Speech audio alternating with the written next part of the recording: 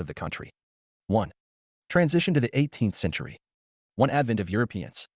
1. Why Britain became the dominant European power in India. 5.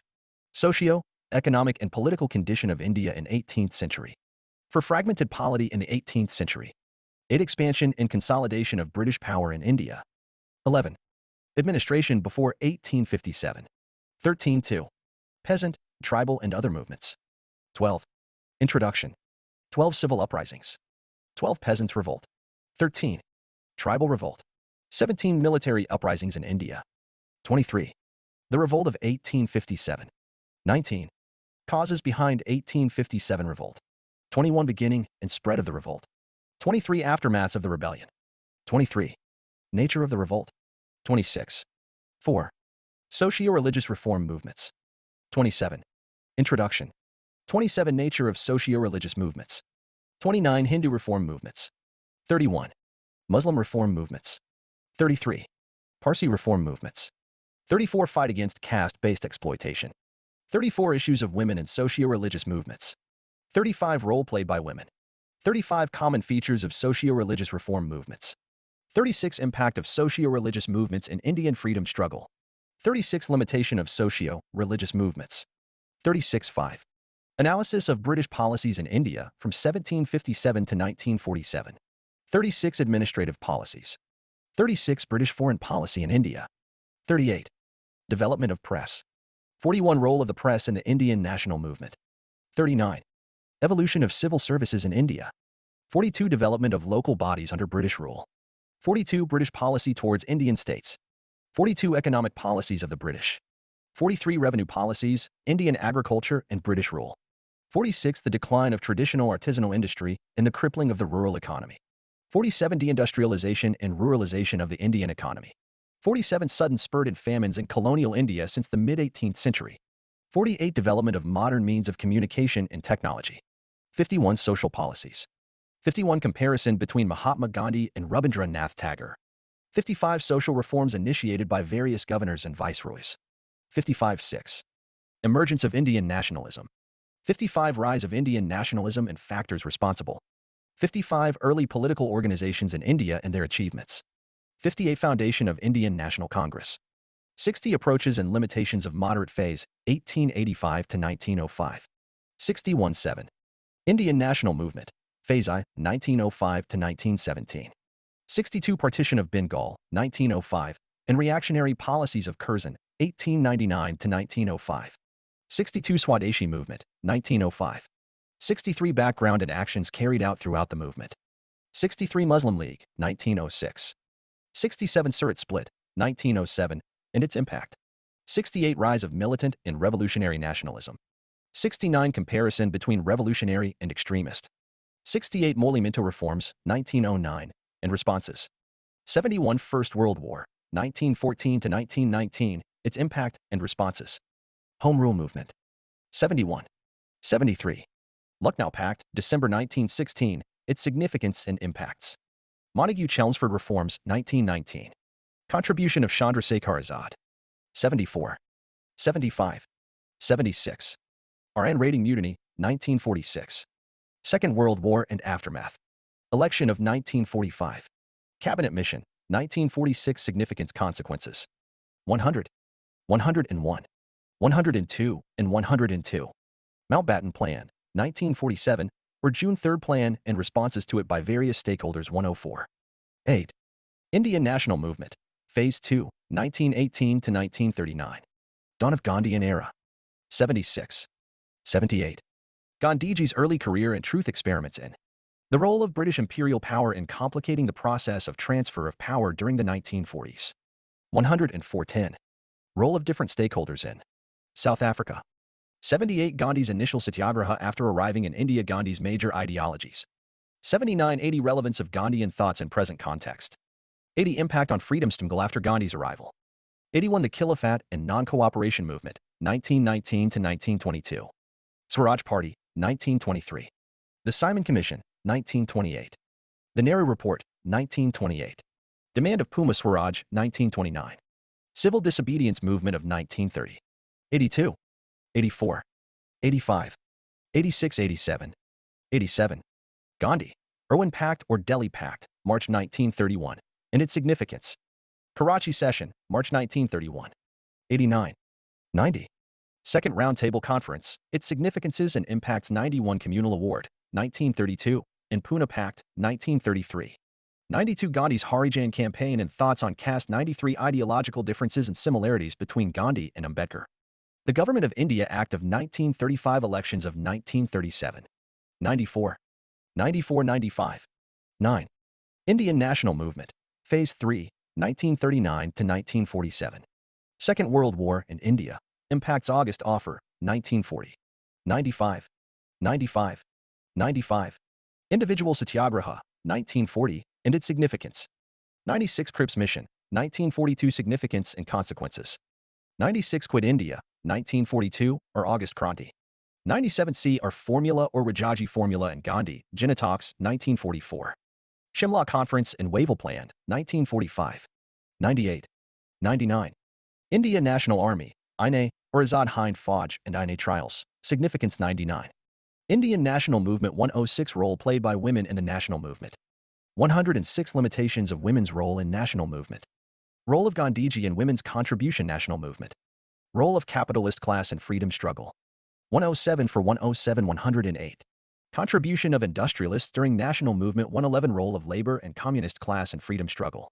Role of labor and communist class. 111. 111. Conspiracy case associated with communist class. 112 Role of princely states in freedom struggle. 112 National movement with various ideological strands and expanded its social base. 112 Foreign participation in freedom movement. 113. 11. Significant personalities and their contribution in Indian national movement. 115 Bal Gangadhar Tilak, the Lion of Maharashtra. 115 The ideology of Sardar Vallabhbhai Patel, the Iron Man of India. 116 Contribution of Jawaharlal Nehru, the architect of modern India. 117 Contribution of Netaji Subhash Chandra Bose. 117 Comparison of ideologies, Jawaharlal Nehru and Subhash Chandra Bose. 118 Comparison of ideologies, Jawaharlal Nehru and Mahatma Gandhi. 118 Comparison of ideologies, Subhash Chandra Bose and Mahatma Gandhi. 119 Dr. B.R. Ambedkar's contribution to the Indian freedom struggle. Vinayak Damodar Savarkar. 120. 120. Gopal Krishna Gokhale and his contributions to the Indian freedom STM goal. Sarojini Naidu and her contributions to Indian freedom struggle. Brief detail about other personalities. 121 to 122. 122 Advent of Europeans. Even before the British established formal dominion in India, trade between India and European countries was common. India and Europe had economic links through Syria, Egypt, and the Oxus Valley. In Europe, the 15th century was a time of geographical discoveries of land and sea routes. Christopher Columbus, an Italian explorer, found America in 1492, while Vasco da Gama, a Portuguese explorer, discovered a new maritime passage from Europe to India in 1498. He arrived in Calicut on the Malabar coast. This period, often called the Age of Exploration, began in the late 15th century and extended into the 19th century. It was characterized by European powers, primarily Portuguese, Dutch, English, and French, seeking to establish trade routes and dominance in various parts of Asia, including India. This set the stage for significant cultural, economic, and political transformations on the Indian subcontinent. Why Europeans came to India, a catalyst for exploration. The arrival of Europeans in India wasn't a random event. Several key factors ignited the Age of Exploration: blocked trade routes. Ottomans controlling land routes to Asia forced Europeans to find a sea route for cheaper goods and access to lucrative markets, including those in India. The sea route opens. Explorers like Diaz and da Gama found the sea route to India, bypassing Arab dominance. Royal backing. Strong monarchs saw exploration as a path to wealth and glory, sponsoring expeditions. Tech boost exploration. Advancements in navigation tools like the compass and astrolabe made long voyages possible. Profit and religion. Dreams of Asian riches and spreading Christianity motivated explorers and investors.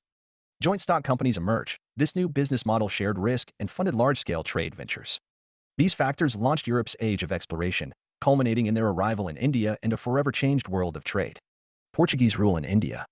Pioneering arrivals, 1498, 1509, Vasco da Gama, 1498, first footsteps, trade dom in at Ion, established trading posts, aimed for monopoly control. Francisco de Almeida, 1505-1509, first viceroy of Portuguese India, implemented the blue water policy to ensure naval dominance. Afonso de Albuquerque, 1509-1515, architect of Portuguese supremacy, strategic control, key territories and local integration, gained strategic control of the Indian Ocean, seized Goa and Bakal, implemented policies like residing and marrying locally.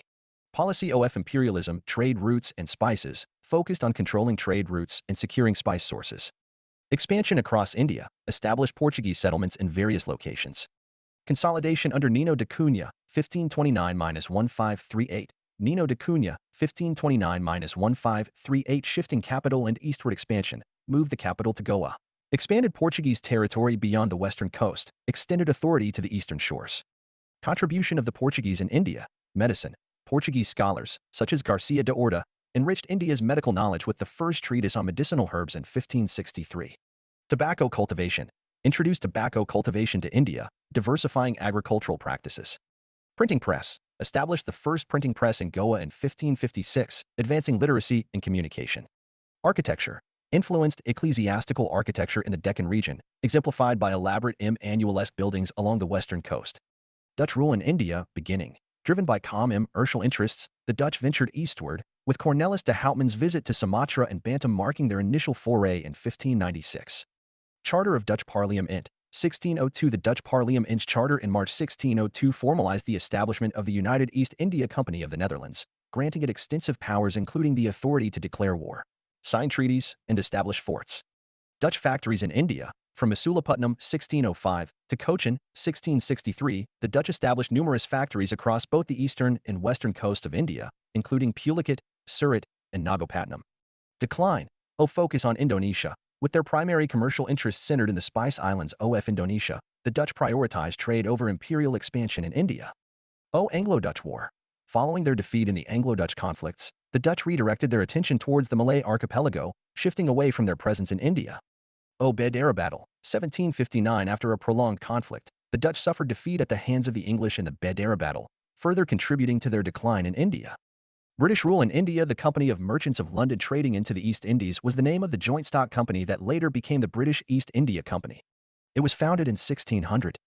In 1612, the Mughal Emperor Jahangir gave Sir Thomas Roe, a representative diplomat of Queen Elizabeth I of England, permission to open a factory, a trade station, in Surat, giving the British company its first foothold in India. Formative years of the East India Company.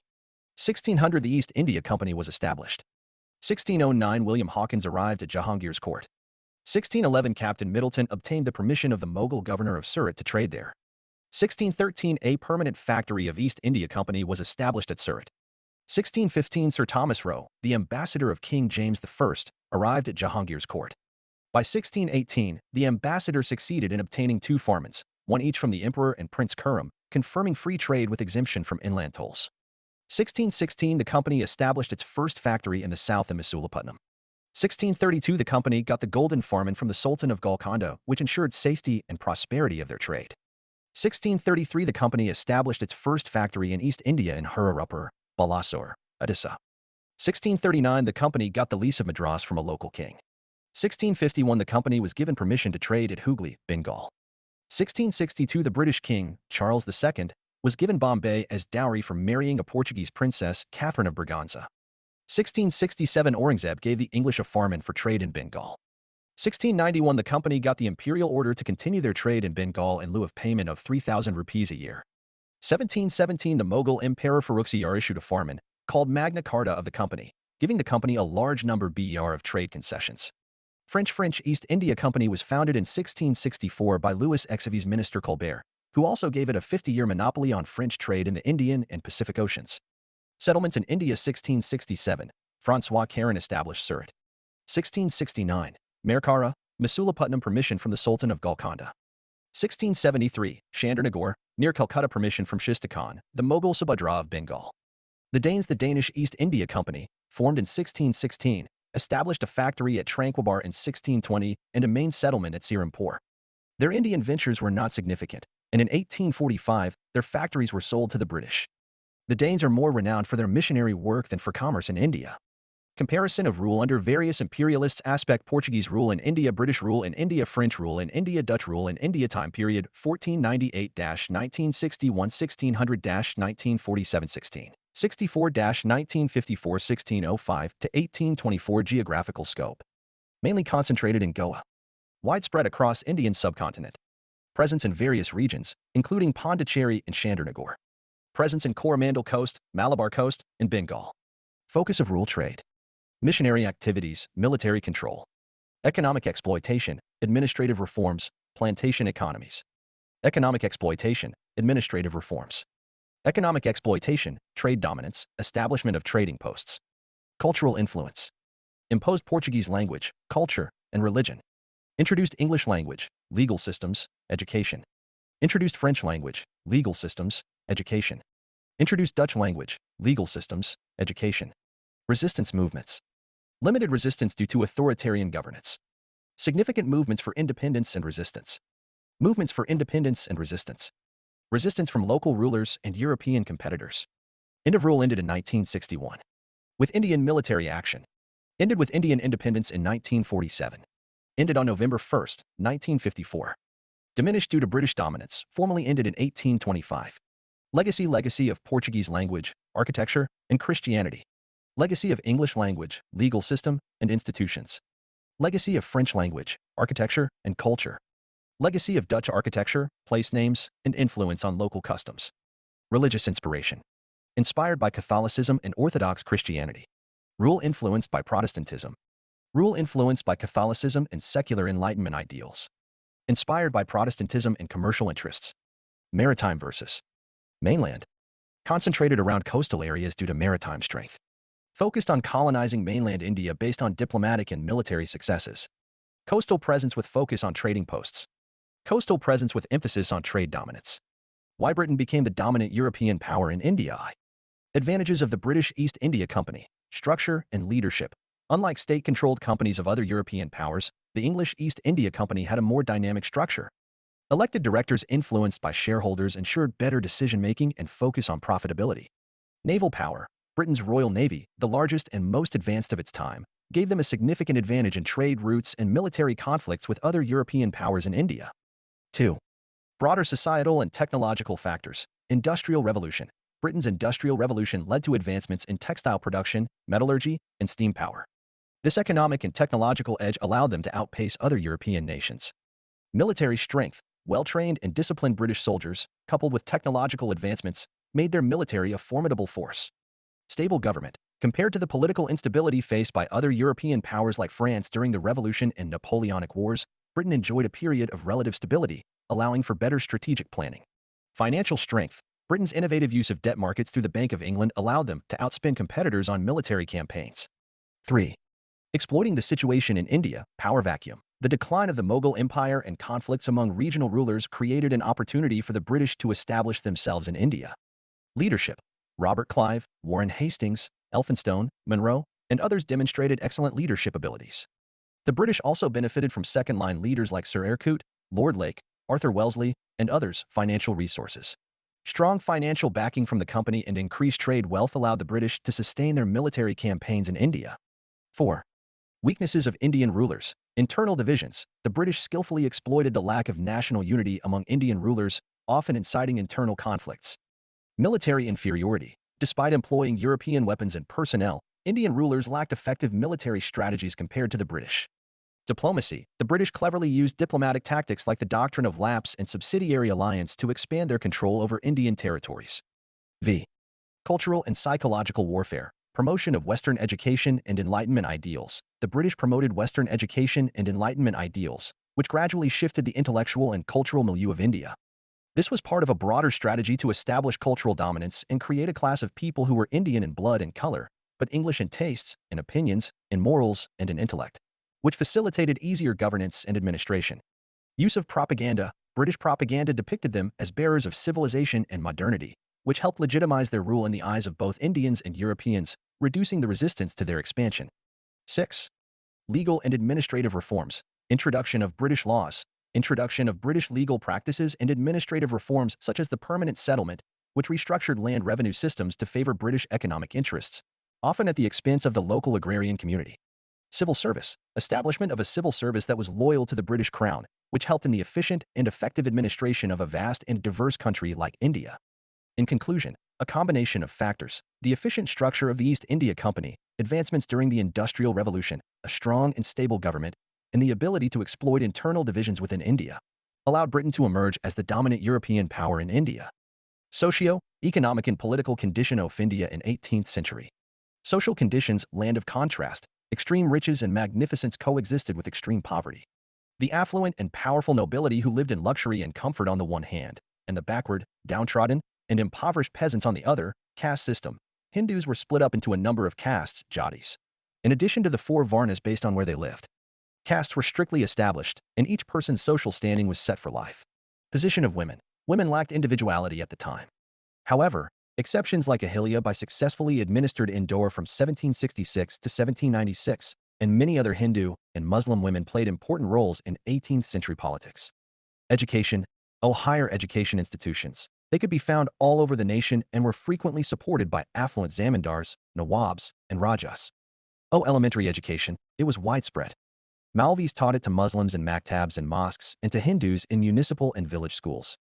Literacy level. Unexpectedly, the literacy rate was not lower than it would subsequently be under the British. Despite being inadequate by today's standards, basic education was adequate for the time's specific needs. Scholars' perspective Irfan Habib made the case that Delhi's high land income demands led to widespread rural exploitation, peasant migration and rebellion, and an agricultural disaster. Economic conditions, background. The pre-colonial state's economic structure allowed it to be distinguished from the colonial state. Bertenstein put forth a number of possible causes for the 18th century financial crises, including the standardization of means of exchange in terms of money and metal content in coinage. Increased indebtedness. According to Ashan Das Gupta, the company's corporate mercantile institutionalization transcended political boundaries, and the abundance of credit caused the rate of debt to rise in both inland and export trade. Dependence on company. In his depiction of commercial dependence on the company in North India, B.R. Grover claims that the vicissitudes led to a boom in foreign trade in the cotton industry. Wealth accumulation by zamindars. The amassed wealth of the zamindars and the high revenue settlements with the peasantry might be considered as the cause of the economic prosperity in the Mughal Empire's periphery. Rise in demand for luxury goods. East India's rise to prominence. The establishment of the company was the result of increased demand for upscale goods and labor coercion by local landlords and chieftains. Scholars' perspective Satish Chandra believed that the fiscal crisis of the late 17th century was caused by structural problems in the functioning of the Mughal institutions of Jaghir and Mansab. Political conditions. Background. The Mughal Empire started to fall apart in the first decade of the 17th century. By the start of our study period in 1739, Delhi had already been devastated by Nadir Shah's invasion in 1739. In 1761, the Marathas, not the Mughals, engaged in battle with Abdali. The Mughal emperor was a British pensioner by 1783. Constant political flux. After the Battle of Buxar in 1764, the threatening British presence actually materialized. The British could advance further into North India because of the fall of Shahji-ud-Daulah, the Nawab of Awadh. Assertion of regional identities. Consistent resistance to the Mughal Empire was shown through the expression of regional identities, particularly in Deccan India. This resistance was bolstered by the assertion of the sultanates in the territories of Golconda and Bijapur. Rise of northern powers. Due to rival northern powers like the Afghans, Sikhs, and aspiring Marathas, the Mughals lost their grasp on Delhi. Lack of strong monarch. According to William Irvine, this empire-centric strategy depended on a powerful emperor, and when the monarch's power waned, the system as a whole weakened India's political map. Political nexus with merchants. When investigating Bengal and Gujarat, respectively, M. Pearson and Philip Calkins bring attention to the growing political importance of the business sector, specifically the Amikans and Jugatsets of Bengal. Jagirdari crisis. The eventual collapse of the Mansabdari system, which was based on a person's loyalty, service, and Jagirdari status, land revenue holding, with a surge in Jagirdars towards the end of Aurangzeb's reign.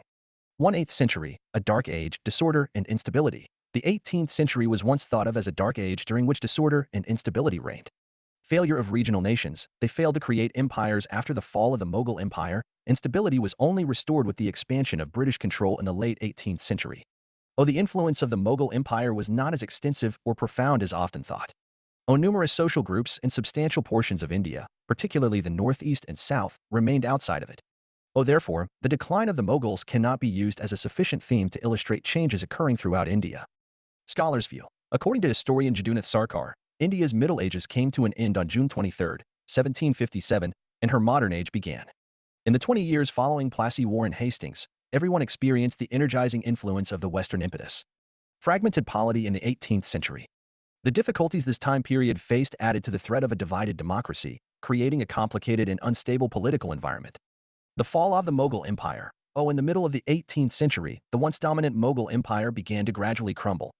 The empire was weakened by weak leaders, succession conflicts, and economic difficulties, which led to a loss of centralized authority. The fall of the Mughal Empire left a power vacuum, which allowed for the ascension of regional powers. Rise of regional powers. Several regional powers, like the Marathas, Sikhs, Rajputs, and various province kingdoms, formed during this time. Conflicts and polity disintegration resulted from these regional rulers' attempts to solidify their control and expand their spheres of influence. Each authority followed its own objectives, further resulting in a fractured political system. Resurgence of local economies and crafts. Despite the overall economic difficulties caused by warfare and political instability, some regions experienced a resurgence in local crafts and trades. For example, regions like Awadh in Bengal saw a revival in textile production and trade, benefiting from decentralized control and local patronage, which allowed them to develop economic networks relatively independent of the imperial center. European colonial influence. The fragmented polity was used by European colonial powers like the British, French, and Portuguese to increase their dominance. They played off tensions amongst regional powers and used them to their advantage in order to gradually take over different territories. By implementing the divide and conquer strategy, the colonial powers further splintered the political system. In conclusion, it is clear that the 18th century was a remarkable historical era that historians approached from two different angles. According to one school of historians, the tragic collapse of the Mughal Empire brought to chaos and anarchy. Another school of historians used a regionalist perspective, focusing on how the nearby communities grew into vibrant centers of socio-economic activity. Decline of the Mughal Empire in India after Aurangzeb's death 1707, who left them with control of the largest empire. The later Mughals gradually came to the end of their era, which lasted for roughly 50 years. The following are the main reasons behind the Mughal Empire's decline. Weak successors and foreign invasion. Aurangzeb's successors were powerless to stop the collapse of the empire. The later Mughals did not adhere to any succession laws, and a new battle started every time an emperor passed away. Financial issues. At this point, there was not enough money or jagirs to give to different authorities. Weak military administration. There were far too many high-ranking officials. Additionally, the army's effectiveness was not kept up. Economic failure. Luxurious living was another. The decline of the Mughal Empire. Seer. Babi conquers. The Mughal Empire grew weak by 1700 as kings spent too much money on palaces and war. Europe. In addition, the large population of Hindus in India began to revolt against their Muslim rulers. Great Britain took advantage of this weakness, conquered India, and removed the last Mughal emperor from power in 1858. Aspect of Mughal India, which consumed much of the income from the land and from trade, leaving peasants and artisans with a difficult life. Size of the empire and threat from regional powers. As the Mughal Empire grew, Delhi was no longer able to serve as its capital. Neglect of northwest border. Later Mughal emperors neglected the northwestern boundary, which made it possible for Nadir Shah and Ahmed Shah Abdali to repeatedly pillage Delhi. Lack of innovation. No substantial innovation in science or technology made the issue worse. Rise of regional states. The decline of the Mughal Empire in the 18th century created a power vacuum in India, leading to the rise of several regional states. These states exhibited a range of characteristics that contributed to their emergence and shaped their trajectories. Here's a critical assessment of some key features. Military strength. Adoption of gunpowder technology. Most states incorporated Mughal-style gunpowder weaponry and fortresses into their military strategies. Emphasis on cavalry. Most regional states relied heavily on cavalry, a legacy of the Mughals. However, some, like the Marathas, with their guerrilla tactics and adaptability, proved to be more successful against larger, less mobile forces. Firearms and European influence. The adoption of firearms from European powers like the Portuguese and Ottomans played a significant role in warfare. States like the Sikhs and Mysore actively incorporated these technologies. Leadership and administration. Charismatic leaders. Several states rose to prominence under the guidance of charismatic leaders like Shivaji of the Marathas, Hyder Ali and Tipu Sultan of Mysore, and Raja Todar Mal of Mewar. These leaders' vision, military prowess, and administrative acumen were crucial to state formation. Varied administrative systems. The structures differed. The Marathas had a relatively decentralized system with semi-autonomous chiefs, while Mysore under Hyder Ali and Tipu Sultan had a strong centralized administration. The effectiveness of these systems depended on leadership and regional context. Economic policies. Focus on revenue generation. Most states focused on maximizing revenue collection through land taxes and control of trade routes. Mysore, for instance, promoted commercial crop cultivation. The efficiency of revenue collection varied depending on the state's administrative structure. Trade and commerce. Some states, like the Marathas and Gujarat Sultanate, actively participated in regional and international trade, leveraging their geographical location. This trade provided them with wealth and resources for expansion. Social and religious landscape. Religious tolerance. While some states like Mysore under Hyder Ali were known for religious tolerance, others like the Sikh kingdom under Ranjit Singh had a more specific religious identity. Social reforms. Some rulers, like Tipu Sultan of Mysore, attempted social reforms to address issues like sati, widow burning, and female infanticide. However, the effectiveness and reach of such reforms varied. Religious identity. In other cases, religion played a more unifying role. The Sikh kingdom, for example, was founded on a distinct religious identity that motivated its people. Political systems. Monarchical forms. Most states were monarchies, with hereditary rule by kings or nawabs. However, legitimacy often relied on military strength and administrative efficiency rather than solely on lineage. Decentralization. While some states like Mysore under Hyder Ali had strong central administration, others like the Marathas exhibited a more decentralized structure with semi-autonomous chiefs. Varying degrees of stability. The stability of these states differed. Kingdoms like Travancore under the Dharma Raja administration enjoyed relative stability, while the Maratha Confederacy faced internal conflicts between different factions. Limitations and vulnerabilities. Limited technological advancement. While some states adopted firearms, they generally lagged behind European powers in military technology and modernization. This technological gap proved critical in the later conflicts with the British. Power struggles and fragmentation. The competition for dominance among these regional states often led to ongoing conflicts, contributing to a fragmented political landscape in India. Laying the groundwork for the future. Despite the challenges, these regional states experimented with diverse political and economic systems, paving the way for future developments in Indian governance. Resistance to colonialism. Some states, like Mysore, actively resisted British East India Company expansion, showcasing a spirit of anti-colonialism. Conclusion. The emergence of regional states after the Mughals presented a complex and multifaceted picture of Indian politics. While military strength, leadership, and economic policies were crucial for their emergence, internal rivalries and limited technological advancements ultimately contributed to their vulnerability in the face of a rising British Empire. Understanding these characteristics allows for a nuanced analysis of this dynamic period in Indian history. Rise of Marathas. Factors responsible for the rise of Marathas, language and literature have an impact. Eknath encouraged pride in the Marathas' native tongue, which helped foster a sense of community and belonging among the Marathas. The geographical circumstances. The Maratha Empire's rise to power was facilitated by Maharashtra's location and other natural characteristics. Training and managing affairs. Long before Shivaji came to power, the Marathas had acquired knowledge and training in managing affairs. The unstable political condition of the south. The Muslim kingdoms in the south were in danger of disintegrating due to the unsteady political situation there. The political environment was favorable for the Marathas to seize control. The charismatic nature of Shivaji. Prior to Shivaji Maharaja's ascendance, the Maratha race was dispersed over a number of Deccan kingdoms like Adams. Guerrilla warfare. The Marathas were able to deploy guerrilla warfare to a great extent because of the difficult terrain. SC Chole Respi RSP CDIV, historian Grant Duff had the opinion that the Marathas came out of the Sahyadri mountains like wildfire. Grant Duff awarded Bajirao Iv moniker Napoleon of Maratha in recognition of his extraordinary talent for horseback riding, Sanskrit literature, many sports, and guerrilla warfare.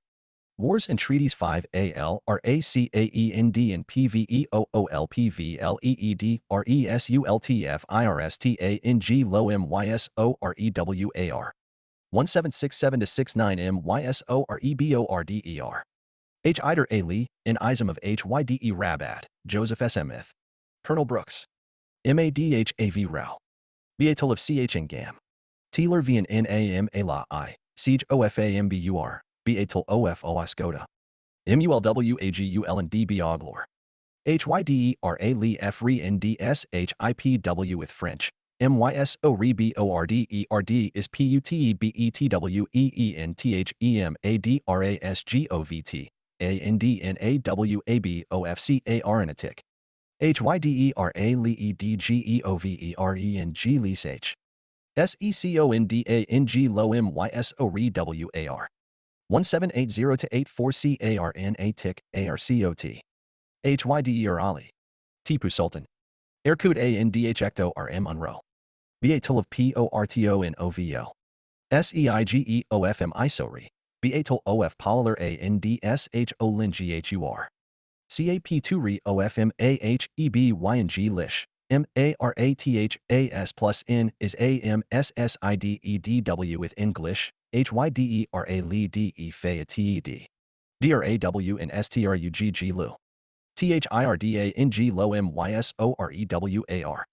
1790-9 2MA Lobby ARCOAST. Tipu Sultan. CORNW Alice and DW Ilya MME Dowes. Beatul OFTLE Shary. TIPU. SATTA CK on TRAVA and CORE. Lost his soin andh alfof his te ridari, 2sonskeptasp resoin ers. Eng lease hvictor or y. Fourthang low mysorewar. 1799 srirangapatn am. Tipu Sultan. W. Ellesley. ASAF Jatu. Jam Es Stewart. Beatolov Se Ringi Apa Ta Mandm Allavelly. Siegeofse Ringi Apatn am. In Apolu Onp La into Invadend Iandtipu. Snegotatons. Tipuwas killed. Myso re lost in Dependence. Eng lease hvicto or y fall of Marathas. Why Marathas couldn't replace the Mughals. War of Succession. After Shivaji's death, his sons, Shambhaji and Rajaram engaged in a fight for succession. Political organization. Within it had the characteristics of a confederacy where the heads are Sardars, Bhosle, Holkar, etc. Shared power. Weak tax administration, the Chauth and Sardeshmukhi collections, as well as their exploits in stealing and looting, were crucial to the Marathas. They were unable to create a productive revenue administration system. Weak diplomacy. The Marathas failed to forge alliances with forces around them because they did not take the time to learn what was going elsewhere and what their rivals were doing. Subsidiary alliance and the Anglo-Maratha Wars. By signing the Treaty of Bassein in 1802, Peshwa Baji Rautu agreed to a subsidiary alliance. This marked the downfall of the Maratha Empire. The Maratha Empire, afterwards known as the Maratha Confederacy, ruled a sizable portion of early modern India in the 18th century. The rise of the Marathas in the 17th century is a major and fascinating development in Indian history. Shivaji and the conditions that shaped his and his allies' personalities are primarily to blame for this rise. Panipat, Haryana, as favorite battlefield. Strategic significance of location. Its location along the Yamuna River's banks made it the perfect spot for the transportation of troops and supplies. The Grand Trunk Road, which served as the primary commerce route between North India and Central Asia, is also where it is situated. Served as a natural gateway for armies from the north and northwest, including the formidable Khyber Pass route, aiming to capture the political hub of northern India, Delhi. Political relevance. North India was split up into several minor kingdoms that were continually striving for dominance during the medieval era. At the intersection of numerous significant kingdoms, including Delhi, Agra, and Jaipur, stood Panipat. Unbiased ground. Its remote location made it less susceptible to political pressure because it was removed from the other kingdoms' political hotspots. Proximity to Delhi. Panipat's proximity to Delhi facilitated the swift deployment of troops, weaponry, and supplies to the battleground while safeguarding the capital from immediate threats. Terrain advantages. The flat terrain in the Panipat region was well suited for mounted cavalry, which was the predominant mode of warfare during those times. Climate considerations. The region's relatively shorter monsoon season, compared to other areas, made it an ideal setting for military confrontations. Local craftsmanship and more equipment supply. Local craftsmen excelled in the production of war equipment, ensuring a convenient supply of weaponry for both opposing armies. This factor played a crucial role in the battles fought at Panipat. Notable battles at Panipat. The First Battle of Panipat, 1526. The First Battle of Panipat in 1526 was a pivotal clash between Babur and Ibrahim Lodi. This battle laid the foundation for the Mughal Empire, bringing an end to the rule of the Delhi Sultanate. The Second Battle of Panipat, 1556 and 1556. The Second Battle of Panipat took place, with Akbar facing off against Hemu. This battle decided in favor of the continuation of Mughal rule in India. The Third Battle of Panipat, 1761. The Third Battle of Panipat in 1761 witnessed the Marathas pitted against Ahmad Shah Abdali. This battle marked the termination of the Marathas' ambitions to rule over India. The location of Delhi itself was ideal. Delhi was well situated between two affluent agricultural regions, namely the plains of the Indus and the plains of the Ganges. Expansion and consolidation of British power in India. The British expanded and consolidated their power by annexing states right from the Battle of Plassey in 1757 to the annexation of Punjab in 1849. Annexation of states with wars. States annexed. Policy of annexation. Bengal, Battle of Plassey, 1757. Robert Clive's victory over Siraj-ud-Daulah laid the territorial foundation of British rule in India. Battle of Buxar, 1764. Clive's victory over the combined armies of Nawab of Bengal, Nawab of Awadh, and the Mughal ruler laid the real foundation of the English power. Treaty of Allahabad, 1765, granted the Diwani rights of Bengal, Bihar, and Orissa to the English dual government from 1765 to 1772. Mysore, First Anglo-Mysore War, 1767 to 69. Treaty of Madras. Second Anglo-Mysore War, 1780 to 84. Treaty of Mangalore. Third Anglo-Mysore War, 1790–92 Treaty of Seringapatam, Fourth Anglo-Mysore War, 1799 Mysore conquered by the British forces. Maratha, First Anglo-Maratha War, 1775–82 Treaty of Surat, Treaty of Purandar, Treaty of Sabai. Second Anglo-Maratha War, 1803–2005 Treaty of Bassein, Third Anglo-Maratha War, 1817–19 Complete annexation of the Maratha Kingdom by the British. Sindh in 1843, under Governor-General Ellenborough, Sindh was merged into the British Empire by the efforts of Charles Napier. Punjab. Treaty of Amritsar, First Anglo-Sikh War, 1845–46, Second Anglo-Sikh War, 1848–49. Annexation of states without war. Administrative policy states annexed. Policy of ring fence, 1765–1813 to fortify the company's frontiers by establishing buffer zones. In general, it was a strategy of defending their neighbors' borders to protect their territories. Awadh was used as a buffer state post the Battle of Buxar. Subsidiary alliance, 1798 onwards. The company's soldiers had to be installed under this method by the Indian kings. They also had to cover all the costs associated with running the troops, and the rulers must continue to host British citizens in their courts. They were forbidden from negotiating with any other Indian rulers without British consent. The alliance was a strategy to counter the Napoleon menace, which posed a real danger to the company. Hyderabad, Mysore, Tanjore, etc. Doctrine of Lapse, 1848–1859. According to the doctrine, if a princely state subject to the company's vassalage fails to produce an heir, the land will be annexed by the British. Satara, Jhansi, Nagpur, Udaipur, etc. Doctrine of Misgovernance, 1848–1856. Annexation of the Indian states based on maladministration by the Indian ruler. Awadh. Policy of masterly inactivity, 1864. The English shouldn't interfere in Afghanistan's domestic affairs, and there was no need to maintain an English representative at its court. Afghanistan, policy of proud reserve, 1874. Lytton started a new foreign policy of proud reserve, which was aimed at having scientific frontiers and safeguarding spheres of influence. Relations with Afghanistan could no longer be kept ambiguous. Afghanistan. Contradiction. Armies of the British East India Company with Indian soldiers went against armies of the Indian rulers. The British East India Company, which relied heavily on Indian soldiers, was able to continually defeat the armies of Indian rulers for a number of reasons. 1. Diplomatic mastery and strategic alliances. The British East India Company adeptly exploited divisions among Indian rulers through strategic alliances, fracturing opposition forces and consolidating their own power base. 2. Technological supremacy. Armed with modern weaponry like muskets and cannons, the British enjoyed a decisive technological advantage over indigenous forces, bolstering their battlefield prowess. 3.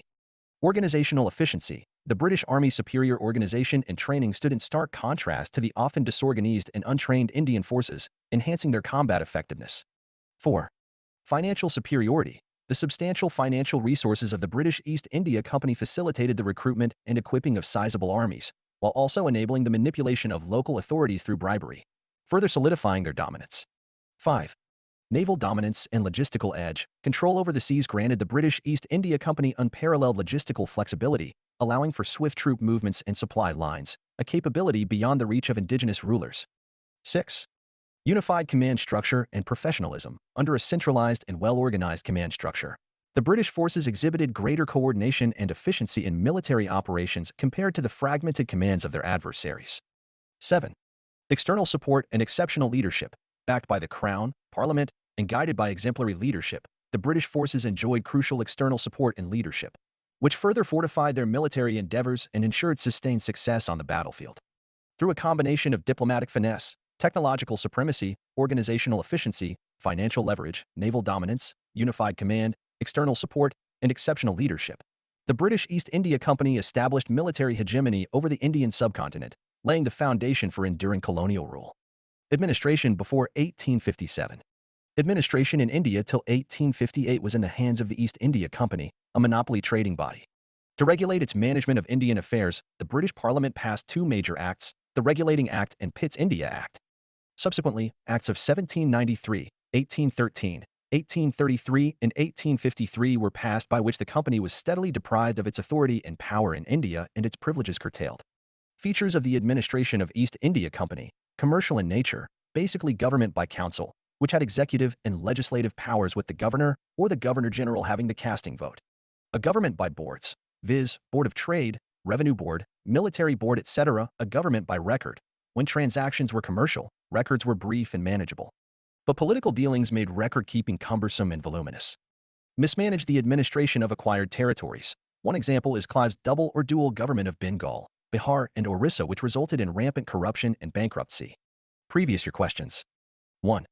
Why did the armies of the British East India Company, mostly comprising of Indian soldiers, win consistently against the more numerous and better-equipped armies of the Indian rulers? Give reasons. 2022. 2. Clarify how mid-18th century India was beset with the specter of a fragmented polity. 2017. 3.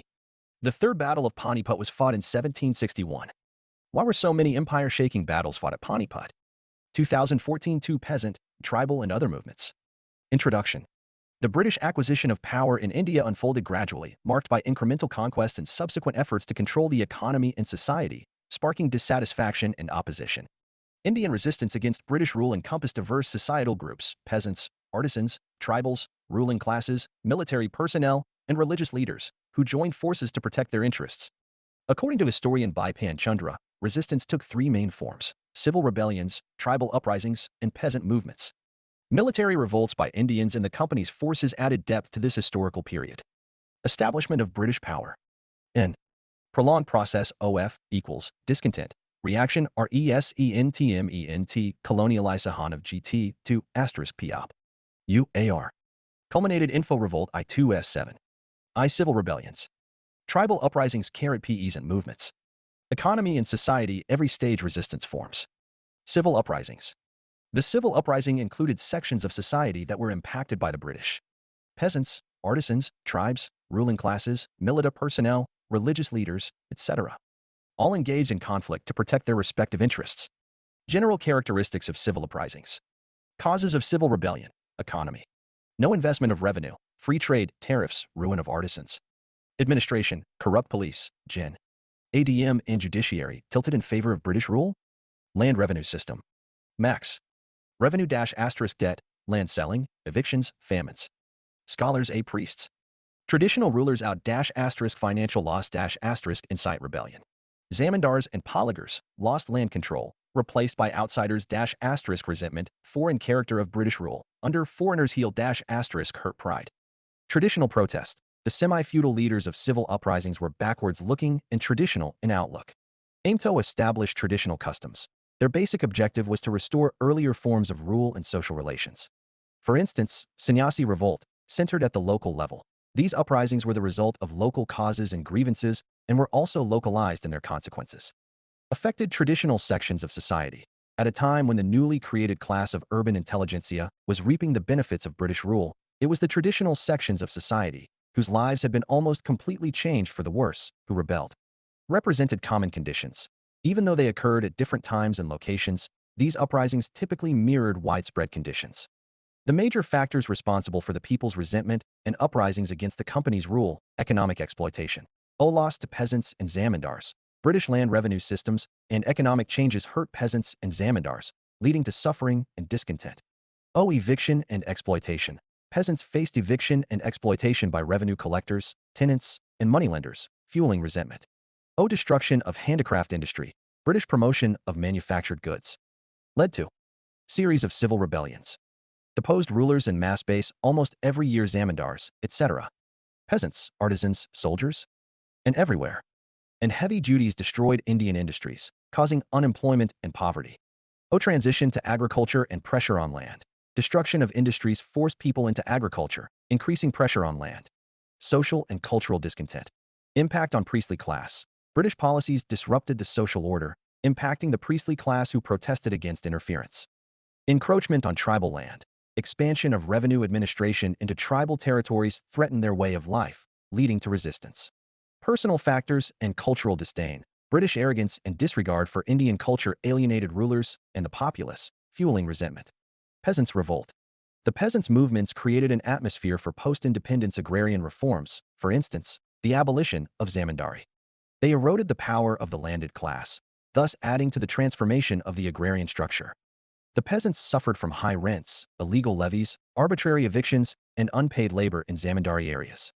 In Rayatwari areas, the government itself levied heavy land revenue. The exploitation of natural and human resources by the British led to the rise of popular resistance movements, mainly by peasants, tribals, and Sainiks. The simmering discontent of the peasants and tribal people broke out into popular uprisings in different parts of India at different points in time in the first 100 years of British rule. Peasant movements, causes, significance and limitations. Causes, burdensome land revenue system. The British land revenue systems, including the rayatwari system, were oppressive and often inflexible. Coupled with unpredictable weather and low crop prices, these policies severely impacted peasants' livelihoods.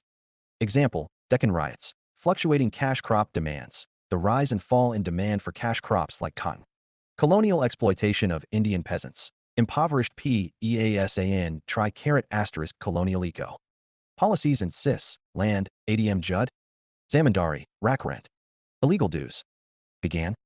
Rayatwari, heavy land revenue by government affects money from money lenders cultivators turned to tenants. At will, sharecroppers, landless.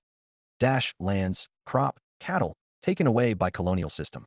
Resistance against colonial state, some took to crime, social banditry. E.g., Indigo Revolt, created instability for peasants. While a surge in demand might bring temporary benefits, it often led to exploitation by planters and traders. Predatory moneylenders. Moneylenders collaborated with the British to exploit peasants through high-interest loans, further deepening their economic hardship. Example, Deccan riots. Economic focus. Peasant movements primarily addressed immediate economic concerns. They aimed to protect themselves from exploitation by zamindars, moneylenders, and the colonial government through rent reductions, fairer land revenue systems, and better working conditions. Example, Pabna Rebellion. Limited scope. These movements targeted specific grievances and local oppressors, including foreign planters, zamindars, and moneylenders. They lacked a broader vision to dismantle the entire colonial system. Examples, Bardoli Satyagraha, Indigo Revolt, redressal of immediate problems. Peasant movements sought immediate solutions to specific problems, like unfair revenue assessments or exploitative labor practices. They focused on achieving short-term goals rather than long-term systemic change. Examples, Bardoli Satyagraha, Indigo Revolt, limited organization and reach. These movements were often localized and lacked central organization. They primarily focused on specific regions or communities, hindering their overall impact. This also meant there was less continuity in their struggles. Significance, launching pad for future movements. Peasant causes served as catalysts for subsequent movements like the 1857 insurrection, as soldiers were peasants in uniform. Legal awareness. Peasant movements offered insights into rights and how to legally oppose oppressors. This sparked widespread anti-colonial sentiment. Complement national movement. Both the national and peasant revolutions thrived off of one another. The peasants served as a large-scale support base for the freedom struggle, while nationalism and Gandhi's Satyagraha philosophy spread to the villages, leading to more organized and peaceful peasant uprisings. Transformed rural power structure. In rural areas, peasant movements changed the balance of power by undermining the landed class's influence. For example, the Hyderabad feudal government was overthrown by the Telangana movement, which was led by peasants. Post-independence reforms. Even though peasant protests were not immediately fruitful, they influenced post-independence changes that led to the abolition of zamindari and the guarantee of tenancy for tenants. Limitations, lack of innovative approach. The 19th century peasants did not possess a new ideology and a new social, economic, and political program. Societal hurdle. These struggles, however militant, occurred within the framework of the old societal order, lacking a positive conception of an alternative society. Localized spread. Most of the 19th century peasant movements were localized in specific regions. For instance, the Deccan Revolt was in Maharashtra. Colonial understanding. There was a lack of an adequate understanding of colonialism. They did not target colonialism, but instead focused on grievances redressal. Changed nature of peasant movements post-1857. Mainstreaming of peasants. Peasants emerged as the main force in agrarian movements, fighting directly for their own demands. Objectives. The demands were centered almost wholly on economic issues. Against immediate enemies. The movements were directed against the immediate enemies of the peasant foreign planters and indigenous zamindars and moneylenders. Not against colonialism and subordination. Colonialism was not the target of these movements. It was not the objective of these movements to end the system of subordination or exploitation of the peasants. Limited objectives. The struggles focused on specific, limited objectives and the redressal of particular grievances, such as opposition to moneylenders. A limited territorial extent. Territorial reach was limited. There was no continuity of struggle or long-term organization.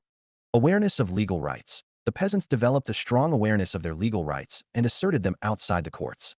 Comparison between 19th and 20th century peasant movements features 19th century peasant movements, 20th century peasant movements objective. the movement was almost entirely focused on economic matters, instead of putting an end to the exploitation of the peasants.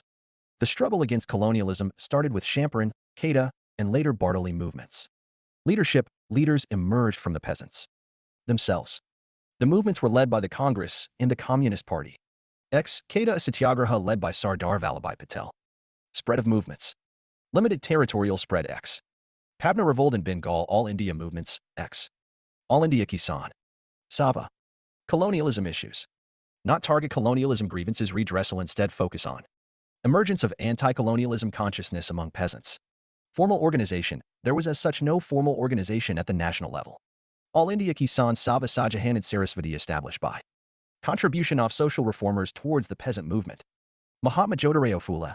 He decided to create an awakening among the farmers and traveled on foot through many villages and went from place to place. He went to the Junnar and actively participated. He wrote a book entitled Cultivator's Whipcord, in which he narrated the sorrows of the cultivators. The weekly journal Dien Bandhu highlighted the problems of the peasants. He addressed the sorrows of the peasants to the Duke of Connaught when he visited Pune in 1888. Vithal Ramji Shinde and Peasants' Problem. In 1928, Shinde stepped out to prevent the catastrophe of the smallholding bill. He emphasized that the corrupt officials, employees, and moneylenders had robbed the farmers of their land. Pandurang Sadashiv Sain, Sain Guruji, also known as Pandurang Sadashiv Sain, was a key figure in the peasant movement. He took a tour of the area and pressed for the land tax exemption. He also put a lot of effort into the phase per Congress session. Dr. B.R. Ambedkar and peasant movement. His effective campaign against Mahar Vetan freed a sizable portion of the rural poor from a state of virtual serfdom. He was successful in his fight against the prevalent Kodi system of land tenure, and he aimed to free the vast majority of people. Furthermore, he spearheaded the Churner Satyagraha of peasants. Dr. Ambedkar founded the Independent Labour Party as a political organization to combat the problems including farmers, migrant labor, and textile workers on August 15, 1936. Indian National Congress, Inc., and peasant movements prioritized peasant issues from the beginning. It addressed the issue of Indian peasants from the beginning of the moderate phase. Extremist leaders also brought up the concerns of the rural class. Phase per session and peasants. A significant number of resolutions for the benefit of the peasants were approved during the phase per session. The meeting urged that the recovery of agricultural loans be postponed. Additionally, it stipulated that landless laborers get an adequate minimum salary. Pandit Jawaharlal Nehru, the session's president, invited workers and peasants to take part in Congress activities. Peasant movement as a pressure group. The growth of peasant movements exerted considerable pressure on the Indian National Congress. Despite this, the Karachi Congress Charter did not even touch the fringe of the peasant problem. However, the political pressure of the Kisan Sabha succeeded in the phase per Congress agrarian program. Tribal revolt. Tribal uprisings in some parts of the Indian subcontinent dramatically increased in frequency and severity under British control. The Khoi Rebellion, Sanhao Revolt, and Munda Uprising occurred in the 19th century. With the development of modern education, a surge of intellectual youth, and the establishment of the Indian National Congress, the national movement also started to take shape in the second half of the 19th century. Significance. Beginning of settled agriculture. With the influx of non-tribal people into the traditional lands of the tribes, settled agriculture was created. Started working as labor. The British forced the tribal people to work as mine workers and other menial labor since they had destroyed their traditional economic framework. Importance to natural resources. Tribal didn't like how the British exploited the earth's resources for their own material advancement. Various aspects of tribal uprisings. Categories of uprisings. Mainland tribal revolts. These uprisings focused on issues within mainland India. Northeastern frontier tribal revolts. These uprisings occurred in the northeastern region and often aimed for autonomy within India. Examples. The Santal Rebellion 1855 in Bengal and Bihar exemplifies a mainland tribal revolt triggered by changes in land ownership customs. Mainland tribal revolts addressed issues of land ownership and exploitation by outsiders. Example. The Sanhao Rebellion was a response to British attempts to impose taxes and seize tribal lands. Northeastern frontier tribes sought independence or autonomy within the Indian Union, merging with the national movement over time. Example. The Naga Rebellion sought independence for the Naga people in northeastern India. Colonial disruptions, displacement, and resentment due to British policies disrupted traditional tribal relationships with forests. Example. The Munda Rebellion arose from displacement caused by British forest policies. Oppression and forced labor. Militant movements arose in response to oppression and forced labor imposed by the British. Example. The Khasi and Jaintia tribes revolted against British taxes and forced labor in coal mines. Tribal identity and resistance, driven by a strong sense of ethnic identity and resistance to colonial encroachment. Example. The Bill Rebellion asserted Bill autonomy against British land encroachments. Selective violence. Revolts targeted colonial authorities and collaborators while sparing sympathetic locals. Example: the Munda Rebellion selectively targeted British officials and settlers, sparing sympathetic villagers. Factors responsible for tribal movements: protest against the encroachment of the British. The tribes were not pleased with the British gaining power in their own sphere of influence. They revolted and united against the government to protest the use of natural resources. Biased act passed by the authority. The Indian Forest Act of 1878 and the Government Forest Act of 1865 granted the government complete jurisdiction over all areas covered in trees. Missionaries' activities. The efforts of Christian missionaries, which the tribes detested, also caused social upheaval. Oppressive approach of moneylenders. Moneylenders took advantage of the disadvantaged and ignorant tribal members. The British government provided security to the moneylenders. Lack of understanding of colonial power. Unlike Indian rulers, the British were unable to fully understand the tribe's commitment to their original habitat. Limitations of tribal revolt. The early tribal movements had several drawbacks, even if they helped to develop an atmosphere that encouraged the voicing of local protest against authority. There were the following limitations of tribal revolt: localized and isolated spread. They were localized and isolated events from a national standpoint that failed to grab the popular imagination of the country as a whole. This reduced the potential impact of these revolutions. Sparked on local issues. Additionally, the majority of these revolutions were sparked by local problems, and the rest of the country was unable to empathize with those who were protesting or connected with their plight. Lack of ideology. The uprisings were merely outward demonstrations of protest over specific grievances. They did not involve revolutionary ideas, thoughts, or ideology. Absence of alternative approach. They did not provide the people with an alternative solution or inspire them to take action. Most of these revolutions had semi-feudal leaders who, as a result, held traditional, conservative views. Lack of bargaining skill. So long as the British made even small concessions or acceded to their specific requests, they might be easily satisfied. Difference between tribal movement and mainstream liberation movement. The earliest phase of the tribal uprisings, however, was distinct from the mainstream liberation movement in the following ways. Distinct grievances. Unlike nationalists, tribal people sought to reclaim customary authority over their land and traditions. They had no aspirations for the nation to become independent. Use of violence. The tribes turned to the use of traditional weaponry and violence to further their goals, in contrast to mainstream nationalist leaders who advocated peaceful criticism.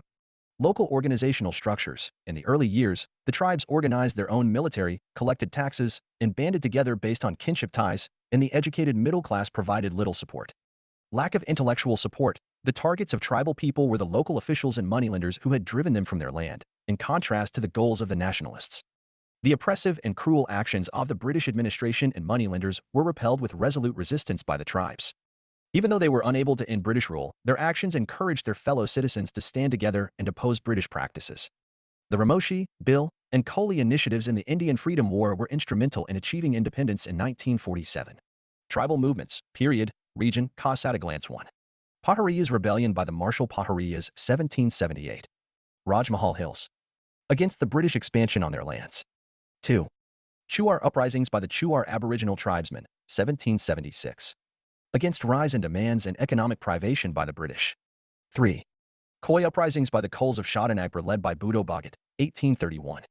Against expansion of British rule on their lands and transfer of their lands to outsiders. The revolt was suppressed. 4.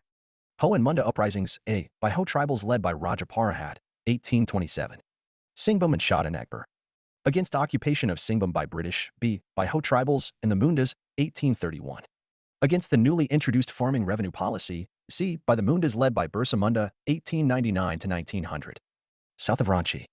Birsa was captured and imprisoned. D, the Ulgulan Uprising, supported by Birsa Munda, 1860 to 1920. Against introduction of feudal, zamindari tenures and exploitation by moneylenders and forest contractors. 5. Sanhal Rebellion by the Santhals led by Sido and Kanhu, 1855-56. Bihar. Against the practices of zamindars and moneylenders. The rebellion later turned anti-British and was suppressed. 6. Khand Uprisings led by Chakra Bisnoy, 1837-56 and later in 1914. Hilly region extending from Tamil Nadu to Bengal. In Orissa in 1914. Against interference in tribal customs and imposition of new taxes. 7. Naikata Movement, 1860s. Madhya Pradesh and Gujarat. Against British and caste Hindus. 8. Karwar Rebellion by the Karwars, 1870s. Bihar. Against revenue settlement activities. 9. Kondadora Campaign by Kondadoras led by Koramalaya, 1900. Dabur region in Visakhapatnam. 10. Bill revolts, 1817-19 and 1913, region of Western Ghats, against company rule in 1817-19, and to form Bilraj. 11. Buyun and Juang rebellions by the Buyuns, Zhuangs, and Kals. First uprising was led by Ratna Nayak. Second uprising was led by Dharnidhar Nayak, 1867-68. 1891-93. Kianjar, Orissa. Against the installation of a British protégé on the throne after the death of their Raja in 1867. 12. Koya revolts by the Koyas and the Kandasara chiefs, led by Thomas Sora in 1879-80, led by Raja Anantayar in 1886, Eastern Godavari region, Andhra Pradesh. Against oppression by police, moneylenders. New regulations and denial of their rights over forest areas. 13. Bada Revolt, 1910. Jagdalpur. Against new feudal and forest levies. 14. Tana Bhagatim Ovam Ince among the Mundas and Oraon tribes led by Jatra Bhagat, Balram Bhagat, who preached that God's benevolent delegate would arrive to free the tribals, 1914-1915. Shahan Akbar. Against interference of outsiders. Began a Sanskritization movement. 15. Rampa revolts led by Aluri C. Truma Raju of the Koyas, 1916, 1922-1924. Rampa region in Andhra Pradesh. Against British interference. Capture and execution of Raju in 1924. 16. Jharkhand uprising by tribals of Shahan Akbar region, 1920 onwards. Parts of Bihar, Orissa, and West Bengal. The Adivasi Mahasabha, a significant organization for tribal rights and representation, was formed in 1938 and was replaced by the Jharkhand Party in 1949. 17. Forest Satyagrahas, A. by Chinchu tribals, 1920s. Guntur district in Andhra, B. by Karvars of Palamau, 1930s. Bihar. Against increasing British control over forests. 18. Gond Uprising, 1940s, to bring together the believers of Gandharma. Northeast Frontier Tribal Movements. Year, region, major causes movements before 1857-1. Ahom's Revolt, 1828-33. Assam.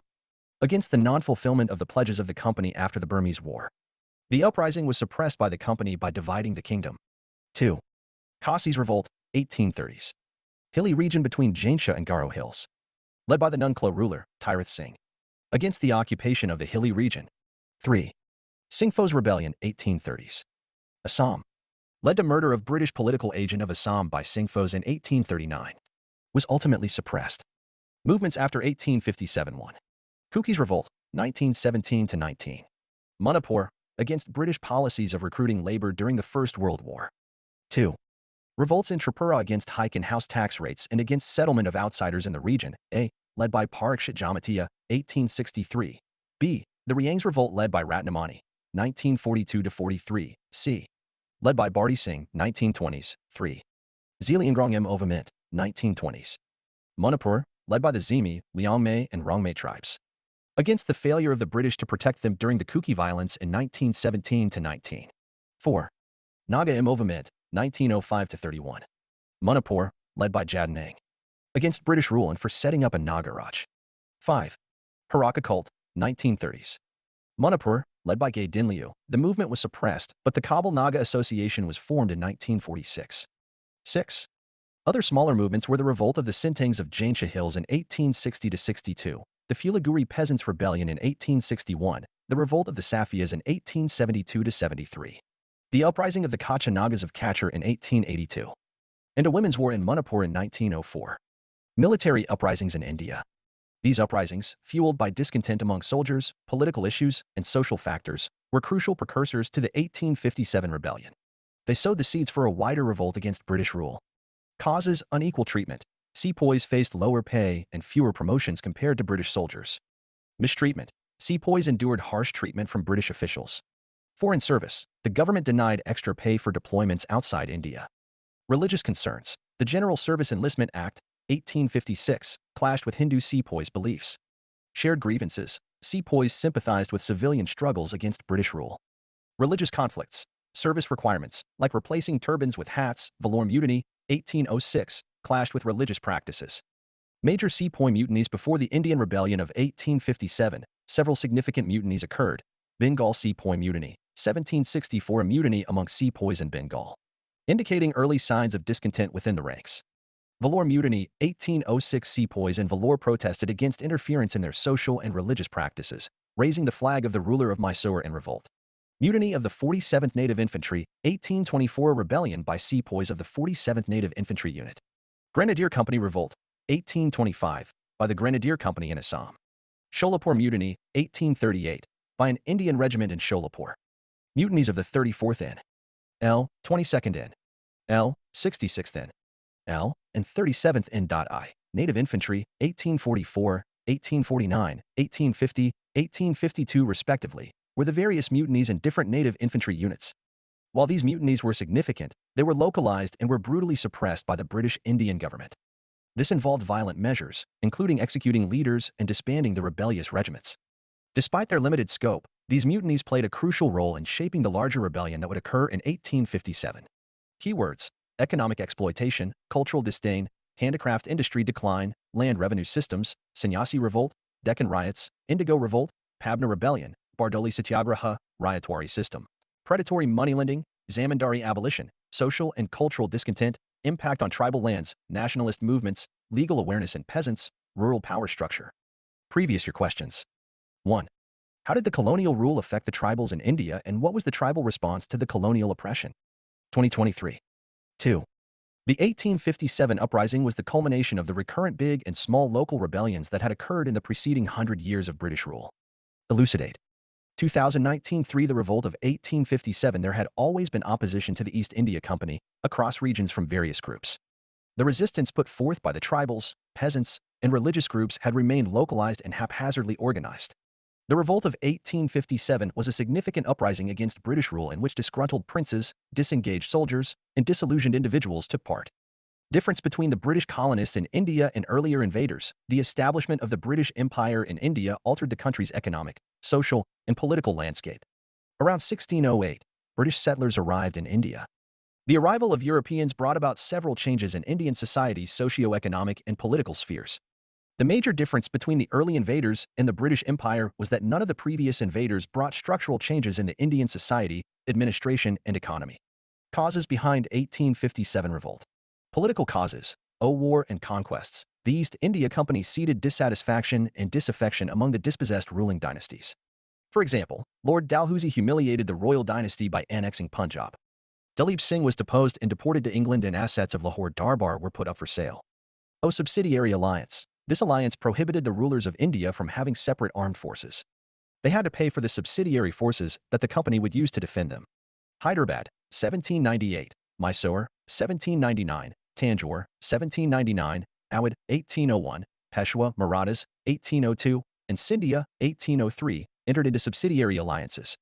As a result, these Indian kings surrendered their foreign policy to the British. Many soldiers lost their jobs. Thus, the East India Company's goal of effective control and the gradual extinction of the Indian native kingdoms took a definite shape. Doctrine of lapse. The principalities of Satara, Jaipur, Sambalpur, Bhagat, Udaipur, Jhansi, and Nagpur were annexed by Dalhousie. The overthrow of Wajid Ali Shah, Audh, 1856, caused rage and hatred to spread across the nation. Disrespect for regional rulers. The Muslims and the Hindus both felt resentful at the humiliation of the nominal Mughal emperors with the attitude of Dalhousie, Canning, and East India Company. As a result, they decided to enter into an alliance with the rebels.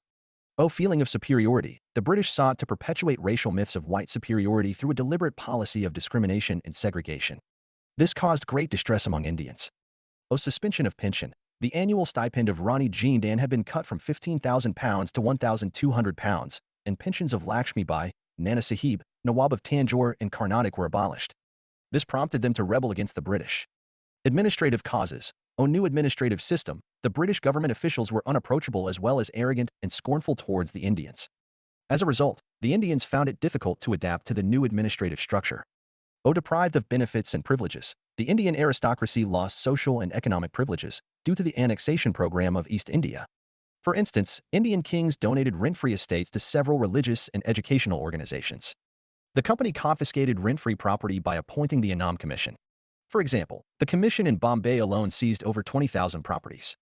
Exclusion of Indians from lucrative posts. Indians were not allowed to work at higher positions, including those in the military and civil sectors. Contempt for Indians and racial discrimination brought discontent and a sense of humiliation. Prejudiced rule of law. The British legal system was complex, and delivering justice was costly and time-consuming. The complicated administrative system further increased resentment toward the British and served as another reason for the Great Mutiny. Economic causes. Ruin of the mercantile class. British imposed high tariffs on Indian goods, crippling Indian trade. By the mid-19th century, Indian exports of cotton and silk products nearly ceased.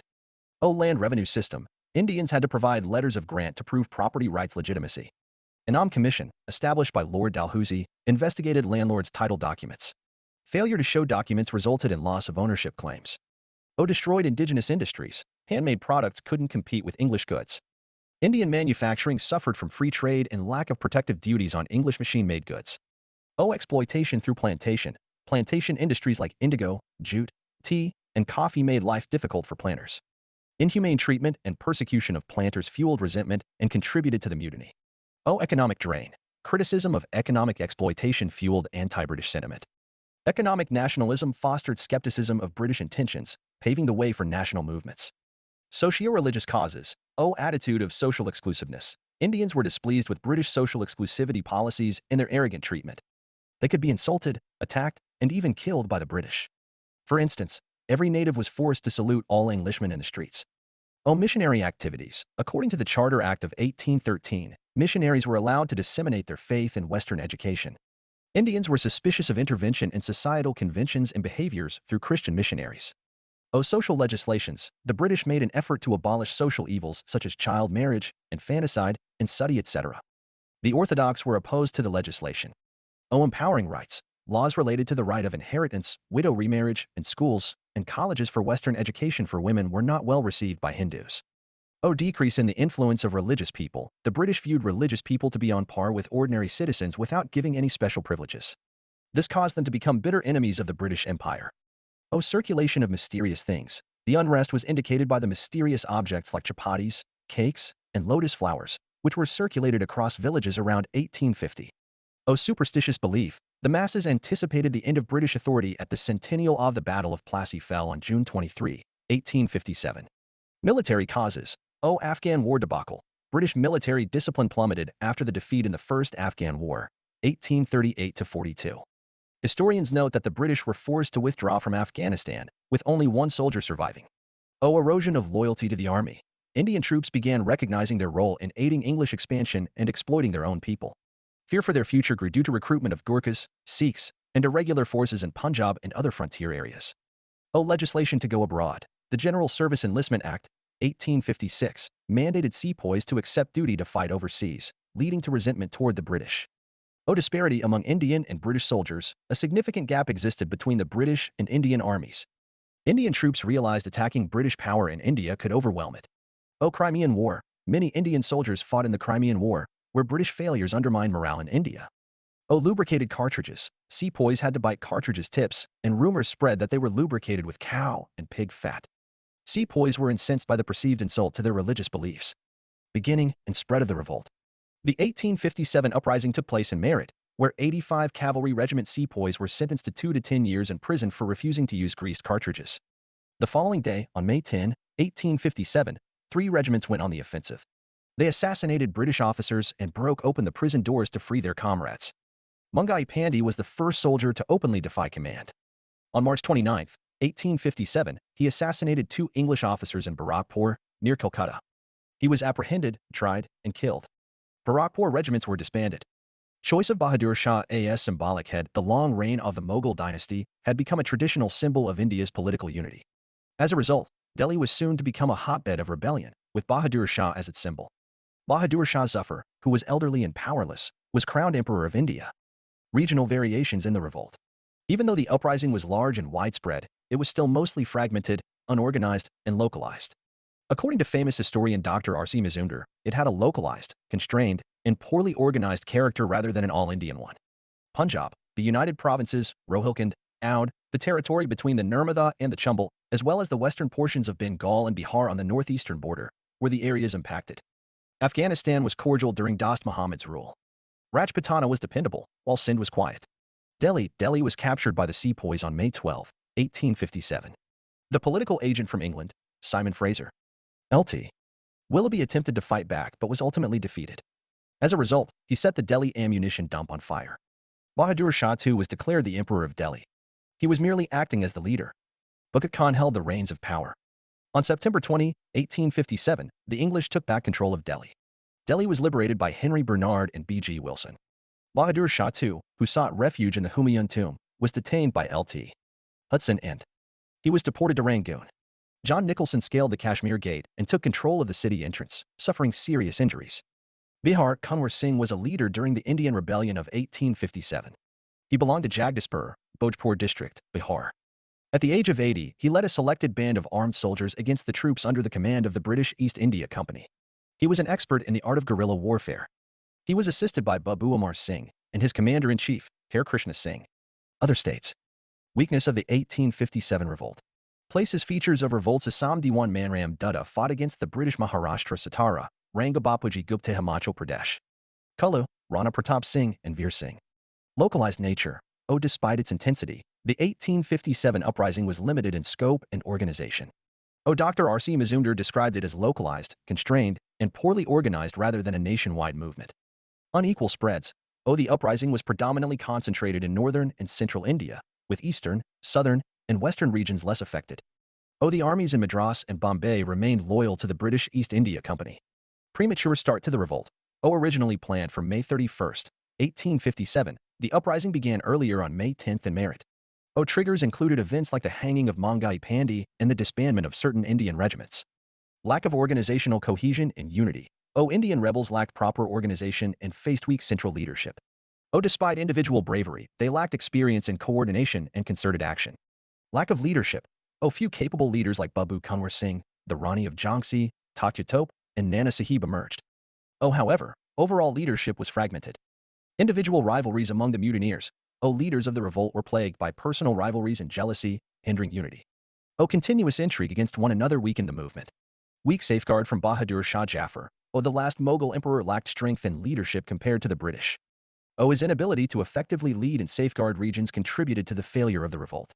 No unified ideology. Lack of prominent leaders hindered the formation of a unified ideology. The revolt lacked a cohesive vision or direction. Poor arms and ammunition. Rebels had inferior weaponry compared to the British, who possessed modern rifles and arms. Indian rebels had outdated and limited cannons, swords, and firearms. Superiority of the British in war technology. British naval power was unmatched during the period, giving them a significant advantage. The British Army, with its superior technology and resources, overwhelmed the Indian rebels. Surveillance system revealed insurgent intentions. British had access to detailed information about the insurgents' plans, giving them an advantage in countering the uprising. Limitless resources of the British Imperial Empire. The British deployed large numbers of troops from various parts of the world, overwhelming the Indian rebels with their sheer numerical superiority. Aftermaths of the rebellion. Positive impacts. Transfer of power. The transfer of political and administrative power from the East India Company to the British Crown was achieved through the GOL Act 1858.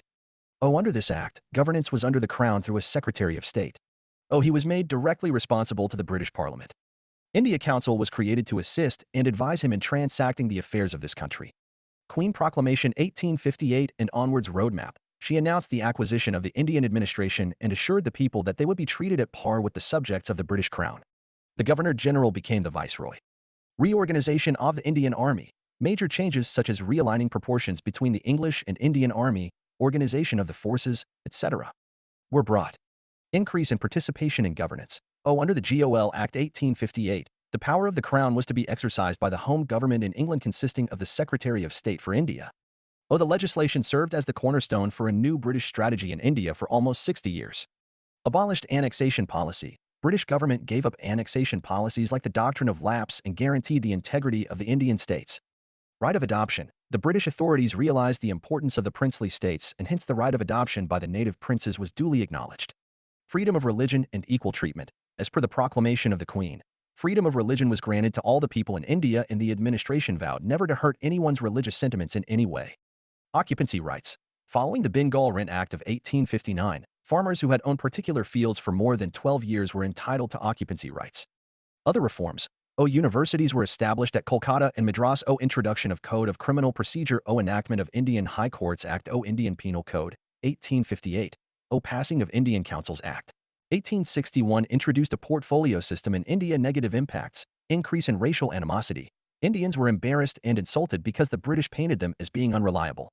Racial hostility grew between the English and the Indians as a result of this.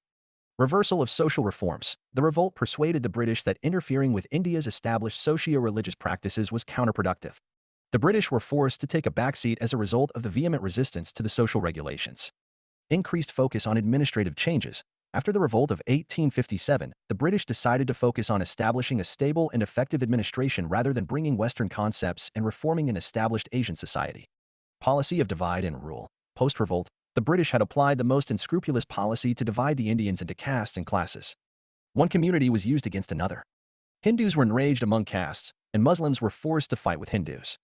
Differences in opinion among Muslims and Hindus widened. The collapse of the mutiny created a misunderstanding between the Hindus and the Muslims. The Muslims had displayed keener and more pervasive support for the rebels.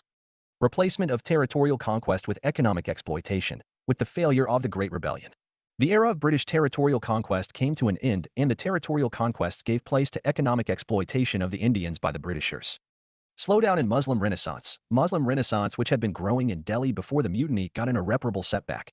According to C.F. Andrews, it's not difficult to trace the fatal havoc to the budding spiritual life that mutiny wrought. Views and perspectives of prominent personalities. Said by State Immense Views S.N. Some of the causes of the revolt were inherent in the constitution of British rule. It was a war started for the protection of religion, but goes into a war of independence. Maulana Abul Kalam Azad. Indian national character had sunk very low, held British responsible for the revolt, and accepted general discontent among people. Point. Jawaharlal Nehru. Not only Sepoy mutiny formed the shape of civil rebellion. The real form was feudalism, though some nationalist elements were also present. Stanley W. Alpert. It was far more than a mutiny. Yet much less than a first war of independence. V.D. Savarkar. First War of Indian War of Independence. Dr. Tarachand. The revolt was specifically middle in character and represents the powerless class to get back their lost power. Nature of the revolt. Historians' perspectives on the nature of the uprising. The British labeled it as a military revolt, lacking popular support or prominent leadership. Indian patriots, however, hailed it as the National War of Independence. The nature and character of the revolt of 1857 AD included military revolt, attempt to restore Mughal power, aristocrat reaction, peasant reaction, national revolution, racial struggle for supremacy between black and white, struggle between Oriental and Occidental civilization and culture, National War of Independence. Among these, military revolt and the National War of Independence were the most significant interpretations endorsed by the historians. Perspective. A military revolt. Colonial. Nature of the revolt. Downplay magnitude of revolt, deny its nationalist character, ignore its wider social base, reject the legitimacy of the revolt. It was just a sepoy mutiny, totally selfish and unpatriotic. Sir John Seeley. A clash between civilization and barbarism. T.R. Holmes. One nationalist. Revolt is glorified as an example of Indian resistance against colonial domination. Sir Syed Ahmed Khan. Book, Shabai Bhagavatai Hind. First War of National Independence. Veer Savarkar. Historian views. According to historians like Sir John Lawrence and Seeley, the revolt of 1857 AD was a military uprising. Contemporary Indians, including Munshi Jivan Lal, Moinuddin, Sir Syed Ahmed Khan, Durgadas Bandapadaya, etc., shared the same opinion. In the book, The Sepoy Mutiny and the Revolt of 1857, R.C. Mujumdar makes the case that the uprising was not an independence war. Reasons for this argument. A localized spread near military centers, the revolt had only spread to SM, all portion of northern India. It had not spread to many other areas of North India or southern India. Erupted in military areas. The uprising began in the military cantonment area and developed and gained influence at the military centers. Active participation of soldiers. When soldiers started taking up arms against the British, then tyrants like Nana Sahib, Bahadur Shah, and the Rani of Jhansi came forward. Suppressed by British soldiers. If it was the National War of Independence, then a small portion of British troops could not have suppressed the revolt. Mainly Dutch from villages. The 1857 uprising saw very little participation and was contained to the cities and towns, and did not spread to the surrounding villages. Perspective. First War of Independence. Dr. Cam Panikkar has called that revolt a national revolution. V.D. Savarkar and Ashok Mehta have called it the War of Independence. In the words of Point. Nehru, the revolt was much more than a military mutiny, and it spread rapidly and achieved the character of a popular rebellion and a war of Indian independence. The contemporary leader of the Conservative Party, Mr. Benjamin Disraeli, called it a national mutiny. He mentioned that the revolt was not the result of any immediate cause. Instead, it was a result of a deliberate and organized plan. Reasons for this argument. Its spread was wide and people from all sections of society participated. The native soldiers, zamindars, and native rulers also showed their active participation. The revolt remained in force for many months, which could not have been possible without the support of common people. Both Hindus and Muslims took part in the revolt jointly against the British. Mostly, common people and citizens were punished by the British. Along with men, women also took an active part in that revolt. The revolt of 1857 may not be classified as black or white. However, it had seeds against imperialism and united people for nationalism. In spite of its limitations and weaknesses, the effort of the sepoys to liberate the country from foreign rule was a patriotic act. It established the local traditions of resistance to British rule which were paved the way for modern national movement. Religious unity in regional battles of 1857. Ayodhya, Baba Ram Charandas and Maulana Am Ir Ali Maulana Amir Ali, known as the Malvi of Ayodhya, and Baba Ram Charandas from Hanuman Garhai led the armed resistance efforts. They were captured and executed together, hanged on a tamarind tree at Kubertila in Ayodhya. Rohilkhand, Khan Bahadur Khan and Kushi Ram after the proclamation of an independent Indian government in Delhi on May 11, 1857, Khan Bahadur Khan became the viceroy of the Mughal emperor. He formed a committee with 8 members, comprising Hindus and Muslims, to govern the state, with Kushi Ram as his deputy. This government respected Hindu sentiments by prohibiting cow slaughter. Khan and Kushi Ram led troops in several battles against the British but were ultimately defeated in a significant battle at Bareilly. They were executed along with many followers outside the Old Kotwali on March 20, 1860. Central India, Jhansi, Rani Laxmibai, along with Muslim commanders Ghulam Ghaus Khan and Kuta Bakhsh, fiercely resisted British forces. Muslim Lady Munzir, Rani Laxmibai's personal bodyguard, sacrificed her life alongside the Rani in the battle at Kota Ki Sarai in Gwalior on June 18, 1858. Malwa region, Tatia Tope, Rao Saheb, Lakshmibai, Firoz Shah, and Mulvi Fazal Haq formed a joint command, mobilizing a large rebel army of 70 to 80,000 fighters. This army won numerous battles against the British. Delhi, both Hindu and Muslim communities collaborated to undermine British rule, declaring the Delhi Sultan Bahadur Shah Zafar as their leader. They pledged that if successful, Bahadur Shah Zafar would be reinstated as the Sultan of Delhi, showcasing unity and solidarity. Uprising of 1857, an important watershed in the evolution of British policies towards colonial India, the 1857 uprising significantly influenced British policies toward colonial India for the next 90 years. Instead of expanding their empire, British authorities began concentrating more on its consolidation. It is seen as a watershed that marks the transition between an era of swift reform and a period of rigid conservatism. The British brought changes in following sectors: infrastructural development. In the years following the uprising, the Suez Canal was opened in 1869, which eased travel between England and India. Governance. Lord Mayo began the decentralization trend for revenue in 1870. Later, Lord Ripon prolonged the procedure much more. British colonial rulers split India into the Bengal, Bombay, and Madras presidencies. The Governor's Executive Council was tasked with overseeing the government. Service matters. Civil services. The legal minimum age to apply for civil service in 1853 was 23. In 1860, it was decreased to 22, in 1866 to 21, and in 1876 to 19. Military It. The British attempted to separate the military forces into various groups. Education. In contrast to prior ideologies, higher education and intellectuals were despised since they were considered as tools of contemporary nationalism. Press and communication. To prohibit publishing in Indian languages, the Vernacular Press Act of 1858 was passed. The telegraph system was established in 1870. Despite the rebels' failure, the impetus was put on the British government to alter its approach to India. The East India Company lost control of India to the British Crown in August 1858, and Queen Victoria was named Empress of India. The East India Company's rule came to an end as a result. Conclusion. The revolt of 1857 might not be classified as black or white.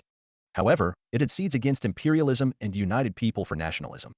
In spite of its limitations and weaknesses, the effort of the sepoys to liberate the country from foreign rule was a patriotic act. It established local traditions of resistance to British rule, which paved the way for a modern national movement.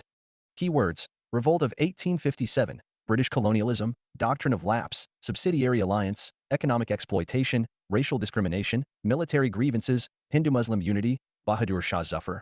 Regional variations, British policies post 1857, Queen's Proclamation 1858, governance changes, economic drain, social legislation, lubricated cartridges, National War of Independence. Previous year questions. Actually CJAW Sir Price, ETHICS. Why did the armies of the British East India Company, mostly comprising of Indian soldiers, win consistently against the more numerous and better equipped armies of the Indian rulers? Give reasons. Explain how the uprising of 1857 constitutes an important watershed in the evolution of British policies towards colonial India. 2022. 2016. G24 JUNE 2024. Copy. 715000 offline. 710000 O in Lin E. SOY. Thixon ESA SH Course 20. Ethics discussion in question-answer format. Coverage of 150 plus ethics and 50 plus essay questions. Theme-wise essay coverage. 2 ethics and 2 essay full-length test with evaluation. Evaluation by faculty. 1-to-1 sessions with faculty for personal doubts. Special focus on time management, tackling philosophical essays, case studies for socio-religious reform movements. Introduction. In the first half of the 19th century, caste systems, decadence, and rigidity characterized Indian society. It adhered to some practices that went against humanitarian beliefs or values but were upheld in the name of religion. Therefore, society needed to change. There were movements aimed at modernizing Indian society structure.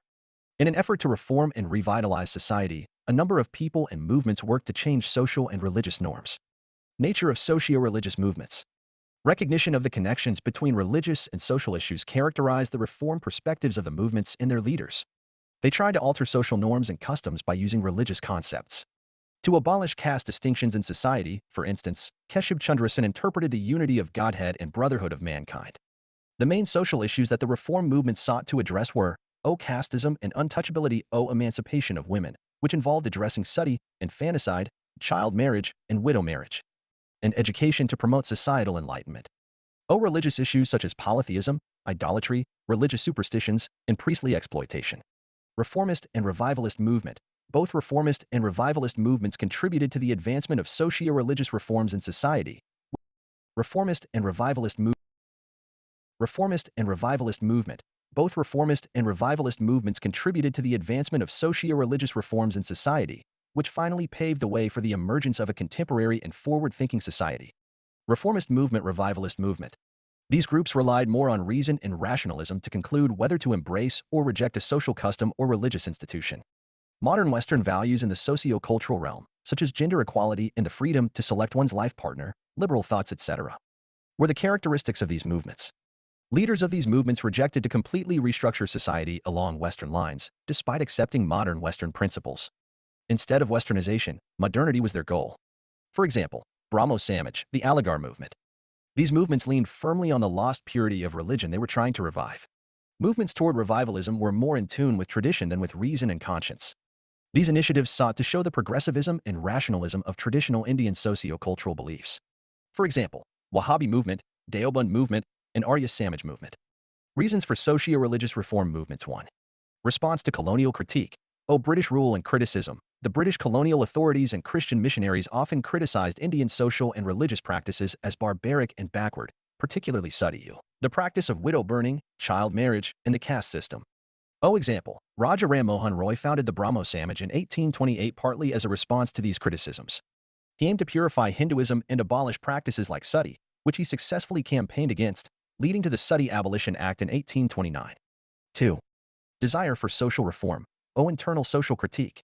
Many Indian intellectuals began to question and critique their own social practices, recognizing the need for reform to remove practices that were seen as regressive and oppressive.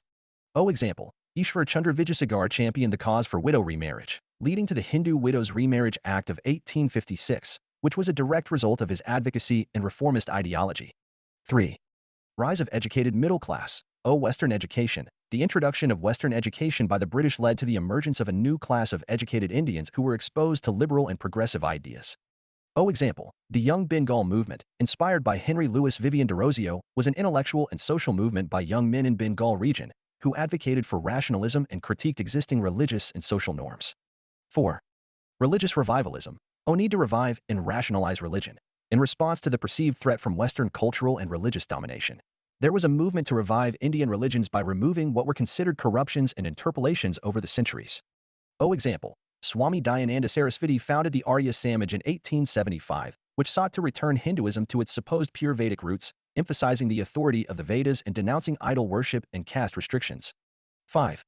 Empowerment of women and marginalized groups. Social injustice. There was a growing awareness about the plight of women and lower caste groups who suffered from severe social discrimination and lack of basic rights. Example, Jyotirao Phule established the Satyashadhak Samaj in 1873 to fight against caste oppression and promote social equality. He was also a strong advocate for the education of women and lower castes. 6.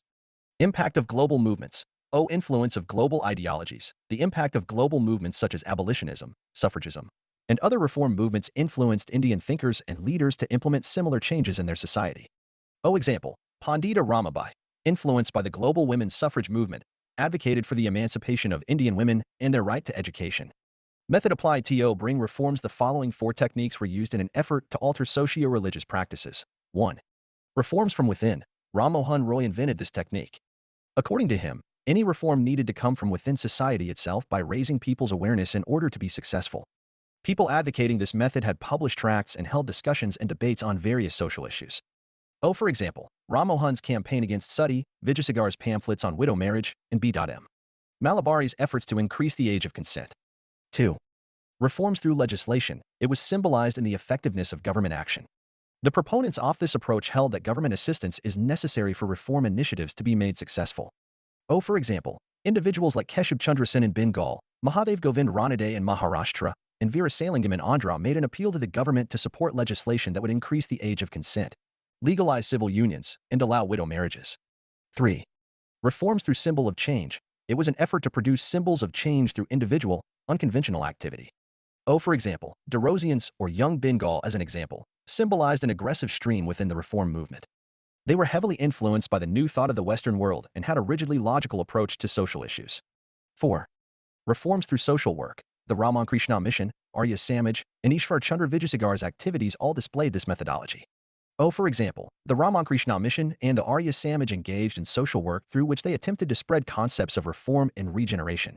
Classification of socio-religious reform movements based on religion, based on geography, based on class. Hindu reform movements. East India women's position. Muslim reform movements. West India caste discrimination. Sikh reform movements. North India Parsi reform movements. South India Hindu reform movements. Hindu socio-religious reform movements were mostly reformist in nature. However, some movements, like the Arya Samaj movement, Ramakrishna Mission, etc., were revivalist. Raja Ram Mohan Roy and Brahmo Samaj. He was an outstanding scholar, humanist, and patriot. His life was dedicated to the social, religious, intellectual, and political renewal of Indians because of his profound love for the nation. Organization associated, Atmiya Sava, 1814, Brahmo Sava, 1828, later renamed as Brahmo Samaj. Contribution, focus on scientific temperament, condemned polytheism, the veneration of idols, and supported human reason and conscience as they are more important than any religious text. Attacked on superstition, discarded belief in incarnations and encouraged morality, goodness, and worship of an unchangeable, eternal God. Protest for marginalized groups, criticized caste system and prevailed untouchability in society. Women empowerment, opposed practices like sati, polygamy, and child marriage. With his effort, sati's custom was abolished in 1829. Modern education, he was involved in the establishment of Calcutta's Hindu College, Presidency College. Additionally, he supported on his own resources an English school in Calcutta. Literary works, Tufetulmuwa Haydn, A Gift to Monotheism, Precepts of Jesus, 1820, Translation of Vedas and Upanishads into Bengali, Samvad Comedy, Marathal Akbar, Persian, Atmiya Sava publication. Bengal Gazette, Dayanand Saraswati and Arya Samaj, as a noble Hindu reform movement in modern India, Mool Shankar, later known as Swami Dayanand Saraswati, founded the Arya Samaj in 1875. Associated organizations, Arya Samaj Dayananda Anglo-Vedic, DV, College in 1886. Shuddhi Purification Movement. Literary works, Satyarth Prakash Sudhi Movement. The Arya Samajists witnessed the Sudhi movement as a powerful tool for bringing about India's socio-religious and political unification of India. It involved in the reconversion of Hindus who earlier converted to other religions either voluntarily or forcibly but were now ready to return to Hinduism, as well as also focused on preventing any more conversion. Contribution. Society free from discrimination. Vision of a united, religiously, socially, and nationally, class and caste-free society. Freedom from foreign occupation, and everyone practices the Aryan religion. Focus on the importance of Vedas, Vedic learning, and religious purity were revived. He believed that all of the knowledge that God had given to man was contained in the Vedas and that the foundations of modern science could also be found there. Attacked superstitious beliefs, Hindu orthodoxy, caste rigidities, untouchability, idolatry, polytheism, faith in magic, charms, and animal sacrifices, among other things, were attacked. Modern education, he preferred learning about Western science. Also established Anglo-Vedic, DV, College. Ramakrishna Mission and Swami Vivekananda, mystic Ramakrishna Paramahansa turned to the age-old practices of renunciation, meditation, and devotion in order to find religious salvation. He was a saintly man who stressed that there are many paths to God and salvation, and that serving others is serving God. He also recognized the fundamental similarity of all religions. Ramakrishna movement or the Ramakrishna movement was founded on the teachings of Ramakrishna Paramahansa in 1887. The movement's main goals were to establish a group of monks committed to renunciation and practical spirituality, from whom teachers and workers would be dispatched to spread the Vedic message of universal truth as exemplified in the life of Ramakrishna. Continue preaching and charitable works, observing all men, women, and children as true manifestations of the divine regardless of caste, creed, or color. Swami Vivekananda, he represented India at the inaugural Parliament of Religion in Chicago, Illinois, in 1893. Subscribed to the Vedanta system. Propagated the philosophy of service to jiva, living objects, is the worship of Shiva. Young Bengal movement, Henry Vivian Derozio. The movement was led by Henry Vivian Derozio. The first nationalist poet of modern India, who was also an inspiration for progressive trends and a result of the French Revolution. The Hindu College in Kolkata served as the birthplace of the Young Bengal movement, a radical effort to reform Hindu society. Derozio encouraged his students the following. To think critically and rationally. To challenge all forms of authority. To value liberty, equality, and freedom. To reject outmoded practices and traditions by drawing inspiration from the Great French Revolution. Motivated to raise voice in the favor of education and women's rights. M.G. Ranade and Parthana Samaj. Dr. Atma Ram Pandurang founded the Parthana Samaj in Bombay in 1876. It accomplished in Maharashtra what the Brahmo Samaj did in Bengal. The Samaj was established with the intention of reforming Hinduism and promoting the worship of one God. Mahadev Govind Ranade and R.G. Bundarkar were the great leaders of the Parthana Samaj. There were the following 4 points of the social agenda of Parthana Samaj. 1. Disapproval of the caste system. 2.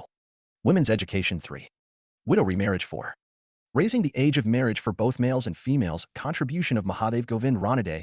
Philosophy, religious and social reforms are integrated into each other. For success in social, economic, and political spheres, religious reforms should be flexible. Organization, the Widow Remarriage Association 1861, and the Deccan Education Society were founded. He also established the Pune Sarvajanik Sabha. Against strict ban of idol worship, Parthana Samaj did not advocate a strict ban on idol worship despite being influenced by the ideas of Brahmo Samaj. Caste system, the Samaj was not strict for an explicit separation from the caste system. Jayadaba Phule and Satyasodhak Samaj, the Satyasodhak Samaj Truth Seekers Society, was founded by Jayadaba Phule in 1873. The depressed communities gained a sense of class identity as an outcome of this movement. Phule used the symbol of Rajabali as opposed to the Brahmin symbol of Rama. Objective. Social services. Spreading education among women and members of lower castes. Aim for the elimination of social and economic inequality. Literary works. Sarvajanik Satyadharma and Galanjari. Both became a source of inspiration for the common masses. Annie Besant and Theosophical Society. Theosophical Society was established by American Colonel H.S. Alcott and Russian spiritualist Madame H.P. Blavatsky in 1875 in the USA. It has been significant for the development of modern India's religion, society, and culture. Objective. To encourage research into ancient philosophies, religions, and science. Activate the divine potential that exists within man and create a global human brotherhood. Annie Besant. After Madame Blavatsky passed away in 1893, Annie Besant traveled to India and helped to resurrect and revitalize the movement. In 1907, she succeeded Alcott as the president of the society. She won the hearts of many by celebrating the virtues of Krishna and the Gita. The movement was directed and backed by the Westerners who glorified Indian religious and philosophical traditions. This helped Indians to recover their self-confidence. In the field of education, she made significant contributions and established the Central Hindu College at Banaras. A library of rare Sanskrit books was added to the headquarters of the Theosophical Society, which evolved into a hub of knowledge. Easwar Chandra Vijayasagar and women's upliftment. Easwar Chandra Vijayasagar, a legendary figure of the middle of the 19th century, was born in Bengal in 1820 to a humble Brahmin family. In 1851, he assumed the position of principal of the Sanskrit College. He was a renowned Sanskrit scholar. Vijayasagar's thoughts were a synthesis of Western and Indian principles. He had high moral standards, was a profound humanist, and was kind to the underprivileged. He spearheaded a campaign favoring widow remarriage, which led to the enactment of the Act in 1856. He also led a battle against polygamy and intermarriage. Vijayasagar exerted a lot of effort on behalf of women's education. In 1849, he worked with Bethune to set up the first Indian girls' school, the Bethune School.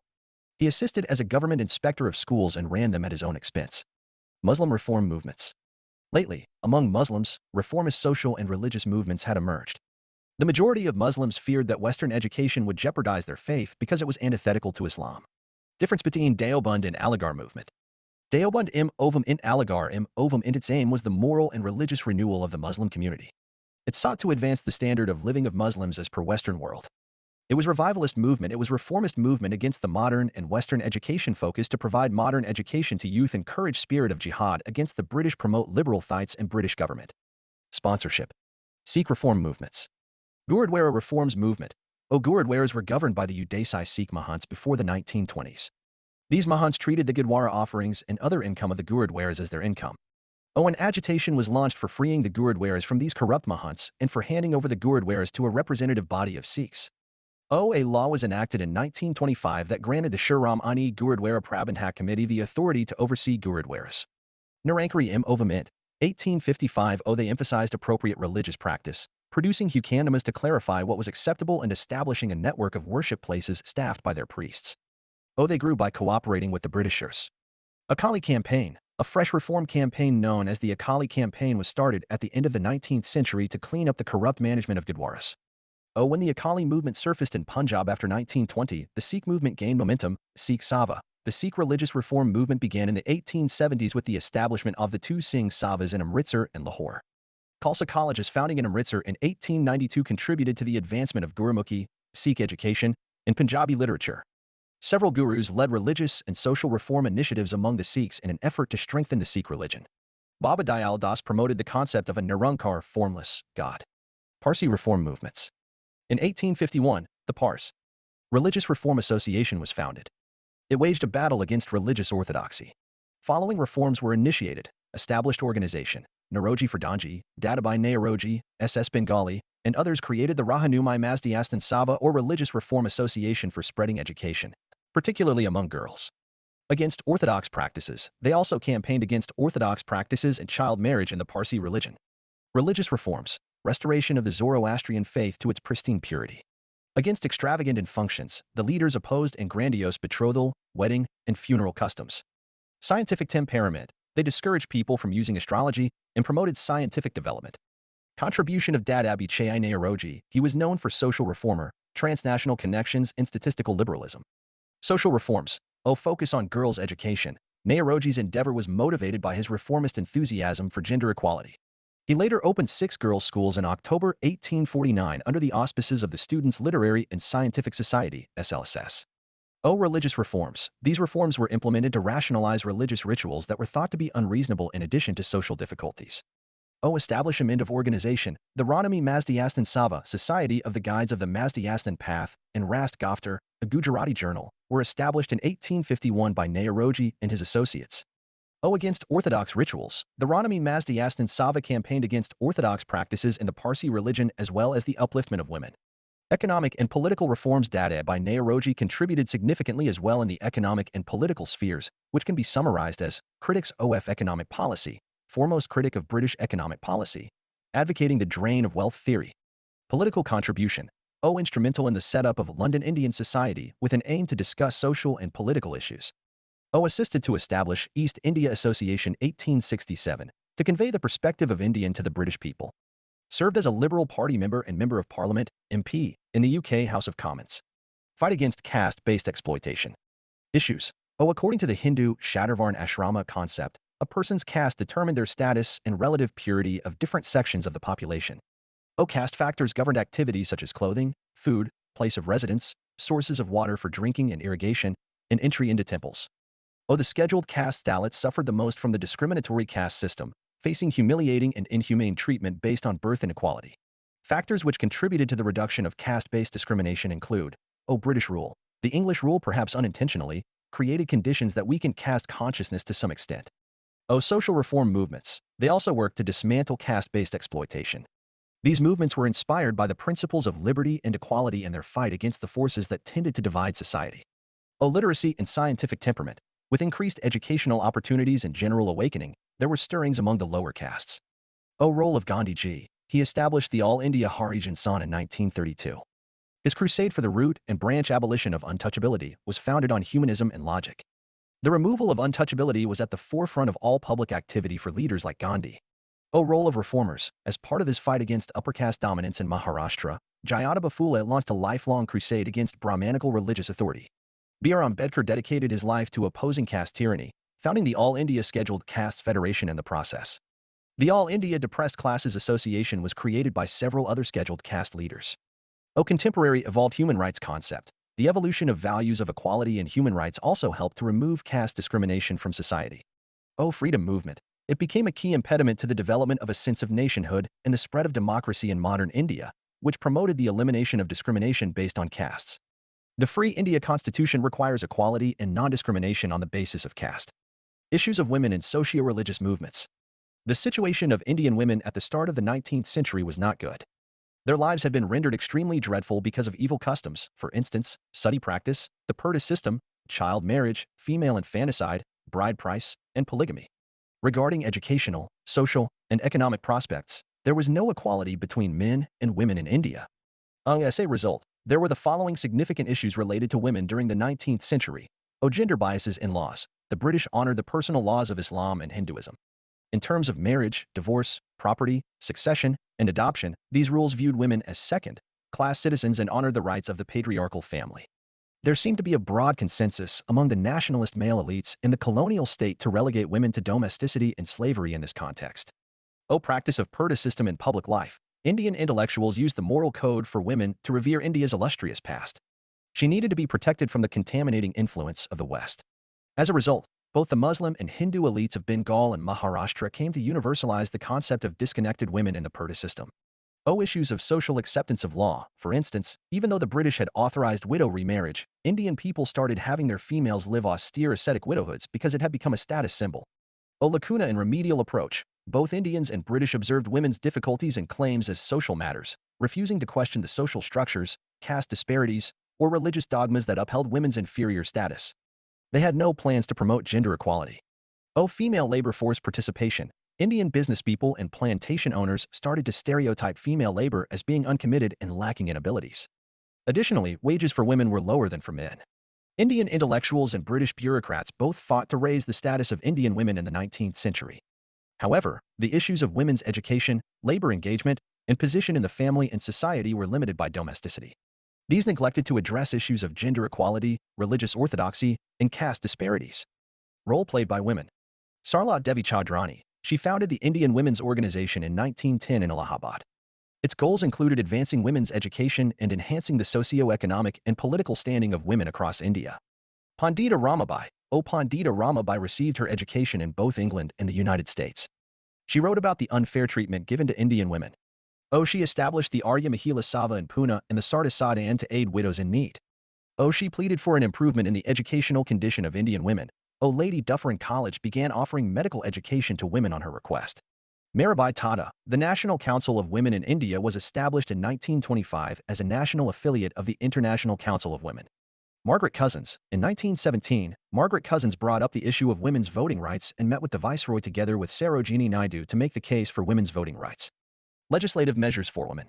Act passed by the British administration features Bengal Sati Regulation Act, 1829, to ban sati practice and made it a legal practice. Hindu Widows Remarriage Act of 1856, Act 15, 1856. Legalized Remarriage of Widows. Native Marriage Act, 1872, intended legislative action for the prohibition but was not applicable to Hindus, Muslims, and other recognized religions. Act of Age of Consent, 1891, prohibited the marriage of girl-child below the age of 12 years. Sharda Act, 1929. Minimum age for marriage was raised to 14 years. Act V of 1843. Practice of slavery was declared illegal. Common features of socio-religious reform movements. Monotheism, the belief in one God and the fundamental similarity of all religions, was spread by all reformers. They therefore made an effort to reduce the gap between various religious perspectives. Religious reforms, the priesthood, ceremonies, idolatry, and polytheism were all denounced by the reformers. These reform movements also opposed the caste system and the practice of child marriage, which were obvious instances of their humanitarian side. Focus on the status of women. The objective of the reformers was to elevate women's and girls' status in society. They all emphasized the importance of educating women. Social equality. By challenging the caste system and untouchability, the reformers contributed to the consolidation of India's people into one nation. Self-respect. The reform movements promoted among Indians a sense of dignity, liberty, and patriotism. Impact of socio-religious movements in Indian freedom struggle. Resurgence of religions. Hinduism's revival as a rational, Tolerant faith aimed to reclaim its lost prestige following the rise of Christianity and Islam in the 19th century. Empowered marginalized societies, an assault on the degrading acts committed against women, untouchables, and other repressed and marginalized communities in Indian society. Increased scientific quotient, fostering feelings of selflessness, piety, and rationalism against caste system. The reform movements acted as a critique of the rigidities of the caste system and hereditary traits. Promoted tolerance in society, encouraged belief in equality, nativization, and the coexistence of different cultures and religions. Nationalism, socio-religious movements created a national awakening among the population. Development of literature, these reformers used books, plays, short tales, poetry, and the press to promote their messages. Limitation of socio-religious movements. The reform movements were largely male-dominated and failed to prioritize gender equality. For instance, Keshub Chandra Sen of the Brahmo Samaj, despite publicly opposing child marriage and being impressed by Christianity's influence in England, allowed his 14-year-old daughter to marry the son of the Maharaja of Cooch Behar, thus contradicting his stance against child marriage. The reform movements had narrow aims. For example, educating women to be better wives and mothers rather than promoting gender equality in society. Reforms did not address the wider systemic issues of gender discrimination and patriarchy. For instance, dowry was criticized, but women's economic dependence on men was left unaddressed. The efforts towards women's education were often limited to higher caste women, ignoring the intersectional discrimination faced by women of lower caste and classes. The reform movements were often regional and community-specific. Large number of rural women continued to face discrimination and oppression. Reform movements did not produce opportunities for women beyond their home. Women's participation in public life or work was lacking. Government attitude towards social reform in India over the century. Although the British policies at the start of the 19th century assisted in the removal of social ills, at the same time, they also progressively caused a breach in the socio-religious fabric of India because they were mostly based on English vision and attitude. Attitude of the British towards social reforms can be summarized as downward filtration theory. The British intended to train a select group of upper and middle-class people in order to produce a class of interpreters. Working professional. Socio-religious reforms made available people for executing British policies and man-force for military and plantation services. For instance, prohibited activities like the crossing of the sea became the new normal. Advancement of missionary activities. Post-Charter Act 1813, missionaries were allowed the expansion of religious activities and socio-religious reforms made their efforts smooth. Establish rule of law among local people. Laws for prohibiting child marriages, sati customs, promoting widow remarriage, etc. were enacted and enforced through action among the masses. Division based on religion. The British also tried to divide people based on religion, class, and caste through the reforms. For example, Syed Ahmed Khan was vocal to support the British, whereas Hindu reform movements were not in the favor of British administration. Conclusion. The socio-religious reform movement as a whole opposed both the religious and social evils of traditional cultures' backward elements. The revival of traditional institutions, such as those in medicine, education, philosophy, and so forth, was the main focus. They fought for the democratization of society, the abolition of superstitions and outdated traditions, and the spread of enlightenment. This sparked India's countrywide awakening. Keywords: socio-religious reform, caste abolition, women's emancipation, educational reform, Brahmo Samaj, Arya Samaj, Ramakrishna Mission, Young Bengal Movement, Prarthana Samaj, Satyashan Haq Samaj, Theosophical Society, Aligarh Movement, Deoband Movement, widow remarriage, child marriage, untouchability, missionary activities, Western education, revivalist and reformist movements, Hindu-Muslim unity, monotheism, rationalism, social equality, national awakening. Previous year questions. 1. Trace the rise and growth of socio-religious reform movements with special reference to Young Bengal and Brahmo Samaj. 2021. 2. Examine the linkages between 19th century's Indian Renaissance and the emergence of national identity. 2019. Wallah 11 Doa Foundation URDU courses live recorded GS classes. CSE classes. Sankalp 2026. English F to the power of FT. Starts from 29 for 99. Daily MCQs plus IU Mains question regular doubt. Sessions. Titan 2025. English. Prahaar 2025. English R0. For extra discount. UPSC OPTO and LCURC 2025 English FT T. Anthropology. Sociology. Adjust. 8, 999. For extra discount. 992-061-3613 PW. Live 5 analysis of British policies in India from 1757 to 1947. Administrative policies. Stages of colonialism in India. Colonialism is as modern a historical phenomenon as industrial capitalism. It describes the distinct stage in the modern historical development of the colony that intervenes between the traditional economy and the modern capitalist economy. India has generally been considered a classic colony. Different stages of its colonialism are: first stage, monopoly of trade and plunder, 1757 to 1813, conquest facilitating monopoly, with the conquest of Bengal along with certain parts of South India, followed by the rest of India. Both goals of monopolizing trade and siphoning off government resources were swiftly achieved in the first stage. Monopolizing handicrafts. Now, the East India Company took advantage of its influence in politics to monopolize trade and handicrafts in India. Changes made during this period. The colony underwent no fundamental changes in this stage. Changes were made only in military organization and technology and at the top level of revenue administration. Second stage, era of free trade, 1813 to 1860, one-way free trade policy. One of the most important features was the one-way free trade policy of the British government, which transformed India into an exporter of raw materials and an importer of British manufactured goods. Administration. The administration was made more detailed and comprehensive so that imports could penetrate the villages and raw materials could be taken out easily. Commercialization of agriculture. One of the most important features was the commercialization of agriculture, which was a forced and artificial process for the majority of Indian peasants. Westernized habits. These were promoted to increase the demand for British goods. Third stage, era of finance capital, 1860 onwards. Increase in investment. There was a significant amount of investment in India's railroads, loans to the government of India, trade, and to a lesser level in plantations, coal mining, jute mills, shipping, and banking. Emerging competition. At this time, competition from other new imperialist. Colonialism of free trade, L8013 to 1860s, economic integration with England and world. Free entry in Indian market. Land revenue systems. Stages of colonialism in India. Merchant capitalism or mercantilism, 1757, 1813, monopoly over trade. Take over government revenue. Era of foreign investment started from 1860s, development of railway, post, telegraph, banking system, etc. Nations presented a persistent threat to Britain's standing in the world. As a result, its hold over India was further strengthened. No industrial revolution but expansion.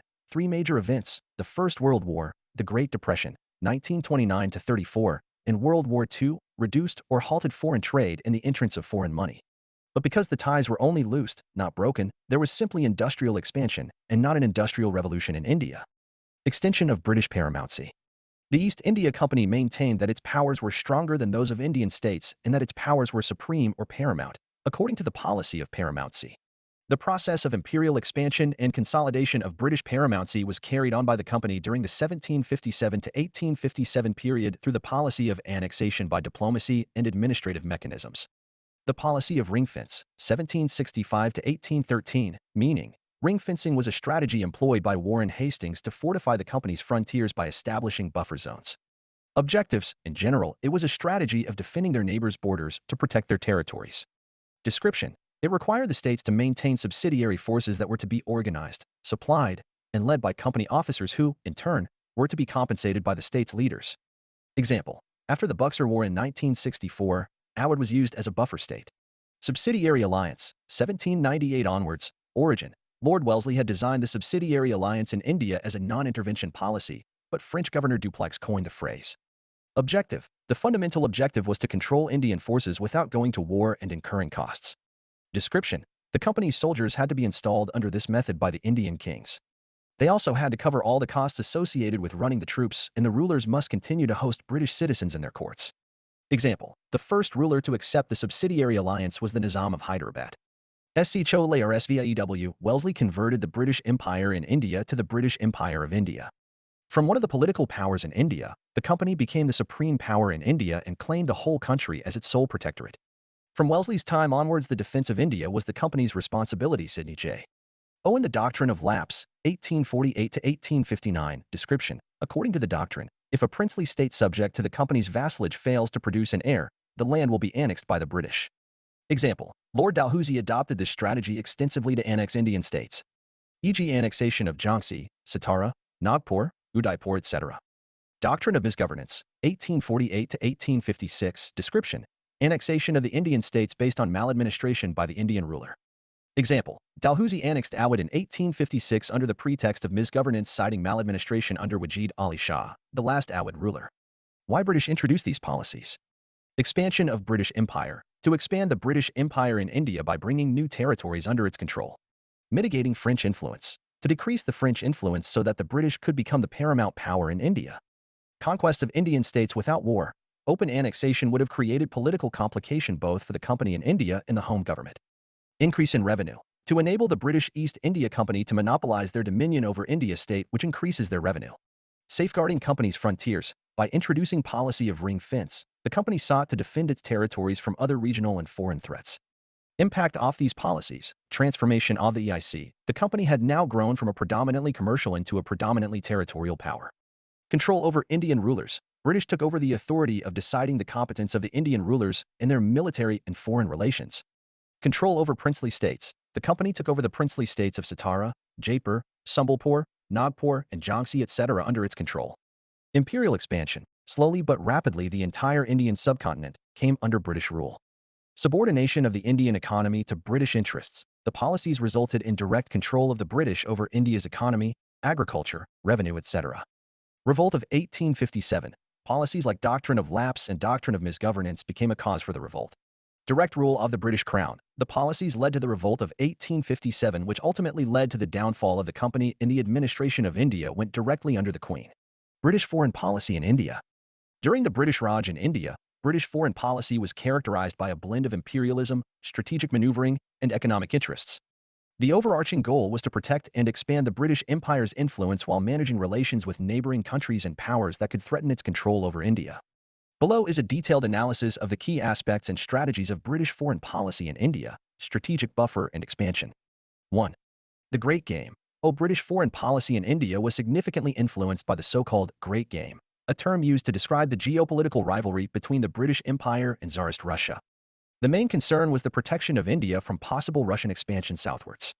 The British fortified India's northwest frontier and engaged in several Afghan wars, 1839 to 1842, 1878 to 1880, 1919, to establish a buffer state in Afghanistan that would prevent Russian advances towards the Indian subcontinent.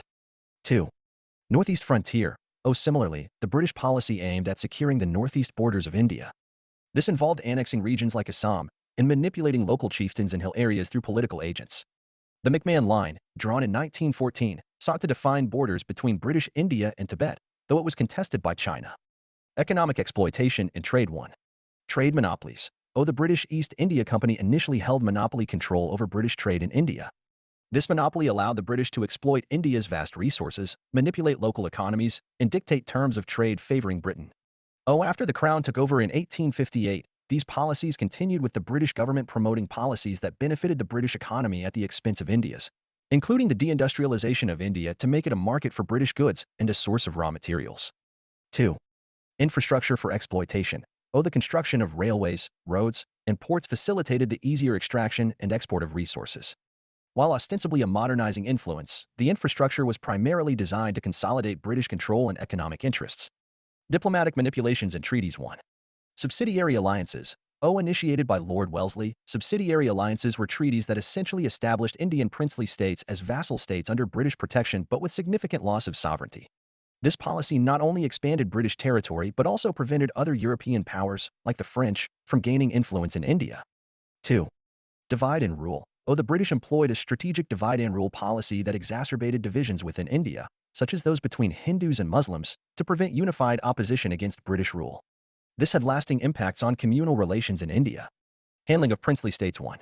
Doctrine of lapse. Introduced by Lord Dalhousie, this policy stipulated that any princely state or territory under direct influence of the British would automatically be annexed if the ruler was either manifestly incompetent or died without a direct heir.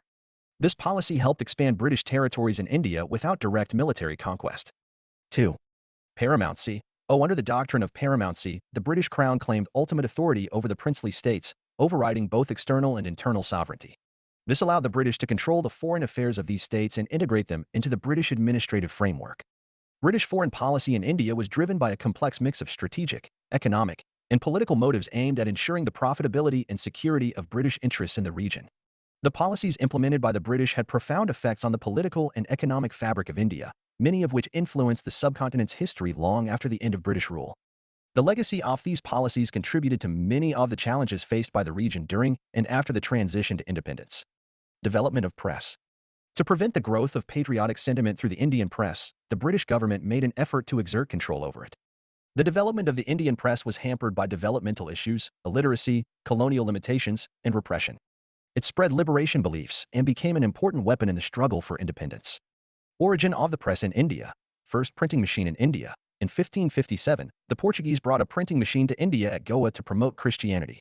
Hickey's Bengal Gazette. The Bengal Gazette, India's first newspaper, was started by James Augustus Hickey in 1780. It exposed the corrupt practices of the company's servants and Warren Hastings. Censorship and regulations. Censorship of Press Act 1799. Anticipating the French invasion of India, Lord Wellesley enacted this act imposing wartime press restrictions including pre-censorship.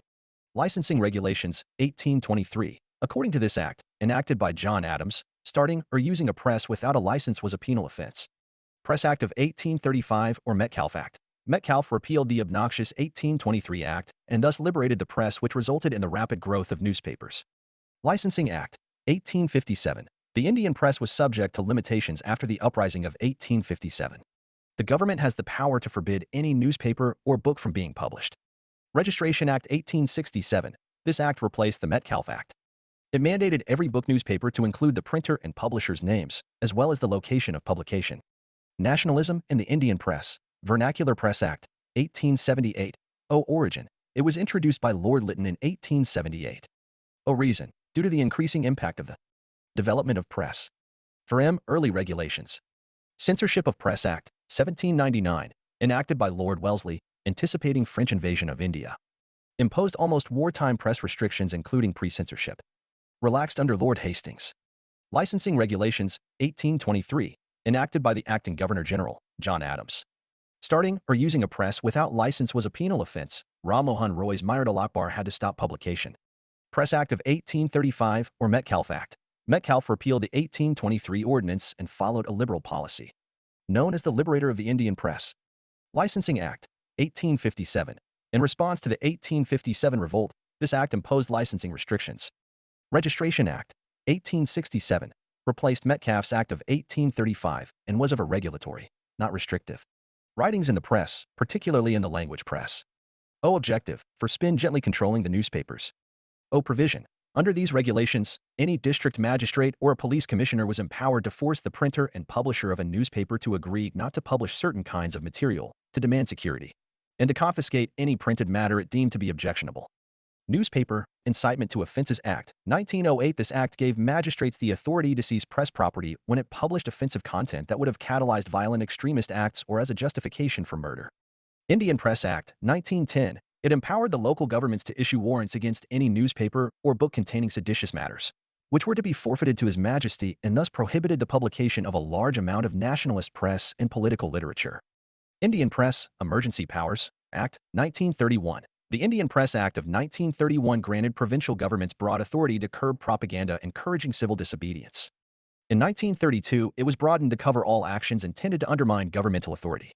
SCHOLA or SVIW. In order to keep the press fully posted with accurate and current information, Lytton instituted the post of Press Commissioner for India.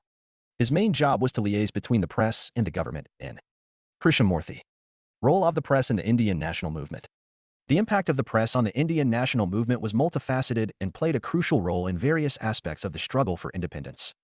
Economic critique of colonialism. The press played a pivotal role in presenting a critical analysis of British economic policies in India.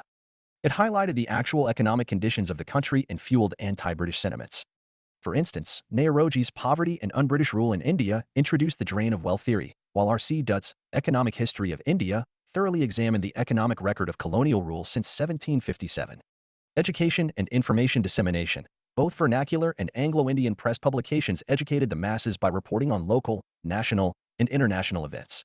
They served as a vital source of information and provided the ideological basis for revolts and the mobilization of public opinion.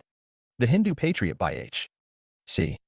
Mukherjee, for instance, actively exposed the oppression of indigo planters in Bengal, contributing to the nationalist cause. Political awakening. The press became a platform for diverse viewpoints and debates, fostering intellectual and ideological development within the independence movement. It also facilitated the expression of grievances and the articulation of demands for self-governance, ultimately leading to the formation and promotion of various political organizations. Promotion of national consciousness. The press provided a means for national leaders to communicate with the masses and mobilize them for the struggle for independence. It fostered a sense of national unity and purpose. For example, during the non-cooperation movement of the 1920s, the press was instrumental in disseminating Gandhi's messages and mobilizing supporters for the cause. Spearheading socio-religious movements. Indian press publications played a significant role in promoting reformist ideas by engaging in debates on issues such as female infanticide, widowhood, child marriage, prostitution, untouchability, and superstitions. They actively contributed to socio-religious movements aimed at addressing these social issues. Historians view, I have taken up journalism not for its sake, but merely as an aid to what I have conceived to be my mission in life. Mahatma Gandhi wrote in his Young India. Significance of development of press, growth of national consciousness. The press played a significant role in mobilizing public opinion, which aided growth of national consciousness. Spread of political consciousness. There was no aspect of the Indian political scene that was not discussed at length by the native press. The Indian press carried a variety of reactions to these different issues. Socio-cultural transformation. The press spread ideas of social reforms and campaigned against the existing social evil. E.g., Sambad Kamuti by Raja Rammohan Roy had actively campaigned for the abolition, of the Sati Pratha. Promoting nationalism, the press not only laid the foundation of the nation-state, rather created feelings of nationalism, secularism, and pro-public administration, i.e. self-governing institutions in India. Economic awakening. Dadabhai Naoroji, M. Grenade, and many others propagated the theory of drain of wealth through the press, which resulted in awakening of economic consciousness among people. Opposed the oppressive and exploitative policies of the colonial regime. It resulted in the growth of anti-imperialist feelings, which strengthened the freedom struggle. Strengthening unity. The press stated that the political agitation should be made strong in India, and the Indians should forget the hatred that existed among different religious groups in the country. Evolution of civil services in India. The early beginnings of civil service in India date back to the years following 1757, when the East India Company became the de facto ruler in several regions. The company established the Covenanted Civil Services, CCS. Events affecting ITS evolution. Appointment of collector. In 1770, the then Governor-General Warren Hastings divided Bengal into districts and appointed collector. Separation of power. Governor-General Cornwallis separated the judiciary from the collector. Hence he is known as the father of civil services. O. Wellesley established Fort William College in 1800 for training the newly recruited civil servants. Patronage system. Till 1853, all civil servants were nominated by the Court of Directors. Charter Act, 1853, Court of Directors lost the patronage system. Hence 1813 onwards, exams were to be held in London for selecting civil servants. Indian Civil Service Act, 1861. The Civil Services Act 1861 laid down that any person, whether Indian or European, could be appointed to any of the offices specified in the schedule annexed, provided that he had resided for a minimum of 7 years in India. Atchison Commission. The Atchison Commission was appointed in 1886 to review the organization of the Indian civil services. The commission submitted its report in 1887, recommending the reorganization of the services into 3 groups: imperial, provincial, and subordinate. Government of India Act, 1919. It provided for the establishment of the Public Service Commission at the provincial level. The time civil services exams were held in India was in 1923. Lee Commission. In 1923, the British government asked the Lee Commission to investigate the racial composition of the superior Indian public services offered by the Indian government. Government of India Act, 1935. It provided for the establishment of the Federal Public Service Commission. Post-independence, J. L. Nehru wanted to abolish the ICS, but Sardar Patel emphasized creating a strong bureaucracy. Role of civil services in British India, commercial affairs. Initially, the servants of the company who were involved in commercial affairs were the civil servants. As collector, he was the head of the revenue organization, charged with registration, alteration, and partition of holdings. The settlement of disputes. The management of indebted estates. Loans to agriculturists and famine relief. As district magistrate, he exercised general supervision over the inferior courts and, in particular, directed the police work. Held all the key posts. These officers surrounded the viceroy and dominated the provincial governments. Overseeing government activity. They were ultimately responsible for overseeing all government activity in the 250 districts that comprised British India. Safety valve. Some historians are of the view that A. O. Hume, a civil servant, formed the ink for releasing the growing discontent of the Indians. How civil servant helped in British expansion. British civil servants played a crucial role in facilitating the expansion and consolidation of British rule in India through strategic administration, policy enforcement, and infrastructure development. Some of them are as follows. Administrative control. Lord Cornwallis reformed the administrative system by introducing the Cornwallis Code, which professionalized the civil service, thereby ensuring efficient governance and control over vast territories. Revenue collection. The implementation of the permanent settlement in Bengal by civil servants under Cornwallis standardized revenue collection, significantly increasing the revenue flow to Britain and stabilizing British economic interests in the region.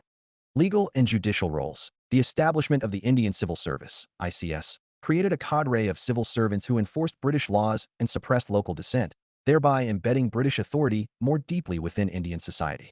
Survey and mapping. The Great Trigonometrical Survey led by Sir George Everest provided detailed geographical data that was essential for military and administrative planning, aiding the expansion of British control into new regions.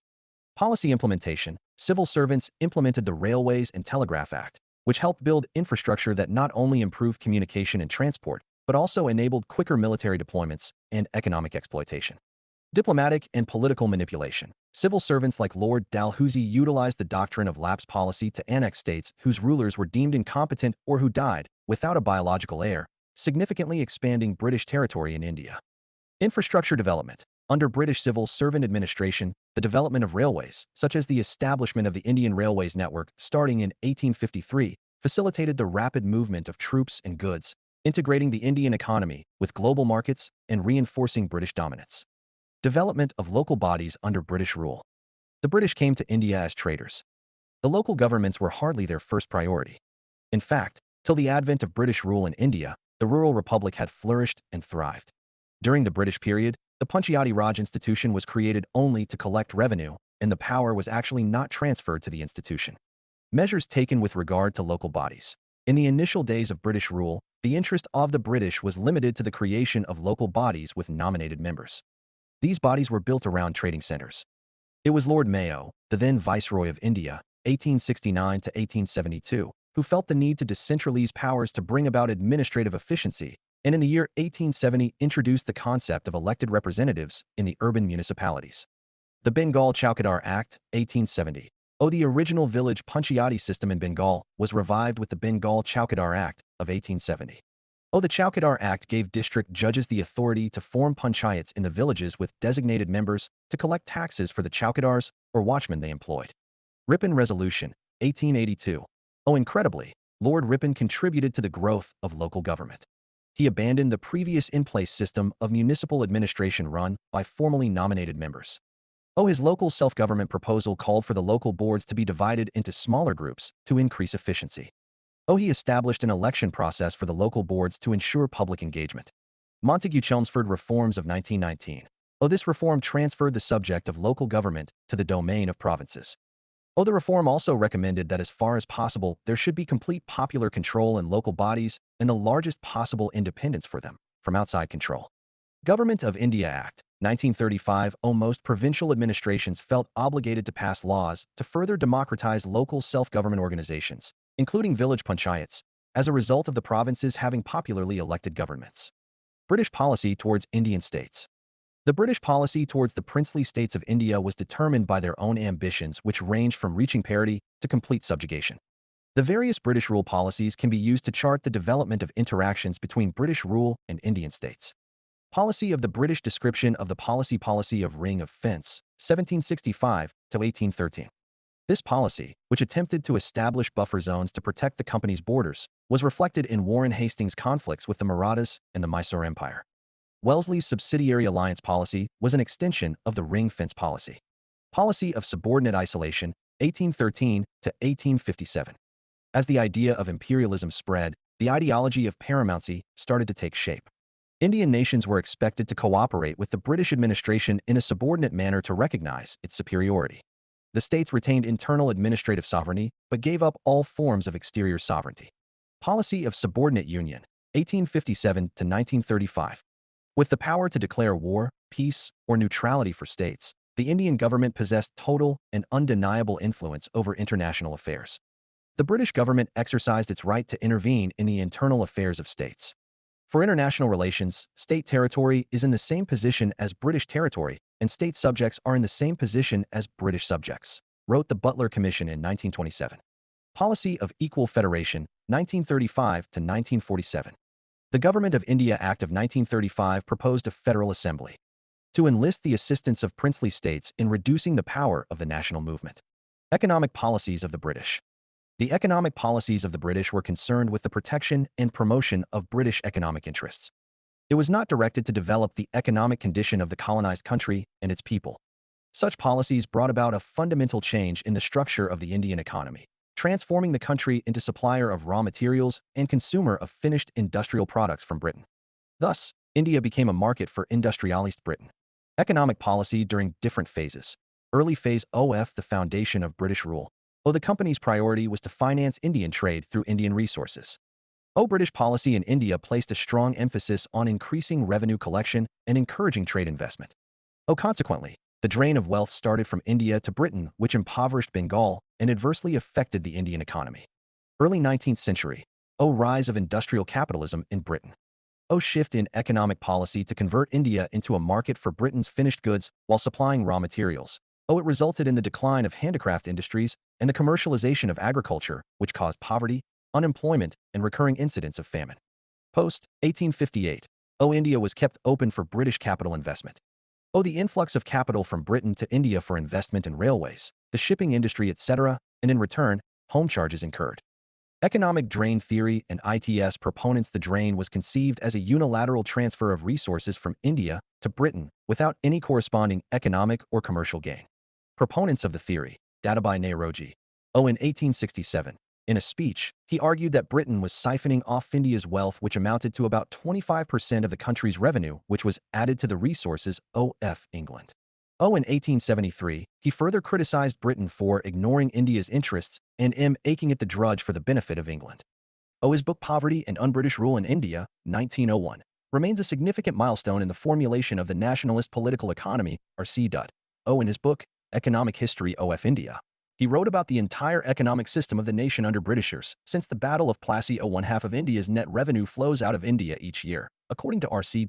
M.G. Ranade. M.G. Ranade wrote, Essay on Indian Economics showing the drain of wealth.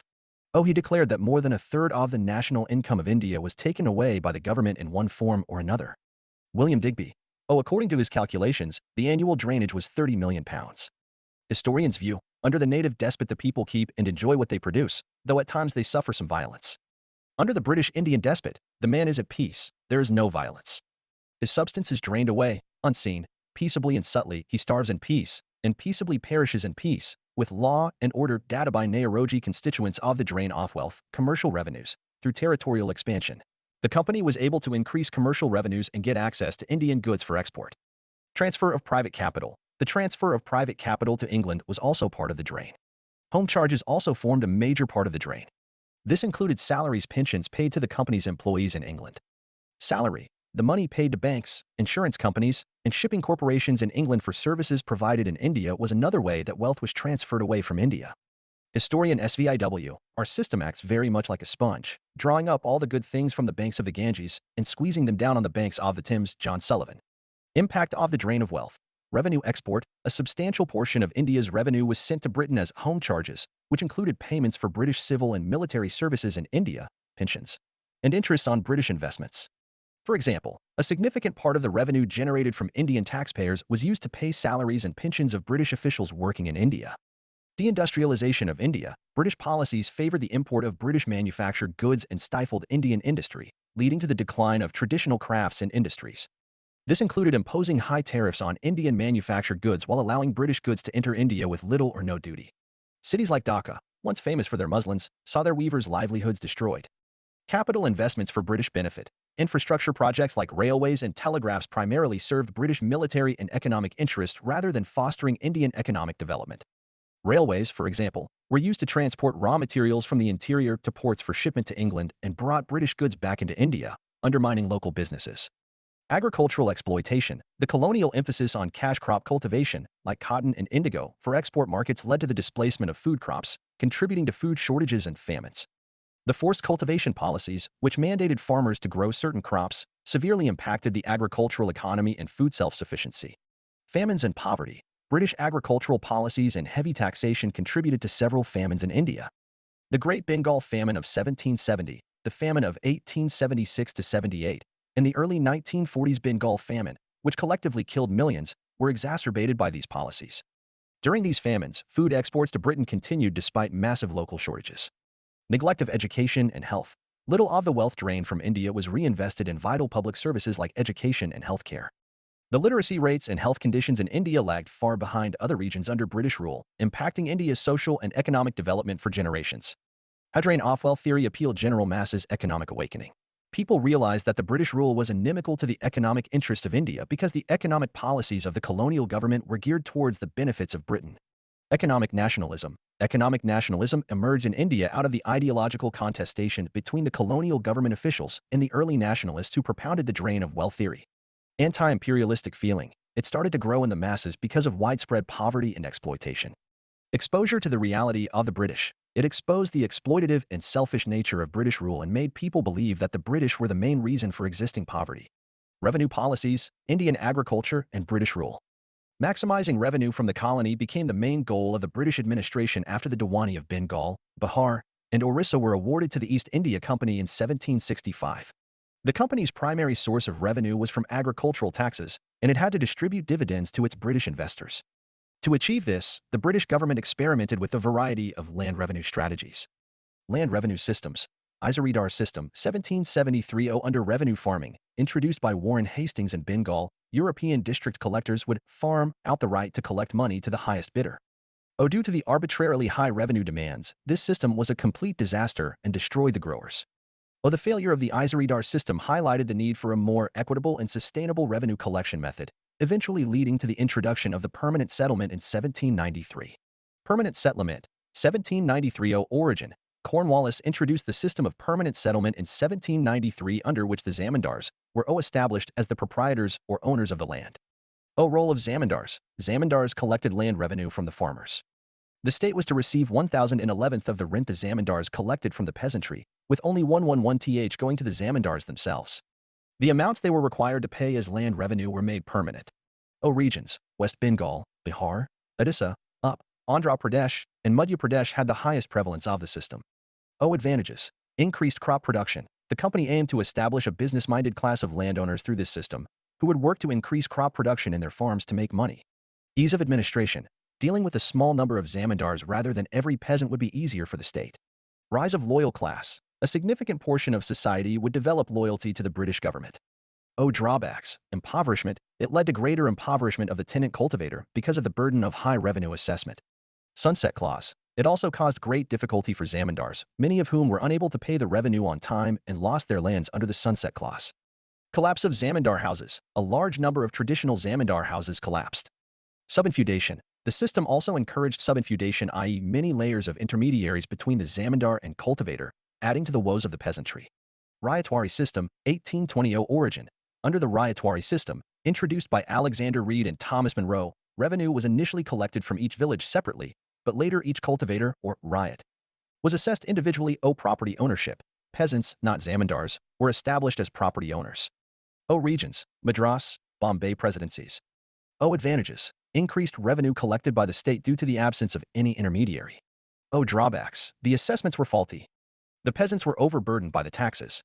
Unable to pay the taxes, the peasants go to moneylenders who exploited them. Mahalwari system, 1822 under this system, introduced by Holt Mackenzie, the state made settlements with either the village community or, in some cases, the traditional talukdar. Some recognition was given to collective proprietary rights. Regions. North and northwest parts of India. Advantages. Stabilized income for the government. The more efficient revenue system.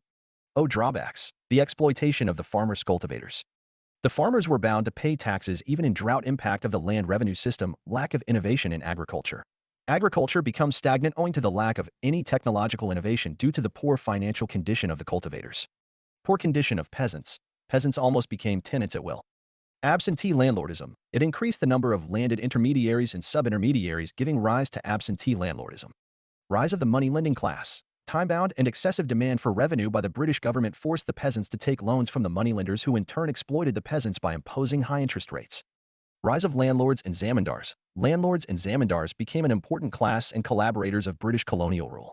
Territorial expansion. The greed for income from land revenue also led the company to pursue an aggressive policy of territorial expansion in India. Commercialization of agriculture. Introduction. The commercialization of Indian agriculture started post-1813 when the Industrial Revolution in England gained pace. Around 1860 AD, commercial agriculture started to gain prominence, coinciding with the Industrial Revolution.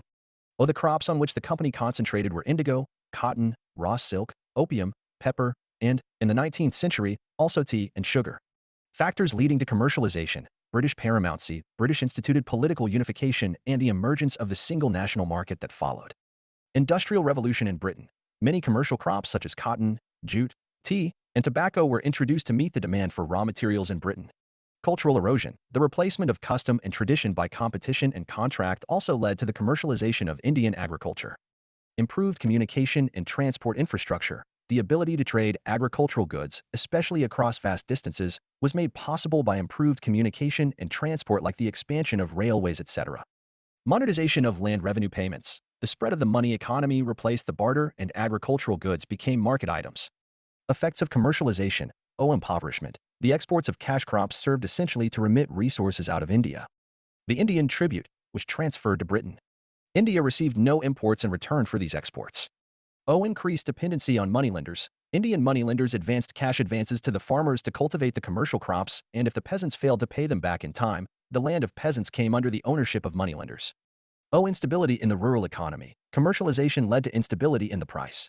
For example, if the West Indian sugar crop was good, prices might fall in Calcutta, and the sugar factories in Ajmagad might pay the peasants less than they had promised.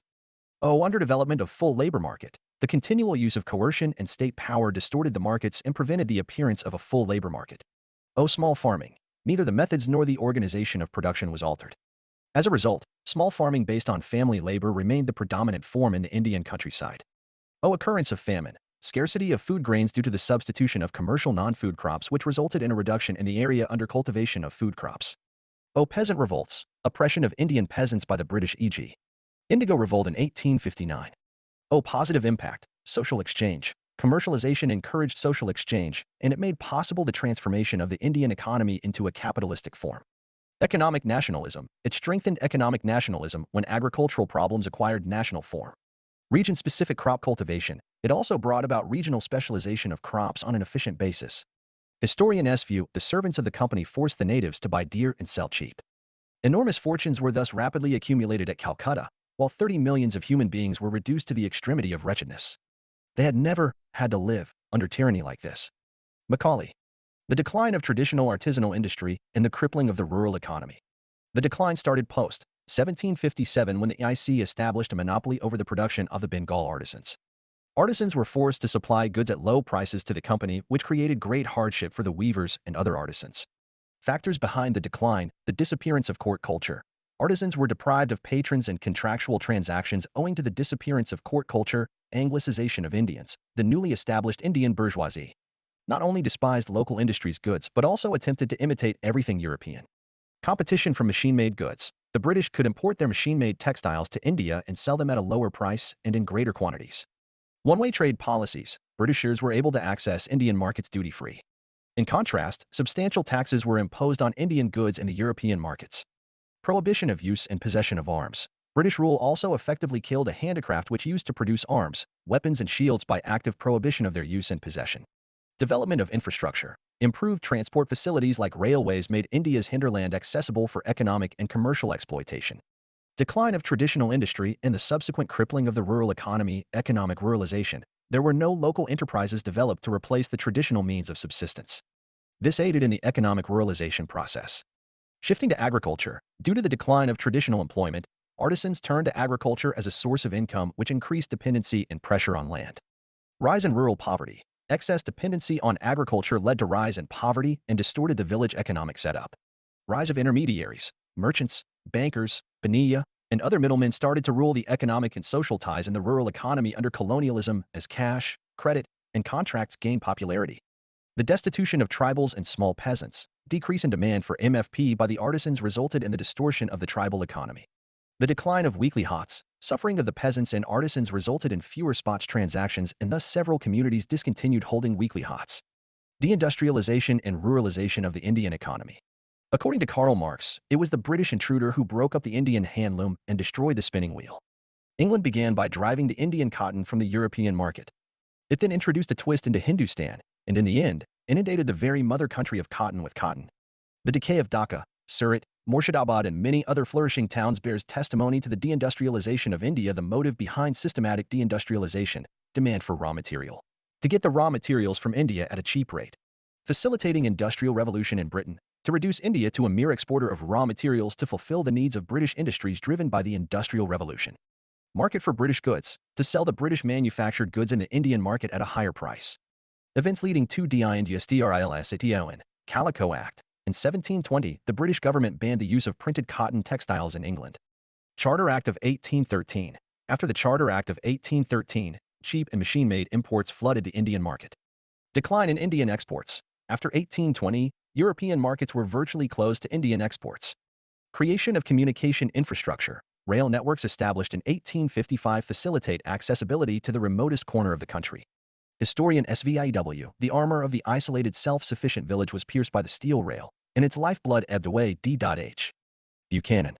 Reasons for deindustrialisation: disappearance of court culture, the decline of the traditional ruling class that promoted indigenous crafts.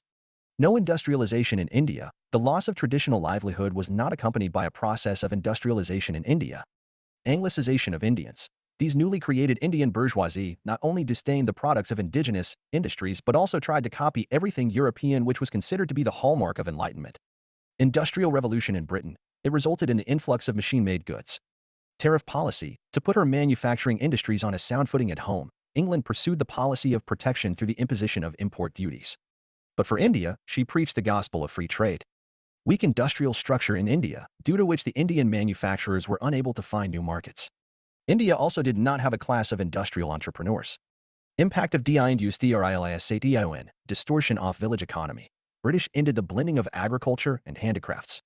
The internal balance of the village economy was snapped. Unemployment and underemployment. It caused an imbalance in the occupational structure, leading to rural unemployment and underemployment. Urbanization. It led to the decline of many towns. Ruralization of India. The artisans were displaced from traditional occupations. Finding no other alternative source of livelihood, the artisans fell back on land. Peasantization. Overcrowding of agriculture took place, which resulted in problems of subdivision and fragmentation of land holdings. Overcultivation or cultivation of inferior and unproductive land. Subsistence agriculture. Shortage of capital resources required for improvements in land. Stimulating patriotic sentiments. Patriotic sentiments arised among intellectuals alike in the moderate, extremist, and Gandhian eras, as well as more directly in occasional urban and rural explosions of various types. Differential impact of deindustrialization, the failure of imported goods to replace specific varieties of indigenous products. The protection provided by the absence of market integration at the village level in many areas. The forced continuation of some crafts even though they are unprofitable due to the lack of more viable employment opportunities. Historians' view. Deindustrialization was a deliberate British policy, not an accident. British industry flourished and Indian industry did not because of systematic destruction abetted by tariffs and regulatory measures that stacked the decks in favor of British industry conquering the Indian market, rather than the other way around.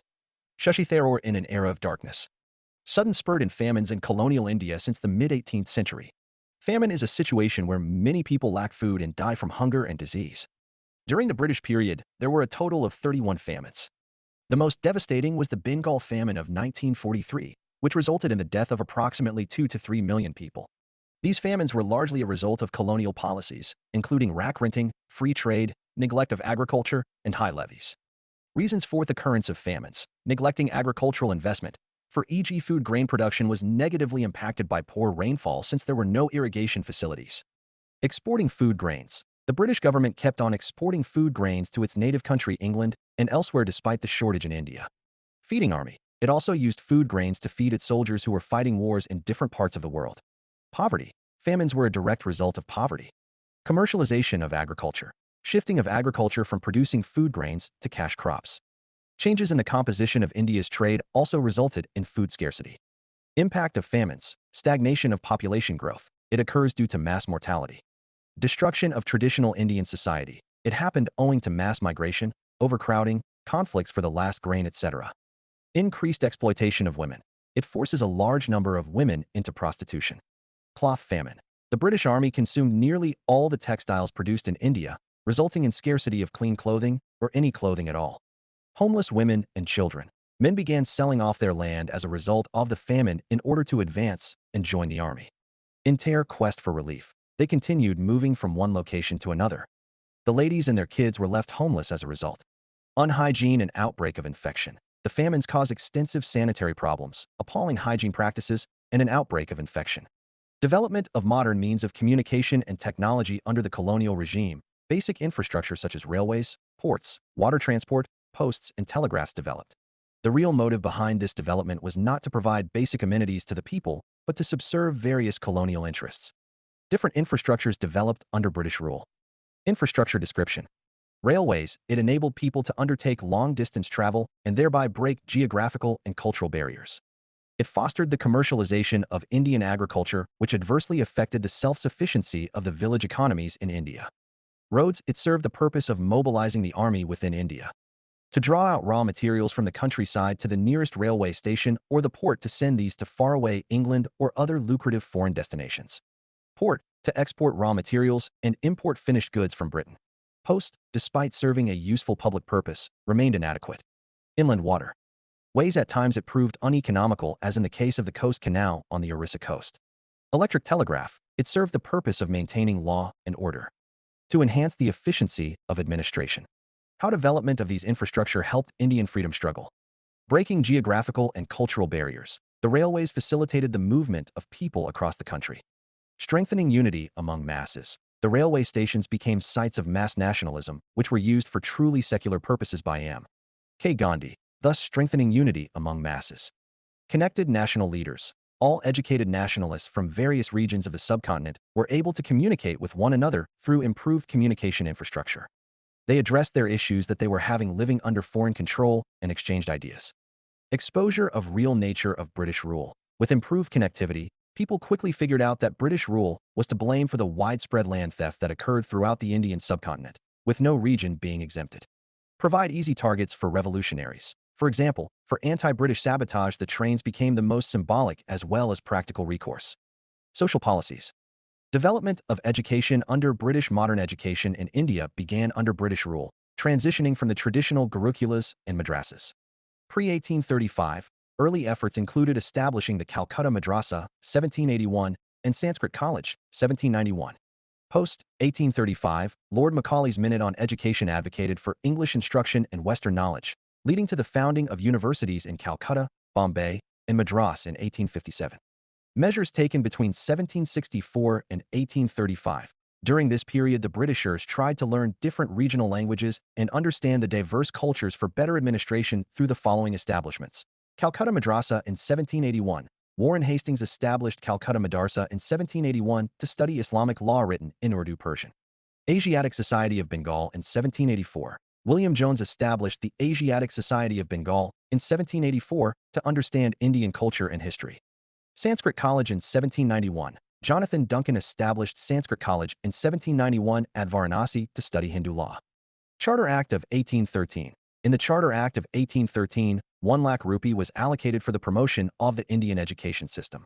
Hindu College in 1817. Raja Ramohan Roy and David Hare established the Hindu College in 1817. Measures taken between 1835 and 1947. During this period, the spread of English education was prevalent. Orientalist-Anglicist controversy. A conflict of opinion on whether the EIC should promote Western education or Indian education, and debate over the medium of instruction between English or Indian languages led to a controversy known as the Orientalist-Anglicist controversy. Lord Macaulay's Minute of 1835. In 1835, to address the Orientalist-Anglicist controversy, William Bentinck formed a General Committee of Public Instruction under the chairmanship of Lord Macaulay, who settled the debate in favor of Anglicists. Charles Wood Dispatch in 1854. It is also known as the Magna Carta of English education. Recommendations. Medium of instruction. Woods advocated for the use of vernacular languages in elementary schools, Anglo-vernacular languages in high schools, and English as the medium of teaching for college students. Mass education. It recommended expansion of mass education creation off universities. The Dispatch advocated for the creation of universities in the 3 presidency towns of Calcutta, Bombay, and Madras. Grant and aid. A grant and aid system for Indian education was promoted by Wood's Dispatch.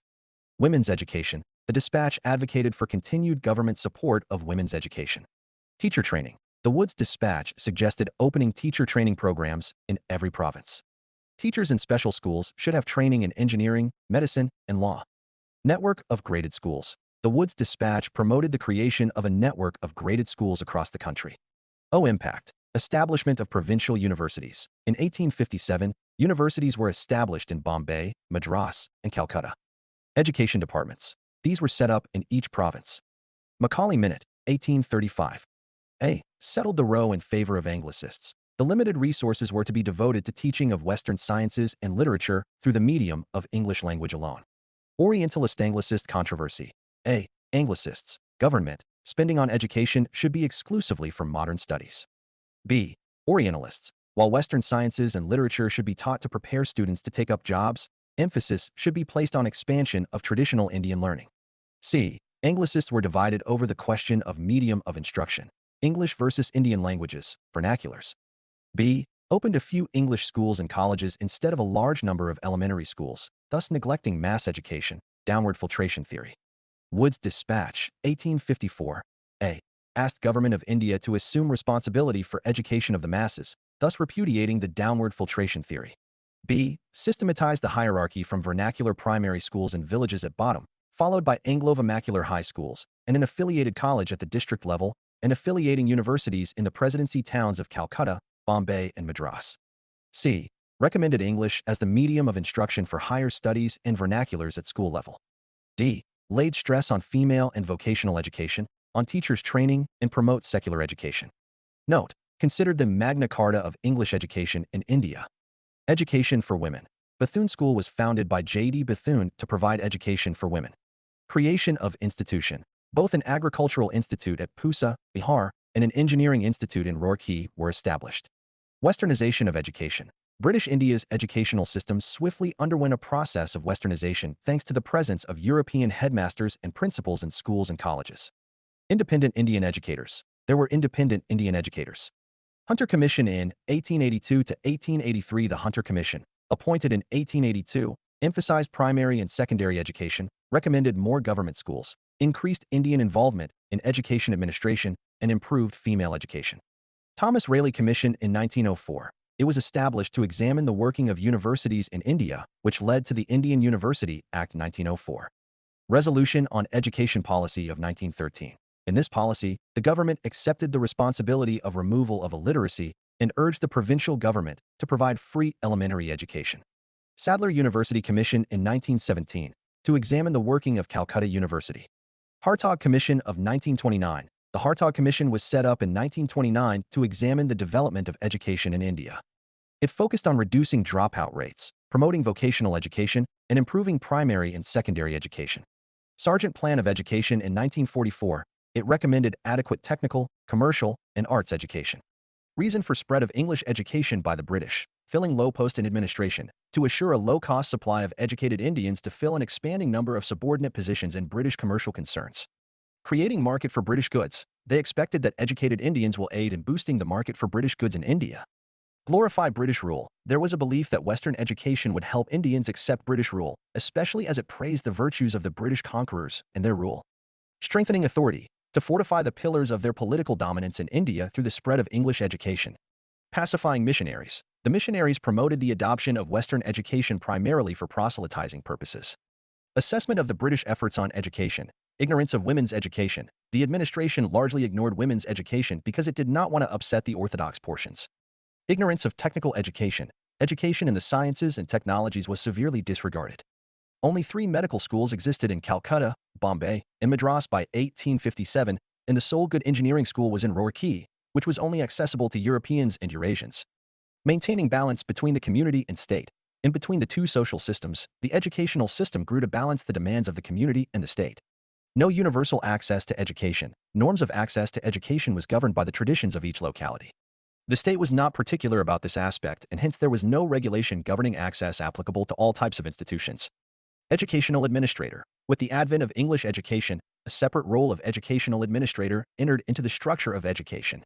Uneven impact of English education. The impact of English education was not even. Literacy and education were more widespread in towns than in villages. Neglecting mass education. Under the colonial rule, mass education was neglected, and the attempt was to create an urban educated elite that would act as interpreter between the ruler and the ruled.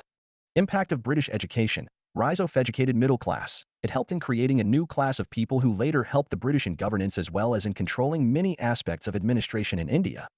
Enhanced role of Christian missionaries. Christian missionaries who came to India started opening schools where English was taught. Connecting masses. Use of English by Indians provided one language that cut across the entire country and became a common link for them. Influence from the West. English books and newspapers brought to them new ideas from across the sea, i.e. other countries. Rise of national consciousness. Fresh ideas from the West like freedom, democracy, equality, and brotherhood began to have its impact on the thinking of the English-knowing Indians, which gave rise to national consciousness. Rise of political leaders and social reformers. It produced a breed of educated political leaders and social reformers who played important roles in the freedom struggle of the country. Awakening among the masses. The publication of newspapers and pamphlets brought about an awakening among the masses. Sense of inferiority. Mahatma Gandhi argued that colonial education created a sense of inferiority in the minds of Indians. It made them see Western civilization as superior and destroyed the pride they had in their own culture. Women education in British India. Role of Christian missionaries. They took interest in the education of girls. Robert May, a Christian missionary, in 1814 and 1815, established several schools in Chinchura, Hooghly district, that were also served for the female education. Role of British government. Owen's Education Dispatch of 1854. It gave new focus to women's education. Hunter Commission. It also emphasized on the need for female education in 1881. Higher education. The Calcutta, Bombay, and Madras universities did not permit admission to girls up to 1875. After 1882, girls were allowed to go for higher education. Increase in the minimum marriageable age. The cause of female education has benefited greatly from the increase in the minimum marriageable age of girls. Social reformers. Ishwar Chandra Vijayasagar in Calcutta and many other reformers in Bombay set up schools for girls. Brahmo Samaj. Members of the Brahmo Samaj wrote journals for the promotion of women's education. Savitribai Phule. Hailed as a pioneer in women's education, Savitribai Phule and her husband, social reformer Jyotirao Phule, started what is believed to be India's first school for girls, Bidewada in Pune city in 1848, and she became its first teacher. Timeline of development. Throughout the 19th century, most educated women were taught at home by liberal fathers or husbands. A later part of the century, schools for girls were established by the Arya Samaj in Punjab and Jyotirao Phule in Maharashtra.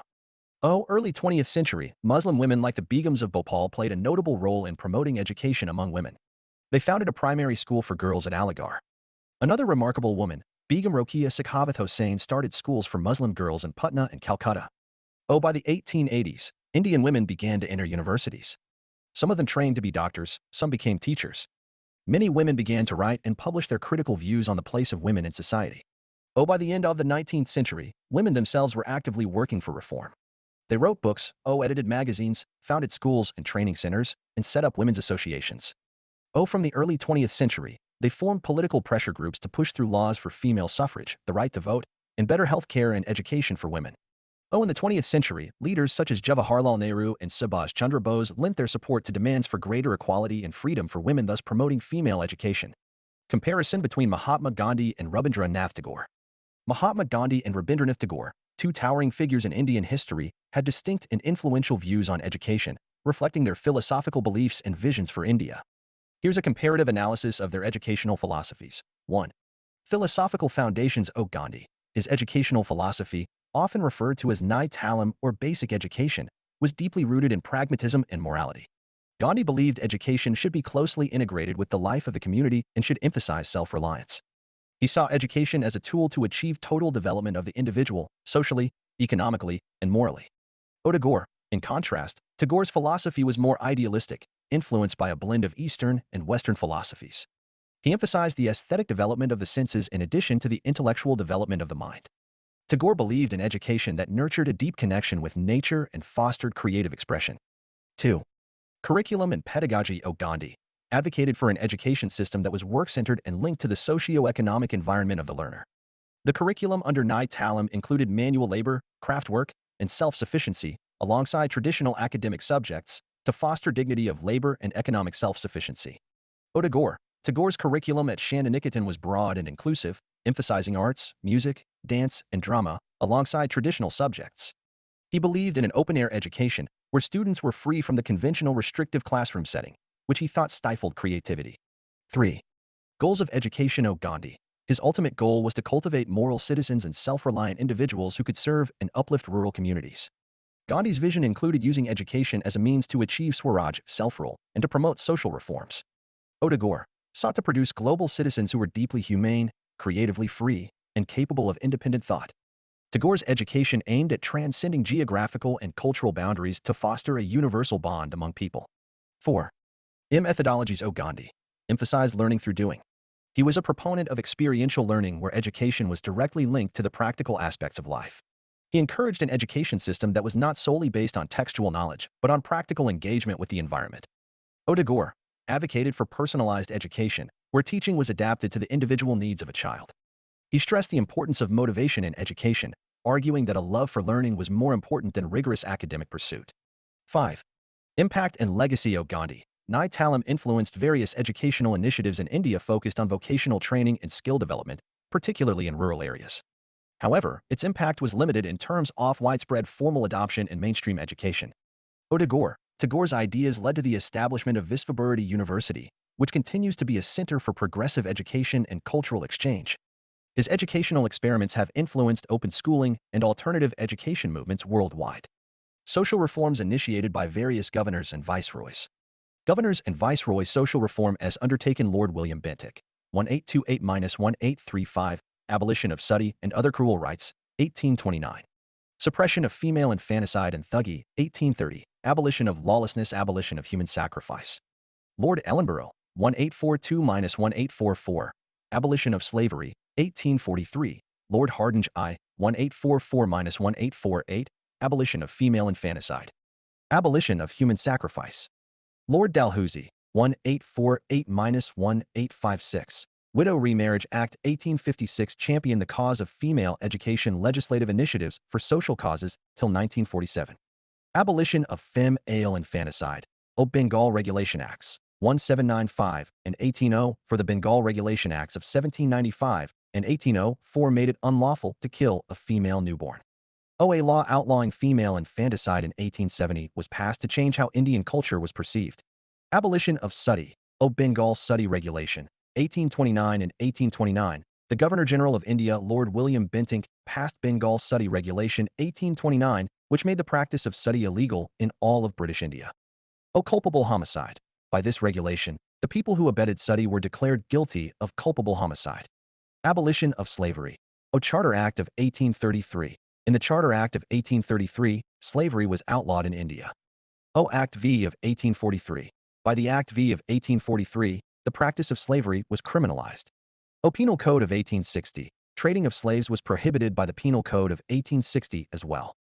Idow remarriage.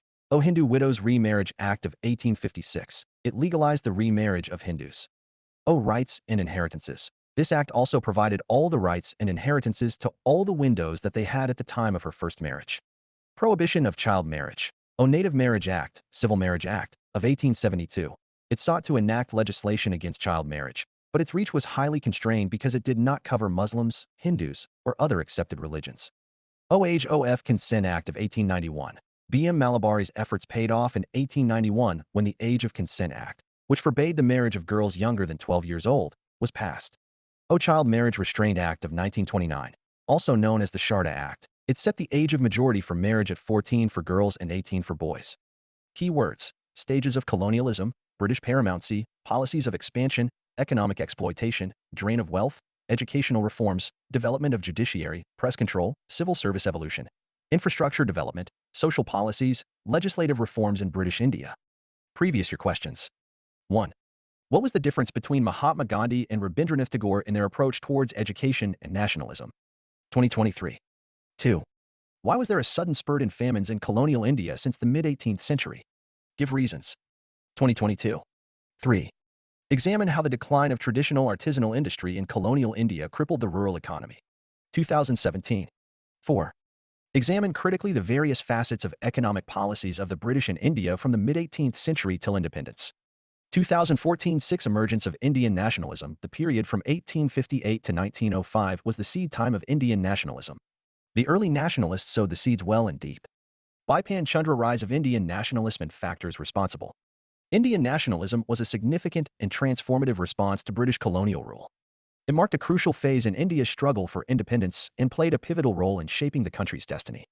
Indian nationalism began in the late 19th century and grew throughout the early 20th century. Causes of rise of nationalism in India. The rise of Indian nationalism can be attributed to several factors that have shaped the country's history and political landscape. Here are some key factors responsible for the rise of Indian nationalism. Rediscovery of the glorious past of India. India's cultural renaissance fostered nationalistic sentiments. Scholars, writers, and artists promoted Indian culture, history, and traditions. European researchers' belief that Indo-Aryans were the same ethnic group as other European nations boosted educated Indian self-esteem. Nationalists demolished colonial myths with their newfound self-confidence. Western education and ideas. English enabled nationalist leaders from diverse linguistic regions to communicate. Lawyers, doctors, and others who studied in England were liberal professionals. They contrasted modern political institutions in a free country with the Indian system, which deprived citizens of even basic rights.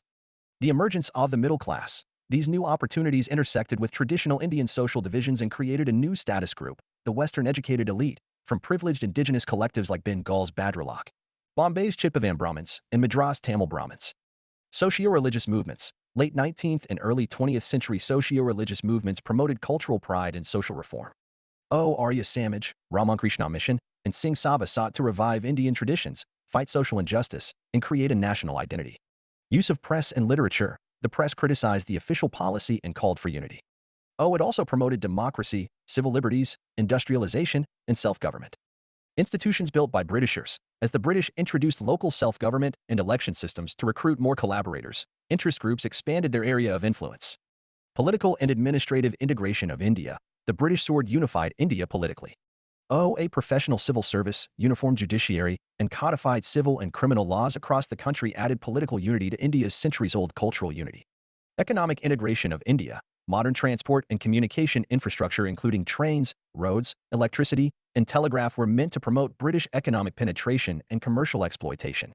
Thus, the economic fate of the inhabitants of various regions became intertwined. Smart use of modern means of communication by leaders. Modern travel and communication mean united leaders from diverse regions.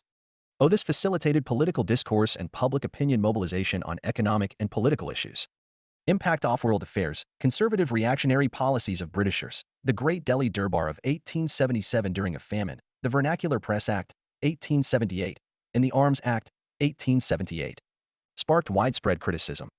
Due to the Ilbert Bill controversy, nationalists realized that European interests preclude fairness and fair play. Cultural suppression. British rule suppressed Indian culture. Western education and morals, Indian language and tradition denigration, and British laws and institutions were encouraged. Cultural oppression created the cultural identity and a desire to regain Indian heritage. Growth of vernacular literature. Bankim Chandra Chatterjee's novel Anandamath and Banda Mitra's play Nil Darpan impacted Indians and made them anti-British. The play Bharat Durdasa by Bhartinda Harish Chandra depicted Indians' plight under British rule. First War of Independence. The revolt of 1857 served as the catalyst for Indian nationalism. After learning of the British's nefarious intentions, the people remembered Rani Lakshmibai, Nana Sahib, Tata Tope, and other heroes. Economic exploitation of British. Dada by Nehruji's drain theory states that the Britishers exploited India by draining money to Britain. After the Industrial Revolution in England, Britain needed raw materials and markets. India supplied both. Pre-Congress organizations. Many of these organizations operated in specific regions, but their goals were for all Indians, not just one group. Modern nationalism and sovereignty were their guiding principles. They believed that Indians should be able to make their own judgments. The birth of the Indian National Congress. The Indian National Congress helped India gain independence by fighting the British ideologically. Moderates like Dada by Nehruji and S.N. Banerjee and extremists like Bal Gangadhar Tilak, Bipin Chandra Pal, and Lala Lajpat Rai helped Indians sense nationalism. These elements promoted nationalism. Indians received a new spirit. They awoke and joined the freedom fight. British rule was ending. The Indian National Congress's 1885 founding accelerated it. Early political organizations and Indian their achievements. The Indian National Congress, Inc., spearheaded a victorious political struggle during the Indian freedom struggle. However, Congress was not a first political association. Political rights associations existed before Congress. Need for creating political organizations. Colonial India's unique needs and circumstances spurred political organization. Here are some of the main reasons political organizations formed at that time. Colonial resistance. Colonial Indian political organizations sought to overthrow British rule. Oppressive policies, economic exploitation, and political and social rights denial spawned these organizations. Nationalism and identity. Political organizations promoted Indian nationalism and identity. They united diverse communities and religious groups across regional and cultural lines. These organizations promoted national unity and pride in a free and independent India. Representation and advocacy. Political organizations allowed Indians to express their grievances, rights, and demands for governance. They advocated for Indian welfare and decision-making participation. These organizations challenged the colonial government's discriminatory policies and sought social equality. Policy formulation and planning. India's future was shaped by political organizations. They created political ideologies, manifestos, and post-colonial India visions. These organizations allowed intellectuals, leaders, and activists to debate socio-political issues, shaping independence and post-independence governance. Mass mobilization and public awareness. Colonial Indian political organizations sought to mobilize the masses and raise awareness of colonial injustices. Protests, public meetings, and mass movements rallied support for independence. International support and solidarity. Political organizations in colonial India formed alliances with anti-colonial movements and sympathetic groups worldwide. These efforts sought international pressure on the British government and aid for India's independence. The Indian National Congress, among others, helped shape the independence movement and lead to the creation of an independent India in 1947. Political institutions before Congress. Bengal's first political activist was Raja Ram Mohan Roy. Western ideas shaped him. The British first noticed Indian issues because of him. Many liberal provisions of the Charter Act of 1836 are attributed to him. However, his companions founded Bengal's first political organization, the Bangabasha Prakashan Sabha, in 1836. Factors for the limited success of PRE Congress organizations. Political organization description. Bangabasha Prakashan Sabha, 1836. Raja Ram Mohan Roy, Prasanna K.R. Thakur, Kalanath Chowdhury, Dwarkanath Tagore, and others created the Bangabasha Prakasika Sabha in 1836. They were advocating for Indians in higher government positions, press freedom, and riots zamindari persecution. The organization promoted Bengali education through polemics and public opinion. It promoted Bengali vernacular literature. Zamindari Association. Dwarkanath Tagore established the Zamindari Association, also known as the Landholders Association, in March 1838 to safeguard landlords' interests. The Zamindari Association was India's first political organization. For its goals, it was the first to use constitutional demonstration. British India Society, the Bengal British India Society, founded by William Adam in April 1843, promoted nationalism and political education.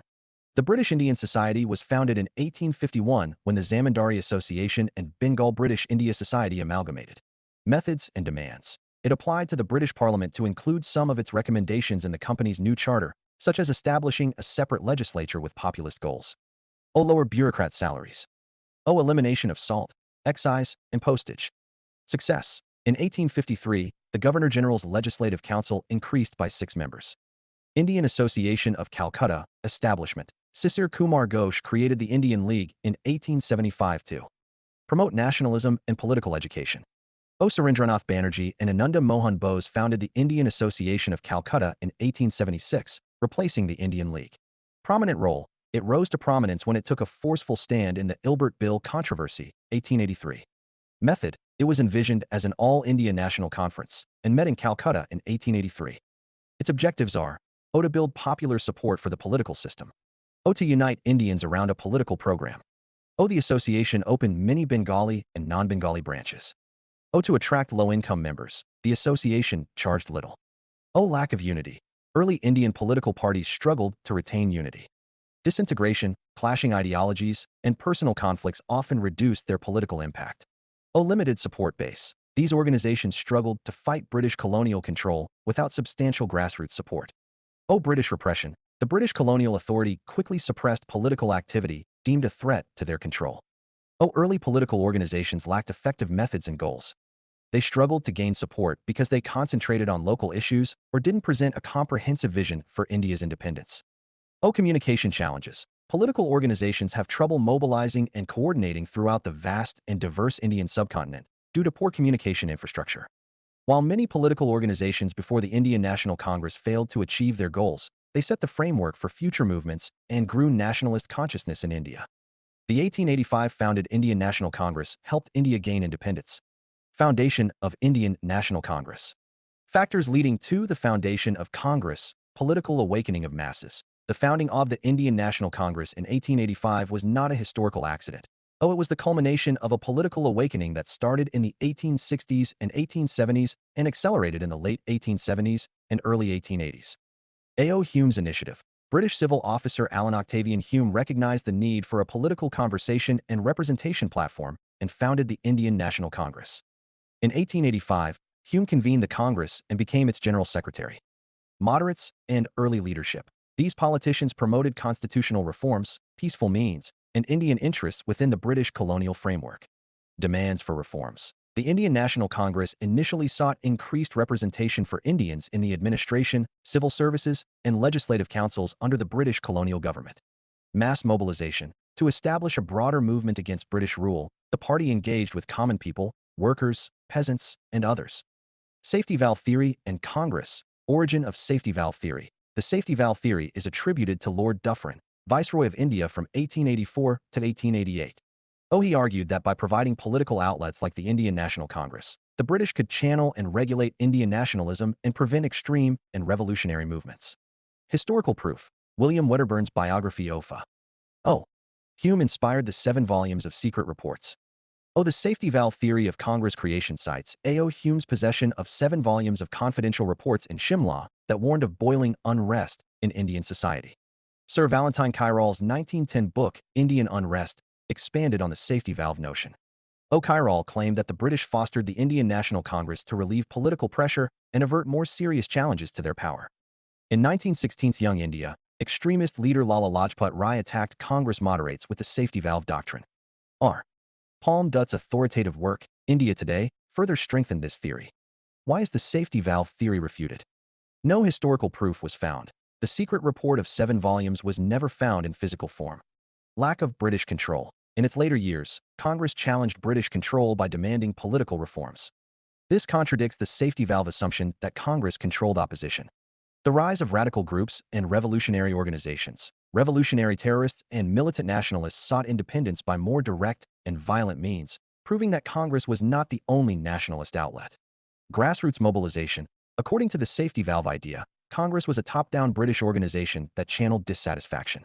But it became a platform for Indians to express their aspirations for self-rule and played a significant role in shaping nationalist sentiments. Repressive methods. British colonial authorities used repressive methods to crush nationalist movements, particularly the Indian National Congress. Dufferin and his Indian allies never supported Congress, declaring, "We cannot allow Congress to exist." The Indian National Congress's goals shifted from reforming the British system to seeking independence. This change demonstrates that Congress was more than a safety valve, reflecting its growing demand for self-governance. These reasons refute the claim that the Indian National Congress was a British colonial safety valve. They argue that the Congress was a more complex, organic movement that helped India gain independence. Aim and objectives of Congress. As per Bipin Chandra, Congress has 2 basic objectives. Other objectives revolve around 2 basic ones. To foster nation building and Indian identity. To provide a single political program or platform for political workers across India to assemble and mobilize people. The first president of the Indian National Congress, Wimish Chandra Banerjee, set 3 goals. 1. Strengthening national unity.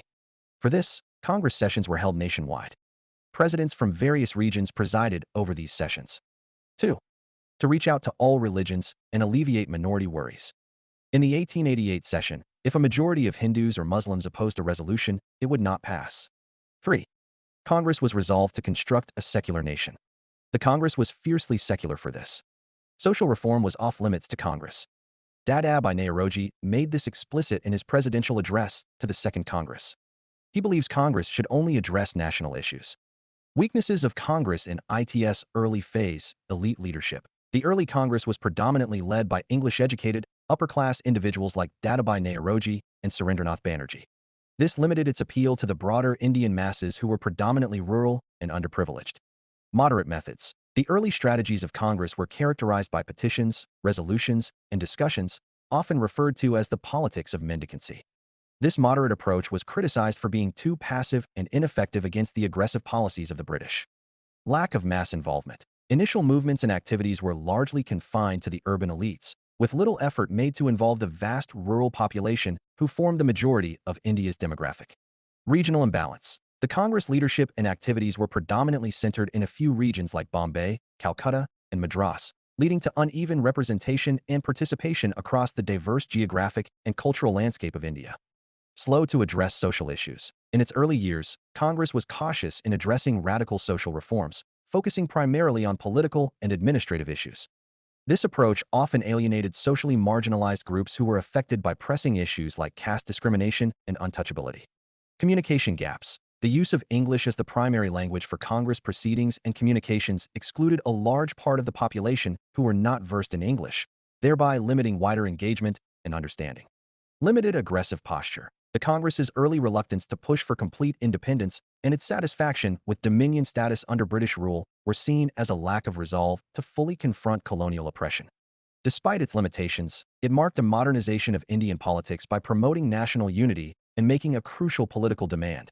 The basis of the government should be widened, and the people should have their proper and legitimate share in it. Approaches and limitations of moderate phase, 1885 to 1905.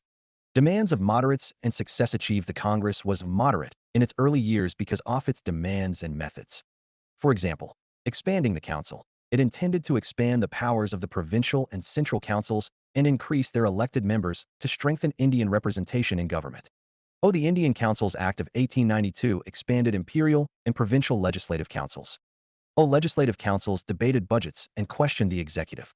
Demand for elections and voting powers. The classes and community members capable of exercising it wisely and independently were the only ones eligible for election. Nominations were used in central and provincial legislative councils. Indianizing the civil service required holding the civil service examination in England and India. In 1877-80, a huge campaign demanded Indianization of the public services and opposed Lord Lytton's costly Afghan excursions, which were paid for by Indian earnings. Demanded separation of power. Congress also wanted to separate the administration and judiciary and extend jury trials. Fought for press freedom. The Indian press and associations were also opposed to the Vernacular Press Act of 1878. Demanded economic reforms and civil rights. Early Congress leaders worried about India's poverty and provided solutions. They demanded reducing home charges, especially those from expensive military ventures, extending the permanent settlement, reforming income tax and the police, repealing forest laws, and opposing a salt tax increase. Such measures would boost industrial development, prevent wealth outflow, create jobs, and improve the situation. They coined no taxation without representation. Methods adopted by moderates, prayer and petition. According to Sanjay Seth, Congress resolutions condemning government action or inactivity or suggesting a new course of action would always regret, rather than condemn, and suggest, rather than demand. Such modesty would eventually be derided as mendicancy by extreme Congress leaders as a sign of a lack of self-respect. Represented people of India. The requests, on the other hand, were made in the name of the people of India and aimed at broadening the government's foundation in order to give the people their proper and legitimate share in it. The economic critique of colonialism. Poverty dominated Congress debates and resolutions. Dadabhai Naoroji and others studied poverty and its causes and advocated for a British rule that would benefit India. Apart from Naoroji's major opus, Poverty and Un-British Rule in India, several other publications critically examined imperialism's economic effects on India. The Poverty Problem in India, 1895. Mahadev Govind Ranade's Essays on Indian Economics, 1896. Romesh Chunder Dutt's two-volume Economic History of India, 1902. And Subramanya Iyer's Some Economic Aspects of British Rule in India, 1903, among others, blamed colonial rule for India's growing poverty due to a constant drain of wealth from India to England. They protested the nation's economic drain, ruralization, and deindustrialization, and challenged classical economic theory's abstraction and historicism by focusing on India's colonial economy. Public meetings and conferences. Moderates held public meetings and conferences to raise awareness of Indian issues. These events hosted debates, speeches, and ideas. Press and publications. Moderates understood the media's influence. They published newspapers, journals, and pamphlets to spread their ideas and educate the public. Collaborating with helpful British authorities. Moderates believed in forging alliances and connections with British officials who sympathized with Indian problems. They lobbied favorable government authorities for reforms and addressed Indian concerns. Education. Moderates understood that education empowers Indians. They founded schools and advocated for educational changes to encourage literacy and informed citizenship. Use of council. The British wanted the councils to blow off their political steam while ignoring the more vociferous Indian leaders. However, the nationalists used these councils to express concerns, expose an inattentive bureaucracy, oppose government policies proposals, and raise basic economic issues, notably public money. International forums. Moderates promoted the Indian cause abroad. They attended worldwide conventions to raise awareness of Indian colonial suffering and support their demands. Limitations of moderates, limited objectives. The moderates focused primarily on minor administrative reforms, fair representation, and greater involvement in the governance process without demanding complete independence. Their petitions and representations often sought concessions like increased Indian representation in services and councils, which were seen as insufficient by later nationalists. Conservative methods. They relied on petitions, speeches, and writings to put forth their demands. This approach was often criticized for being too passive and ineffective against the imperial policies of the British, which required more assertive action. Narrow social base. The moderate leaders primarily came from the educated elite and upper-middle-class professionals. This limited their appeal and connectivity with the broader masses of India, who were predominantly poor and underprivileged. For instance, figures like Dadabhai Naoroji and Gopal Krishna Gokhale were seen as distant by the average Indian peasant or worker. Lack of aggressive leadership. The moderates were criticized for their lack of assertiveness in confronting British rule. Their polite and loyal approach was perceived as a weakness, particularly when British authorities dismissed or ignored their demands. The British often took advantage of this soft stance, implementing reforms at their discretion without any real pressure. Failure to address broader social issues. Their focus remained largely on political and administrative issues, neglecting the pressing social reforms needed within Indian society, such as caste discrimination, poverty, and education for the masses. This limited their impact on the social fabric of India and restricted their support base. Underestimation of colonial intentions. The moderates underestimated the depth of British commitment to retaining control over India. They believed in the possibility of a fair and just administration by the British, which was often at odds with the colonial economic interests that underpinned British policies in India. Overwhelmed by subsequent movements, the emergence of the extremists within the Congress who advocated for Swaraj, self-rule, and later the rise of Gandhi with his mass mobilization strategies, like the non-cooperation movement, made the methods of the moderates appear outdated and less effective. Conclusion. Moderates were flawed but accomplished. They formed nationalist movements, educated Indians, and shaped the Indian National Congress. Later Indian freedom struggles were radicalized by the moderates' constraints. Keywords: rise of Indian nationalism, socio-religious movements, Western education, emergence of middle class, use of press, British administrative policies, economic exploitation, cultural suppression. Previous year questions. 1. To what extent did the role of moderates prepare a base for the wider freedom movement? Comment. 2021. 2. Examine the linkages between the 19th century's Indian Renaissance and the emergence of national identity. 2019. 3. Why did the moderates fail to carry conviction with the nation about their proclaimed ideology and political goals by the end of the 19th century? 2017. Set of 14 booklets. Integ RA TED PYQs. Mukherjee NAGAR. Our offline centers. Lucknow Patna. 992-061-3613 PW Onlias. Com Indian National Movement. Fazai, 1905 to 1917. Partition of Bengal, 1905. And reactionary policies of Curzon, 1899 to 1905. Lord Curzon became the new Viceroy of India on December 30, 1898. The partition of Bengal was announced by a royal proclamation in 1903, decreasing the area of the previous province of Bengal by forming a new province of East Bengal, which subsequently became East Pakistan and present-day Bangladesh. Lord Curzon's reactionary policies. Calcutta Corporation Act of 1899. He limited the number of elected legislatures by the Calcutta Corporation Act of 1899 to deprive Indians of self-government. Hatred towards Indians. He treated Indians with disrespect. He labeled Bengalis as cowards, windbags, useless talkers, and frothy patriots. Misbehaved towards Indians. He refused to meet with the president of the Indian National Congress. Partition of Bengal. The division of Bengal was his most egregious blunder. It proved devastating for the British in the long run. Curzon's regressive policies and their effects pave way for political instability. Curzon's impolitic statements and imperialist intentions exacerbated India's political instability. Curzon's imperialistic actions sparked a backlash, stinging Indian politics. Birth to a sense of nationhood. His tyranny gave birth to a deeper sense of nationhood. In this light, Curzon proved to be an unintentional benefactor of India. Swadeshi movement. The Swadeshi movement was founded in Bengal in 1905, with a demand to boycott British products in favor of Swadeshi. It was most likely the first big movement following the 1857 rebellion. Anti-colonial movement. The anti-colonial movement was first led by moderates, but it was later overtaken by extremists and extended to embrace the entire country. Tilak, Bipin Pal, and Aurobindo Ghosh were beginning to control the Congress. The emergence of revolutionary activities. Later, revolutionary organizations such as Jugandhar began to emerge. They took an active role in anti-colonial campaigns and attempted to instill nationalism in young people. Lord Curzon's reforms. Universities Commission in 1902. He established Universities Commission in 1902 to look into the entire issue of university education in the country. Indian Universities Act of 1904. Curzon enacted the Indian Universities Act of 1904 in response to the Commission's findings and recommendations, bringing all universities in India under government authority. Scientific reforms. The Agriculture Research Institute was created in Pusa, Bihar, Bengal Presidency. Administrative. He worked to reform the police, eliminate corruption, and promote economic development. Revitalized conservatism. He revitalized conservatism in India by updating the main features of Lord Mayo's policies. Police reform. In 1902, he established the Police Commission, which was chaired by Sir Andrew Fraser. Curzon accepted and implemented all of the recommendations. Established training schools. He established training schools for both officers and constables and established provincial police services. NWFP established. The Northwest Frontier Province, NWFP, was established during the Curzon regime, and it covered roughly the upper course of the River Indus.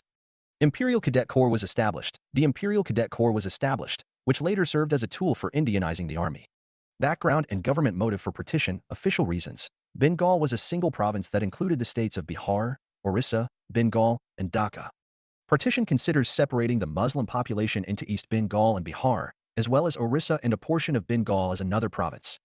Administrative ease. The government said that it was done to foster growth in Bengal's underdeveloped eastern part and for administrative ease because Bengal was the largest province in terms of population, making administration challenging. Real motive: divide and rule. However, the major goal was to divide and rule the most advanced section of the country at the time, and the Muslim community was drawn away by the promise of a separate province for them. Attack on Bengali culture and language. Nationalists saw it as a challenge to Indian nationalism, not just a bureaucratic measure. They considered it as an attack on the face of Bengali culture and language. To break the nerve of the nationalist movement, in the words of Curzon, it aimed to dethrone Calcutta, as it was the nerve center of Congress at the time and a key center of the nationalist movement. Risley, Home Secretary to the Government of India, 1904, Bengal united is a power. Bengal divided will pull in several different ways. One of our main objectives is to split up and thereby to weaken a solid body of opponents to our rule.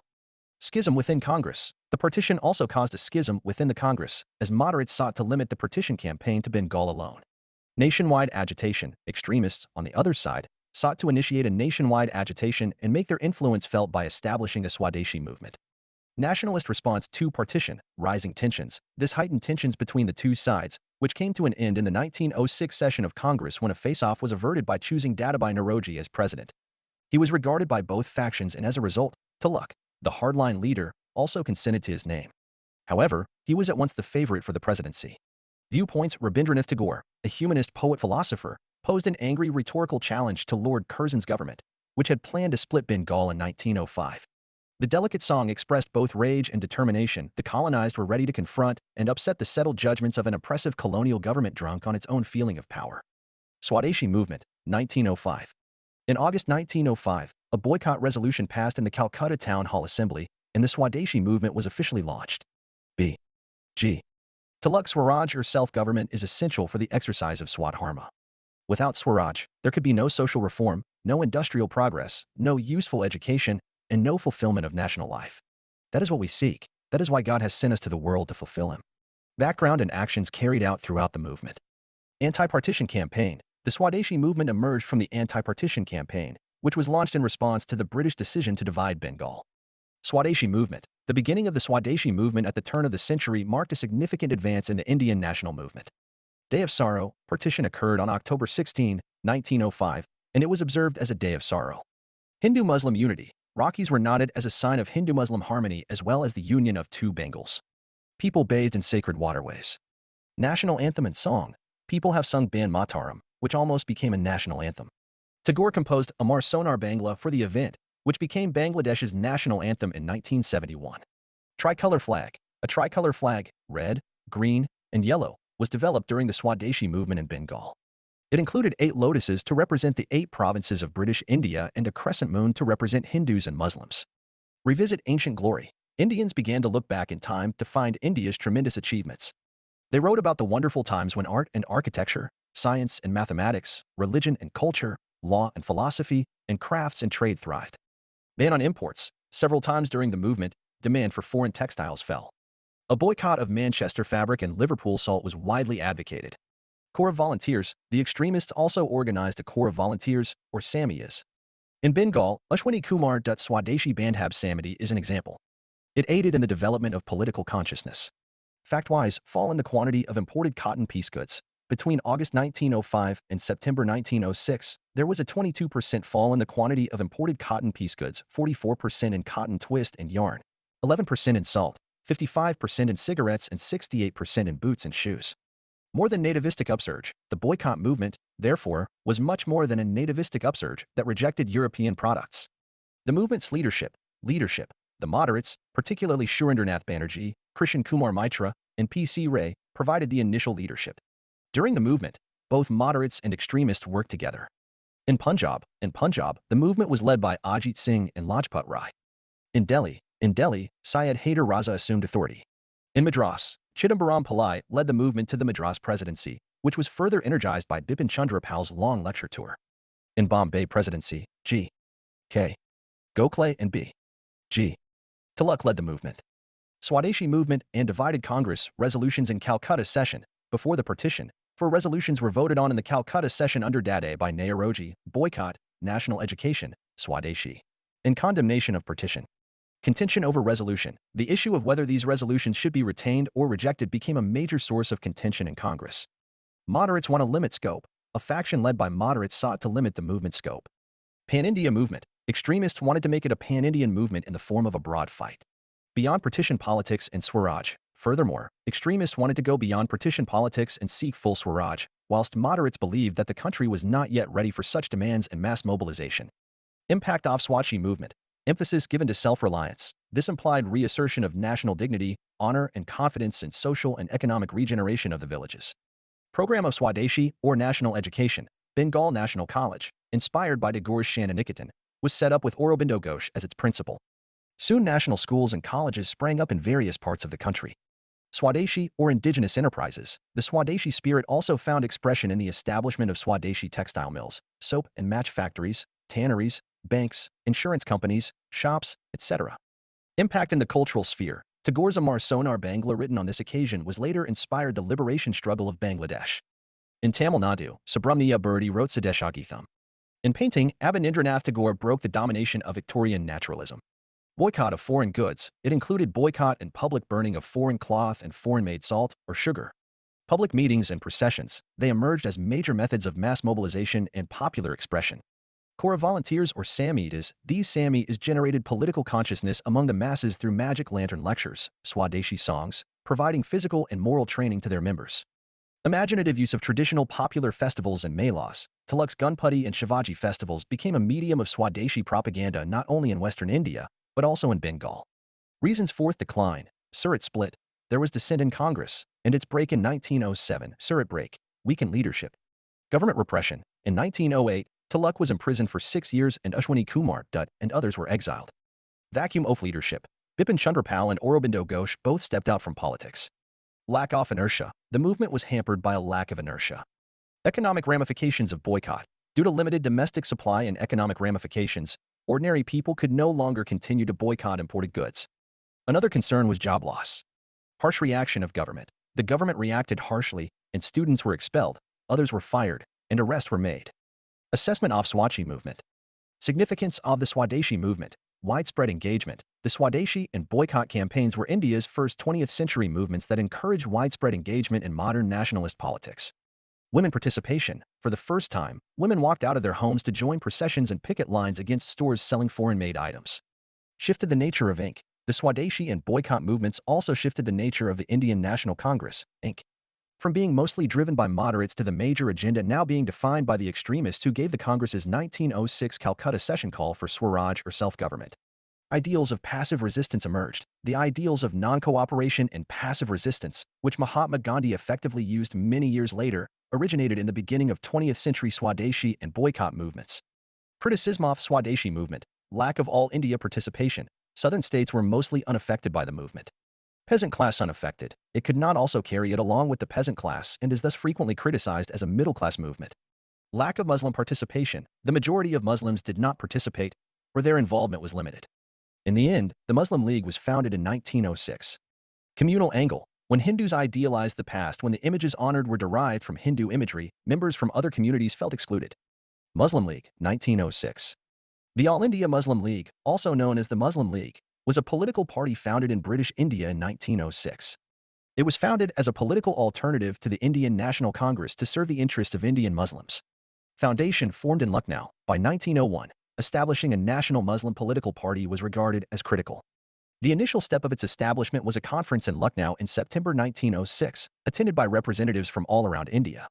Simla Deputation. In October 1906, the Simla Deputation reassessed the problem and resolved to establish the party's aims on the occasion of the Educational Conference's annual conference, which was to be held in Dhaka. Renaming. Meanwhile, Nawab Salimullah Khan produced a comprehensive proposal in which he proposed naming the party the All India Muslim Confederacy. ERLYYERS Foundation. Sultan Muhammad Shah Aga Khan III was named the Muslim League's first honorary president, though he did not attend the first session in Dhaka. Jinnah joined. Muhammad Ali Jinnah joined the Muslim League in 1913. Initial aim, the League was founded to train students for service in the British Raj, but it quickly grew into a political force. Participation in nationalist movement concerned by majority rule, the Muslim League had always advocated for unity in an independent India, but they were concerned that it would be ruled by Hindus, who made up the majority of the population. Allied with Congress. Following World War I, 1914-18, the Muslim League allied up with Congress to campaign for home rule inside the British Empire. Jinnah's 14 points. Furthermore, in the late 1920s and early 1930s, Jinnah compressed the ideas of Indian Muslims into 14 principles. These included ideas for a federal government and one-third of Muslim participation in the central government. Supports war involvement. Congress declined to approve this proclamation. While the Muslim League remained critical of British rule, they decided to support India's involvement in the war to establish a better negotiating position for independence. Proponent of two-nation theory. In what became known as the two-nation theory, Jinnah began to advocate the establishment of a distinct Muslim state from lands that were then part of British India in 1940. The Muslim League's goals were met 4 decades after its founding in Dhaka in 1906. The organization's political leaders proposed a separate country to safeguard Muslim commercial interests. Furthermore, the concept of a distinct Pakistan state began to gain traction among Indian Muslims. Surat Split, 1907, and its impact. With the selection of Dadabhai Naoroji as the new president in 1906, an impending clash was avoided. Both sides were pacified because he was admired by both. Naoroji presented the concept of Swaraj at this session to reconcile disagreements, and it was declared as the aim of Congress. B.G. Tilak, the extremists of today will be the moderates of tomorrow, just as the moderates of today were the extremists of yesterday. Moderates extremists. Social base, zamindars and upper middle classes in towns. Ideological inspiration, Western liberal thought and European history. Believed political connections, with Britain to be in India's social, political and cultural interests. Loyal, professed loyalty to the British Crown. Masses not ready, believed that the movement should be limited to middle-class intelligentsia. Masses not yet ready for participation in political work. Constitutional demands, demanded constitutional reforms and share for Indians in services. Constitutional means, insisted on the use of constitutional methods only. Not a comprador, they were patriots and did not play the role of a comprador class. Social base, educated middle and lower middle classes in towns. Ideological inspiration, Indian history, cultural heritage and Hindu traditional symbols. Believed that political connections with Britain would perpetuate British exploitation of India. Unworthy British Crown, believed that the British Crown was unworthy of claiming Indian loyalty. Faith in masses, had immense faith in the capacity of the masses to participate and to make sacrifices. Swaraj, demanded Swaraj as the panacea for Indian ills. Extra-constitutional means, did not hesitate to use extra-constitutional methods like boycotts and passive resistance to achieve their objectives. Made sacrifices, they were patriots who made sacrifices for the country. Causes of split, disagreement. The disagreement arose over the continuation of 4 resolutions in the extension of the movement to the rest of the country. Failure of moderates. When moderates failed to make significant inroads, extremists got agitated. International influences. Extremists were also inspired by 2 occurrences outside India, namely the defeat of Russia by Japan and the defeat of the Italian army by Ethiopians, both of which shattered the image of European might. An action of Morley. Extremists were optimistic about the nomination of a new Secretary of State, Morley, but he did nothing about the partition question, which angered the extremists. Contention over presidentship. Extremists wanted Tilak or Lala Lajpat Rai as president, but moderates wanted Rash Bihari Bose to be president in the 1907 session. The impact, divided into 2 parties, the Indian National Congress, Inc., split in Surat resulted in the party being divided into 2 parties, the extremists and the moderates. Weakened Congress. This schism weakened Congress and hampered its ability to fight for Indian independence. Prominence of extremists, with extremists gaining prominence and eventually driving Congress towards a more militant and extreme approach to winning independence. Shift in government attitude. It also indicated a shift in the government's attitude and policy towards moderate nationalists. Impetus for reforms. The Surat Split was the impetus for the 1909 Minto-Morley reform. The Surat Split divided the Indian National Congress into extremists and moderates, weakening the party's fight for independence. Extremists gained prominence, pushing Congress towards a more militant approach. The schism indicated a shift in government policy and spurred the 1909 Minto-Morley reforms. The split is seen as a national disaster, halting the national movement temporarily. The extremist revolutionary efforts gave people new hope against the British. After 8 years, the moderates and extremists reunited in Lucknow in 1916, restoring momentum to the independence movement. Rise of militant and revolutionary nationalism. The causes of the growth of extremists or militant nationalism are remarkably similar to the causes of the rise of nationalism in India. Leaders such as Tilak, Ashwani Kumar Dutt, and others have been involved in spreading militant nationalism since its inception. The Swadeshi movement's leadership shifted from moderates to extremists like Bipin Chandra Pal, Aurobindo Ghosh, Tilak, and others. Karachi chronicle what one Asiatic has done, others can do. If Japan can drub Russia, India can drub England with equal ease. Let us drive the British into the sea and take our place side by side with Japan among the great powers of the world. Reasons behind emergence, moderate failure. Politically conscious nationalists thought that British exploitation would continue since reasonable demands had little influence on British policies. Moderates believed that foreign rule might be changed, but this did not occur. Curzon's anti-Congress stance. Curzon's anti-Congress stance convinced many that Congress would remain a useless organization. Elevated position of Congress. Congress was substantially elevated to the position of a zamindar and upper-middle class elite party. Poets such as Bankim Chandra described the Congress session as a 3-day annual show. Failure of the Indian Council Act, ICA, 1892. The ICA of 1892 was a huge failure that called the moderates' tactics into question. International influence. Japan defeats Russia in international events. The defeat of the Italian army by Ethiopians demolished the notion of Western superiority. Severe repressions, deportation of nationalist leaders Lala Lajpat Rai and Ajit Singh in 1907. In 1908, K.K. Mitra and Ashwani Kumar Dutt were deported. In 1908, Tilak was sentenced to 6 years in prison.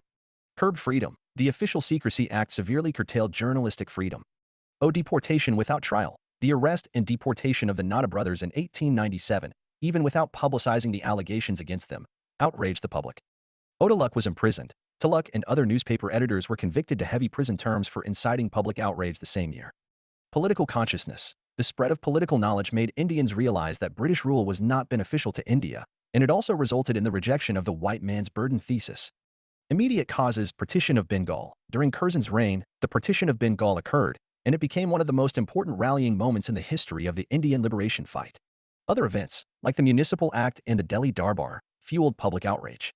Failure of early militant nationalists. They failed to give the movement a clear direction. They also failed to reach the general public. Impacts of revolutionary movement. Political awareness. Acts like the assassination of British officials and the bombing campaigns by groups like the Anushalan Samiti in Bengal raised awareness and support for the independence movement among Indians. British repression. In response to these violent acts, the British government enacted harsh laws, such as the Rowlatt Act of 1919, which allowed detention without trial, leading to widespread unrest and incidents like the Jallianwala Bagh massacre. Influence on nationalist movements. The radical methods of revolutionaries created a divide within the Indian nationalist movement, contrasting with leaders like Gandhi who advocated nonviolence. However, the bravery of these revolutionaries also inspired many, particularly the youth.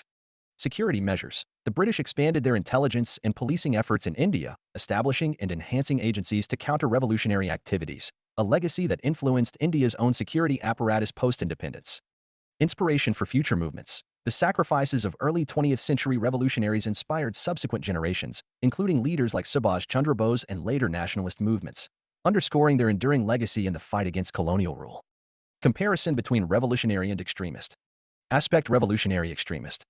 Approach: violent resistance and radical methods. Nonviolent protests, petitions, and discussions. Goal: complete independence from British rule, greater autonomy within the British Empire. Initially. Key figures: Bhagat Singh, Chandrasekhar Azad, Subhash Chandra Bose, Bal Gangadhar Tilak, Lala Lajpat Rai, Bipin Chandra Pal. Key incidents: Kakari conspiracy, Chittagong armory raid, partition of Bengal protests, Swadeshi movement philosophy, immediate overthrow of British rule, inspired by global revolutionary movements. Gradual increase in self-governance, influenced by moderate reforms and constitutional means. Impact on freedom struggle created urgency and international attention, inspired future generations. Laid foundation for wider participation in freedom movement, influenced later policies like the non-cooperation movement.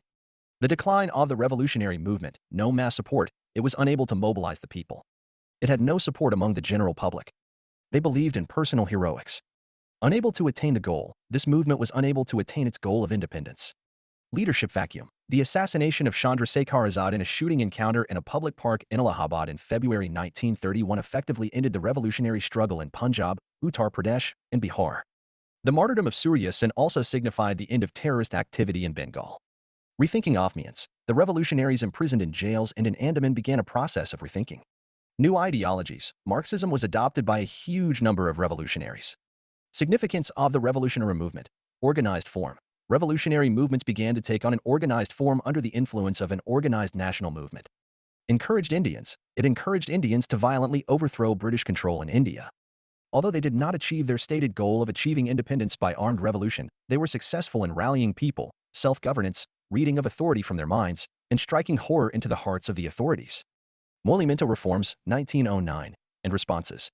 Morley Minto reforms were carried out in 1909, while Lord Minto was Governor-General of India. Lord Morley reforms may not save the Raj, but if they don't, nothing else will. Historical background, demand of Muslim leaders. In October 1906, the Shimla deputation, led by the Aga Khan, met Lord Minto and demanded separate electorates for Muslims as well as representation greater than their numerical strength due to the value of the contribution Muslims were making to the defense of the empire. Muslim League. The same group swiftly took over the Muslim League, which was founded in December 1906 by Nawab Salimullah of Dhaka, Nawabs Mohsin ul Mulk, and Waqar ul Mulk. Imperial allegiance. The Muslim League attempted to promote imperial allegiance while keeping the Muslim elite away from the Congress. Cracking down is not sufficient. The conservative Viceroy of India, Minto, and John Morley, the Liberal Secretary of State for India, both agreed that cracking down on uprisings in Bengal was important but not sufficient for restoring security to the British Raj following Lord Curzon's splitting of Bengal.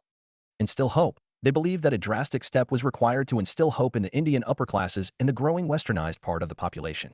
Montfort report the reforms of 1909 afforded no answer and could afford no answer to Indian problems. Positive features, element of self-government. It included an element of self-government by allowing for indirect elections. Budget voting included the ability to vote on a portion of the budget. Authority to question. More authority was granted in terms of questioning. Representation. There was more representation. Negatives features, separate electorates. The reforms included, among other things, a separate electorate for Muslims. Fostered communalism. It planted the seeds of communalism and hindered India's historical progress toward unity. Lord Minto was dubbed the father of the communal electorate. Diversion from plight. It also diverted Indians' attention away from economic and political issues. No real power. Extended legislative councils, but members were still chosen indirectly and the councils didn't have any actual powers, such as budget debate, though they were now permitted to pass resolutions, etc.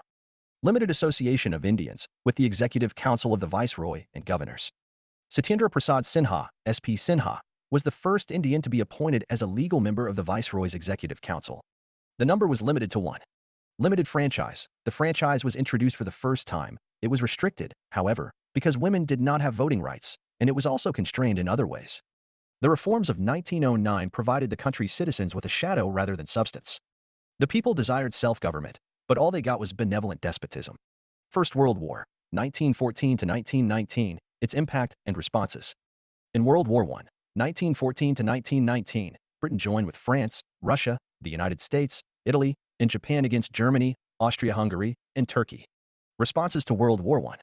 Extremists support the misguided notion. Tulloch, for example, backed the war effort in the misguided notion that Britain would reward India's allegiance with gratitude in the form of self-government.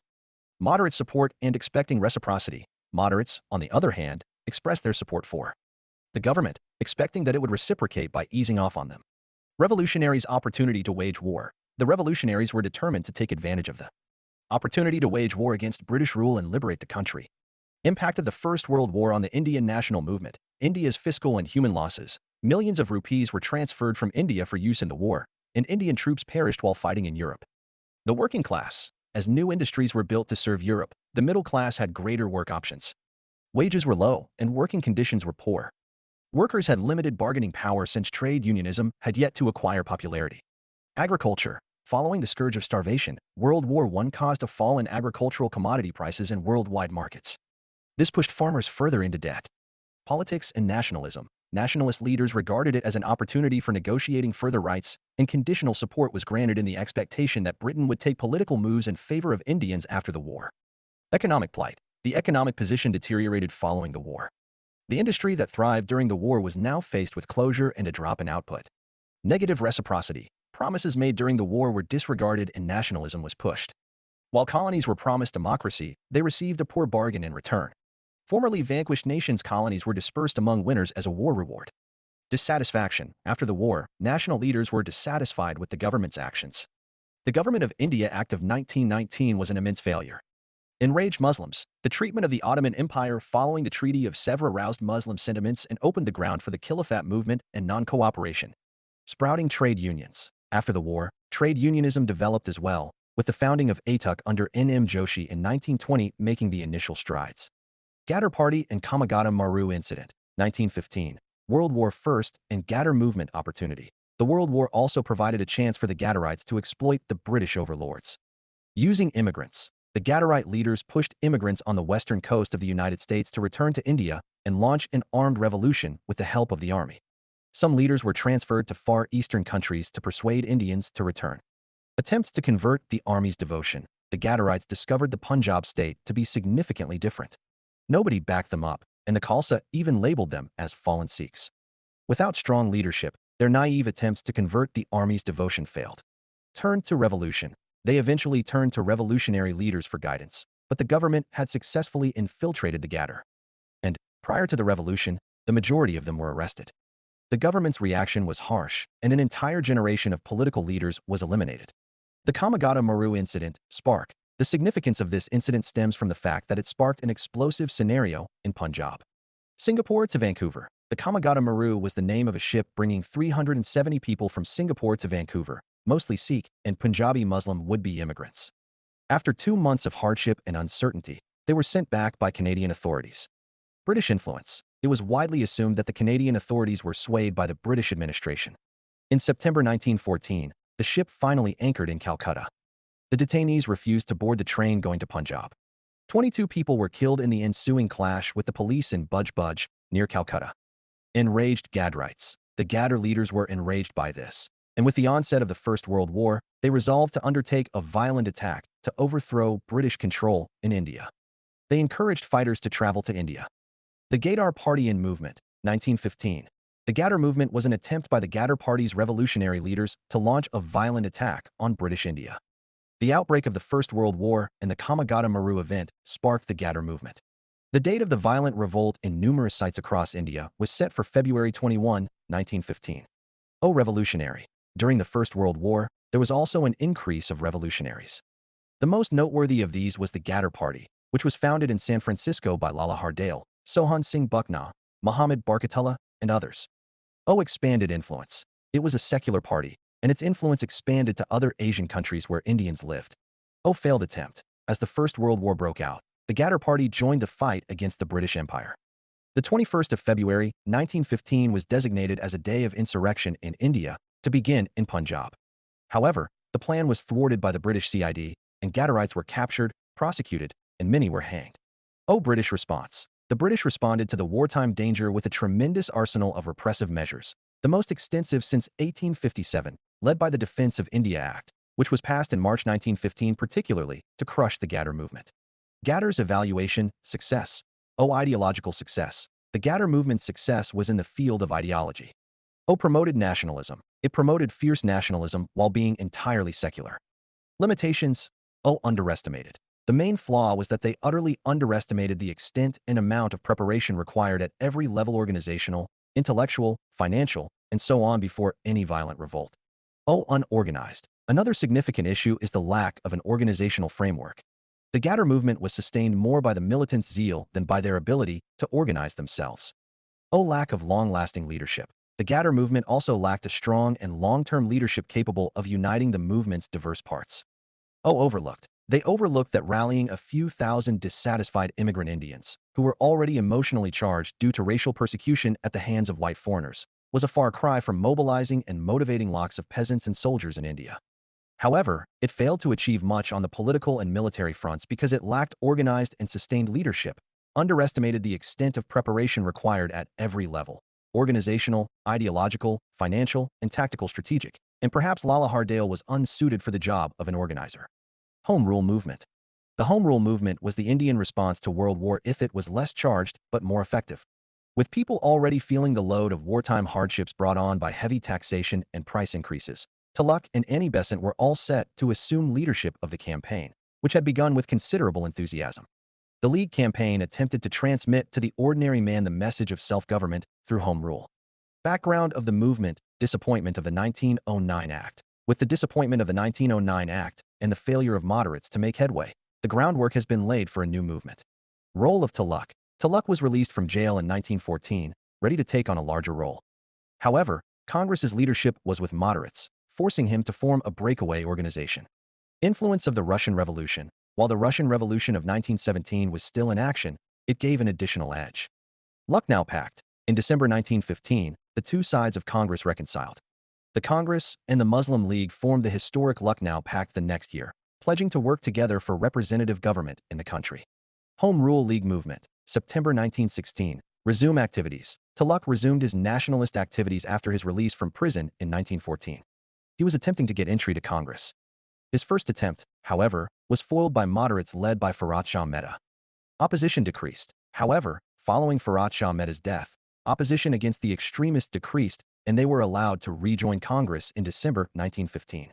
Attitude of moderates. There seemed to have been no advance on the front of self-rule, and many leaders were disappointed by the attitude of moderates.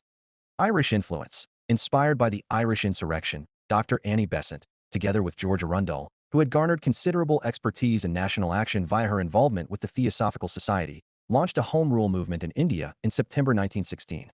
Assistants. B.W. Wadia and C.P. Ramaswamy Iyer assisted her in her attempts. Bal Gangadhar Tilak also launched and enthusiastically supported another Home Rule movement. Swaraj. Tilak took the initiative and launched the Maharashtra Home Rule League movement in 1916. During the Home Rule movement, Tilak proclaimed, "Swaraj is my birthright, and I will have it." New political landscape. Gandhi was not active in the movement since he had only arrived last year and was still navigating the new political landscape. The objective of the movement: to enjoy dominion status. To enjoy dominion status, as other British colonies such as Australia, South Africa, and New Zealand do. Promote political education. To promote political education and debate to generate support for self-government. Motivate Indians. To motivate Indians to speak out against the government's repression. Pressure on the British government. To put pressure on the British government to increase Indian political representation. Resurrect political activity. To resurrect political activity in India while adhering to the principles of the Congress Party. Reasons behind the downfall: moderates were appeased. After Besant's release, moderates were appeased and the anger subsided. August Declaration. In Britain's Parliament, new Secretary of State Montagu claimed that Indians will be granted additional roles in administration, unlike his predecessor Morley, who denied any such possibility. August Declaration was the name given to Montagu's proclamation. Rise of Gandhi. The rise of Gandhi and discussions of civil disobedience diverted national attention. Vacant leadership. Tilak moved to the United States, leaving a leadership vacant space. Communal riots. In 1917-18, communal riots erupted. The movement's success: mass support. The movement was successful in drawing the public, signaling a change away from the elite participation paradigm of moderates. Strengthened Congress. Tilak and Besant's efforts resurrected Congress following the Lucknow Pact of 1916.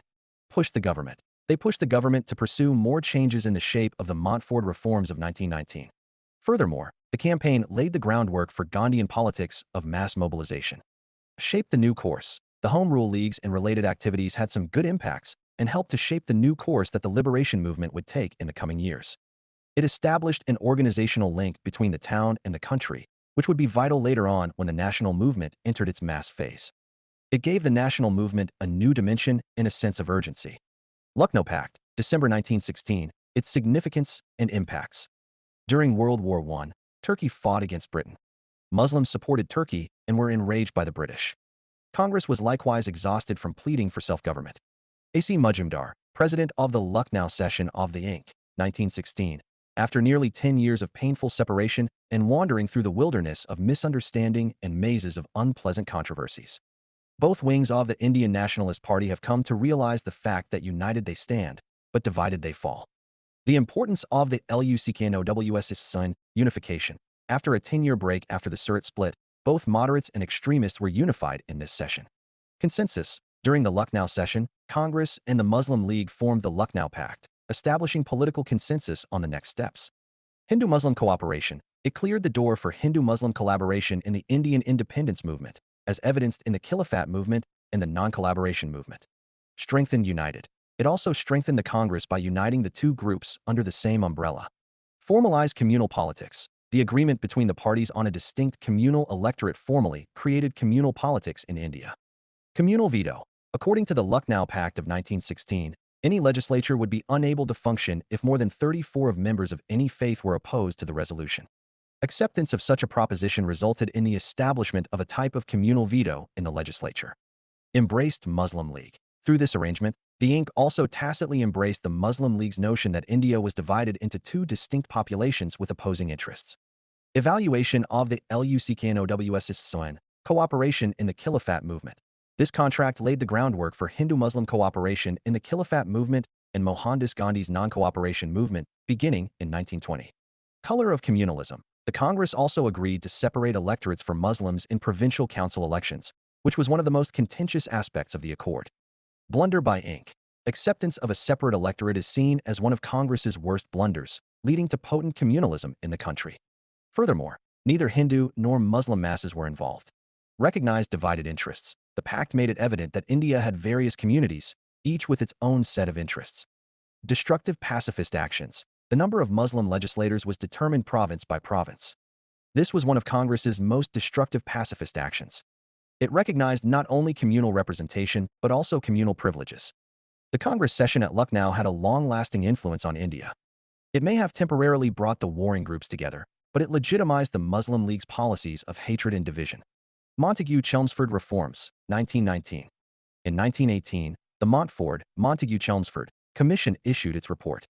It claimed to prepare the way for Indian self-government, but it also sought to induce Indians to assist the British during the First World War, 1914-18.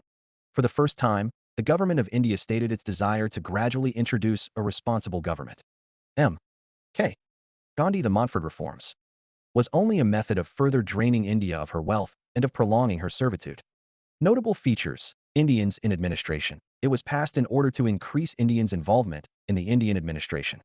10-year reform. The act was in effect for 10 years, from 1919 to 1929.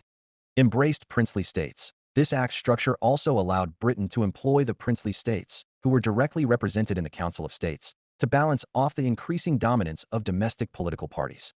Provincial diarchy. For the larger provinces, the act established a dual system of governance, diarchy.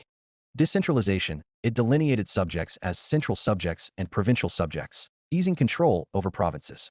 Provincial topics were further classified as follows: reserved subjects, governed by the governor with the assistance of his executive council. Defense, military, foreign affairs, and communications were among the reserved list positions. Transferred subjects, administered by the governor with the assistance of ministers in charge of the provincial legislative council. Agriculture, local government supervision, health, and education were among the transferred list items. Diarchy. The term diarchy referred to this dual form of government. This new system, however, did not acquire popular approval. Direct elections. For the first time, direct elections were held, and a restricted franchise was provided based on taxation, education, and property ownership in the country. A bicameral system. Created at the center, and the majority members of both houses in this bicameral system were directly elected. The formation of unicameral provincial legislative councils. Centralization. The central legislature was given the authority to pass legislation for the whole country of India. Veto of Governor-General. The Governor-General was granted the authority to summon, prorogue, dissolve, and publish ordinances. Proportion of Indians. The proportion of Indians on the Viceroy's Executive Council was increased to 3 out of 8. The number was raised, but the council remained only an advisory body with no actual power. Examine the reform provision. According to the Montagu-Chelmsford study, there should be a review after 10 years. Sir John Simon led the group, Simon Commission, in charge of the review, which suggested additional constitutional changes. Self-governance for Indians. The changes had a significant impact in that the demand of nationalists for self-rule or home rule could no longer be considered seditious because achieving self-governance for Indians had now officially become a government policy, as expressed in the August Declaration of Montagu. Walter Reed, Keeping the jewel-nth crown devolution was intended to tie in a larger element of society to the status quo. But giving powers to local communities meant that energies that could have been applied against the imperial power were dissipated into communal rivalry. Division always worked for Britain's benefit, and Montfort despotism proclaimed its benevolence. Drawbacks of the reforms: limited franchise. The franchise was quite restricted. The electorate for the central legislature was increased to around 1.5 million, despite the fact that India's population was estimated to be over 260 million. Veto of Viceroy. The legislature had no authority over the Viceroy and his executive council in the center. Inadequate subject division. The center's subject division was inadequate. At the provincial level, subject division and simultaneous administration of portions were illogical and hence impractical. Irrigation, finance, police, the press, and justice were all reserved. A less power to provinces. Provincial ministers had little authority over budgets or bureaucracy, resulting in frequent conflict between the two. Ministers not consulted. Ministers were frequently not consulted on key subjects as well. In fact, they may be overturned by the governor on any matter deemed exceptional by the latter. Reception in India. Congress disappointment. The Congress deemed the reforms disappointing and unsatisfactory, instead demanding effective self-government. Unmatched to political demands. The 1919 changes did not meet India's political demands. Unified in opposition. The Indian members of the Legislative Council were unified in their opposition to these policies. Several council members, including Jinnah, resigned in protest. Betrayal of masses. These measures were largely perceived throughout India as a betrayal of the population's strong support for the British war effort. Gandhi's protest. Gandhi launched a statewide protest against the Rowlatt Acts, with Punjab leading the way. Massacre. In April 1919, an unintentional violation of restrictions barring gatherings of people resulted in the killing at Jallianwala Bagh in Amritsar. The Montagu-Chelmsford Report would later serve as the foundation for the Government of India Act of 1935 and, eventually, the Constitution. These changes resulted in the essential ideas of responsible government, self-governance, and a federal framework. The Montagu-Chelmsford Report on Indian constitutional reforms is a watershed moment in the country's constitutional history. The Montagu-Chelmsford Report on Indian constitutional reforms, along with the Montagu Declaration, are thus worthy contenders for the title of modern India's Magna Carta. Contribution of Chandrasekhar Azad. Chandrasekhar Azad was a pivotal figure in the Indian freedom struggle, known for his commitment to absolute independence and his readiness to employ armed resistance against British colonial rule. Born on July 23, 1906, in Babra, Madhya Pradesh, Azad became a symbol of bravery and self-sacrifice in the annals of Indian history. Early life and influences. Early radicalization. Azad was deeply affected by the Jallianwala Bagh massacre in 1919, which precipitated his strong resolve against British rule. His early involvement with the non-cooperation movement initiated by Mahatma Gandhi also shaped his path, but he was disillusioned by the suspension of the movement following the Chauri Chaura incident in 1922. Turned towards revolutionary activities. This disillusionment led him to the Hindustan Republican Association, HRA, which later became the Hindustan Socialist Republican Association, HSRA, where he was significantly influenced by figures like Ram Prasad Bismil. Major contributions. Reformation of HRA into HSRA. In 1928, Bhagat Singh and Chandrasekhar Azad transformed the Hindustan Republican Association, HRA, into the Hindustan Socialist Republican Association, HSRA. Their goal was to use more organized and violent means to achieve complete independence and to establish an India based on socialist principles. Participation in major events. Azad was involved in several key actions against the British. Kakori train robbery, 1925. He did not participate directly, but was involved in the planning and aftermath, helping the organization gain financial resources. The Assembly bombing, 1929. Though the primary actors were Bhagat Singh and Batushwar Dutt, Azad was instrumental in the planning stages. Shooting of Saunders, 1928. In response to the killing of Lala Lajpat Rai, Azad was involved in the conspiracy that led to the assassination of J.P. Saunders, a British police officer. Propagation of revolutionary ideals. Azad was keen on recruiting young activists and spreading socialist ideals to invigorate the youth of India towards the freedom struggle. He was involved in training revolutionaries at Jhansi, turning it into a hub for revolutionary activities. Strategy and ideology. Guerrilla warfare. Azad advocated and practiced guerrilla tactics, which involved sudden attacks on British officials and thefts that funded their activities. His methods were marked by a bold and uncompromising stance against the British, differentiating him from more moderate approaches of the time. Vision for post-independence India. Although primarily focused on the overthrow of British rule, Azad and his comrades had a vision of a socialist India where justice and social equity prevailed. They believed in the destruction of the current system and its replacement with a socialist struct. Legacy and death, icon of bravery and sacrifice. Azad's commitment to never being captured alive by the British was fulfilled when he shot himself on February 27, 1931, during a face-off with the police in Alfred Park, Allahabad. He became a martyr and an enduring symbol of resistance against oppression. Inspirational figure, his legacy inspires countless Indians, and many public institutions and movements have been named in his honor to commemorate his sacrifice for Indian independence. Chandrasekhar Azad remains one of the most celebrated revolutionaries in Indian history. His life is a testament to the lengths to which passionate individuals will go to fight for their country's freedom. His tactics, ideological commitment to socialism, and the ultimate sacrifice continue to be revered and studied as a major part of India's struggle for independence. Keywords: Lord Curzon, Partition of Bengal, Reactionary Policies, Swadeshi Movement, Nationalist Response, Curzon's Reforms, Communal Divide, Political Instability, Anti-Colonial Movement, Revolutionary Activities. Previous year questions. 1. Evaluate the policies of Lord Curzon and their long-term implications on the national movements.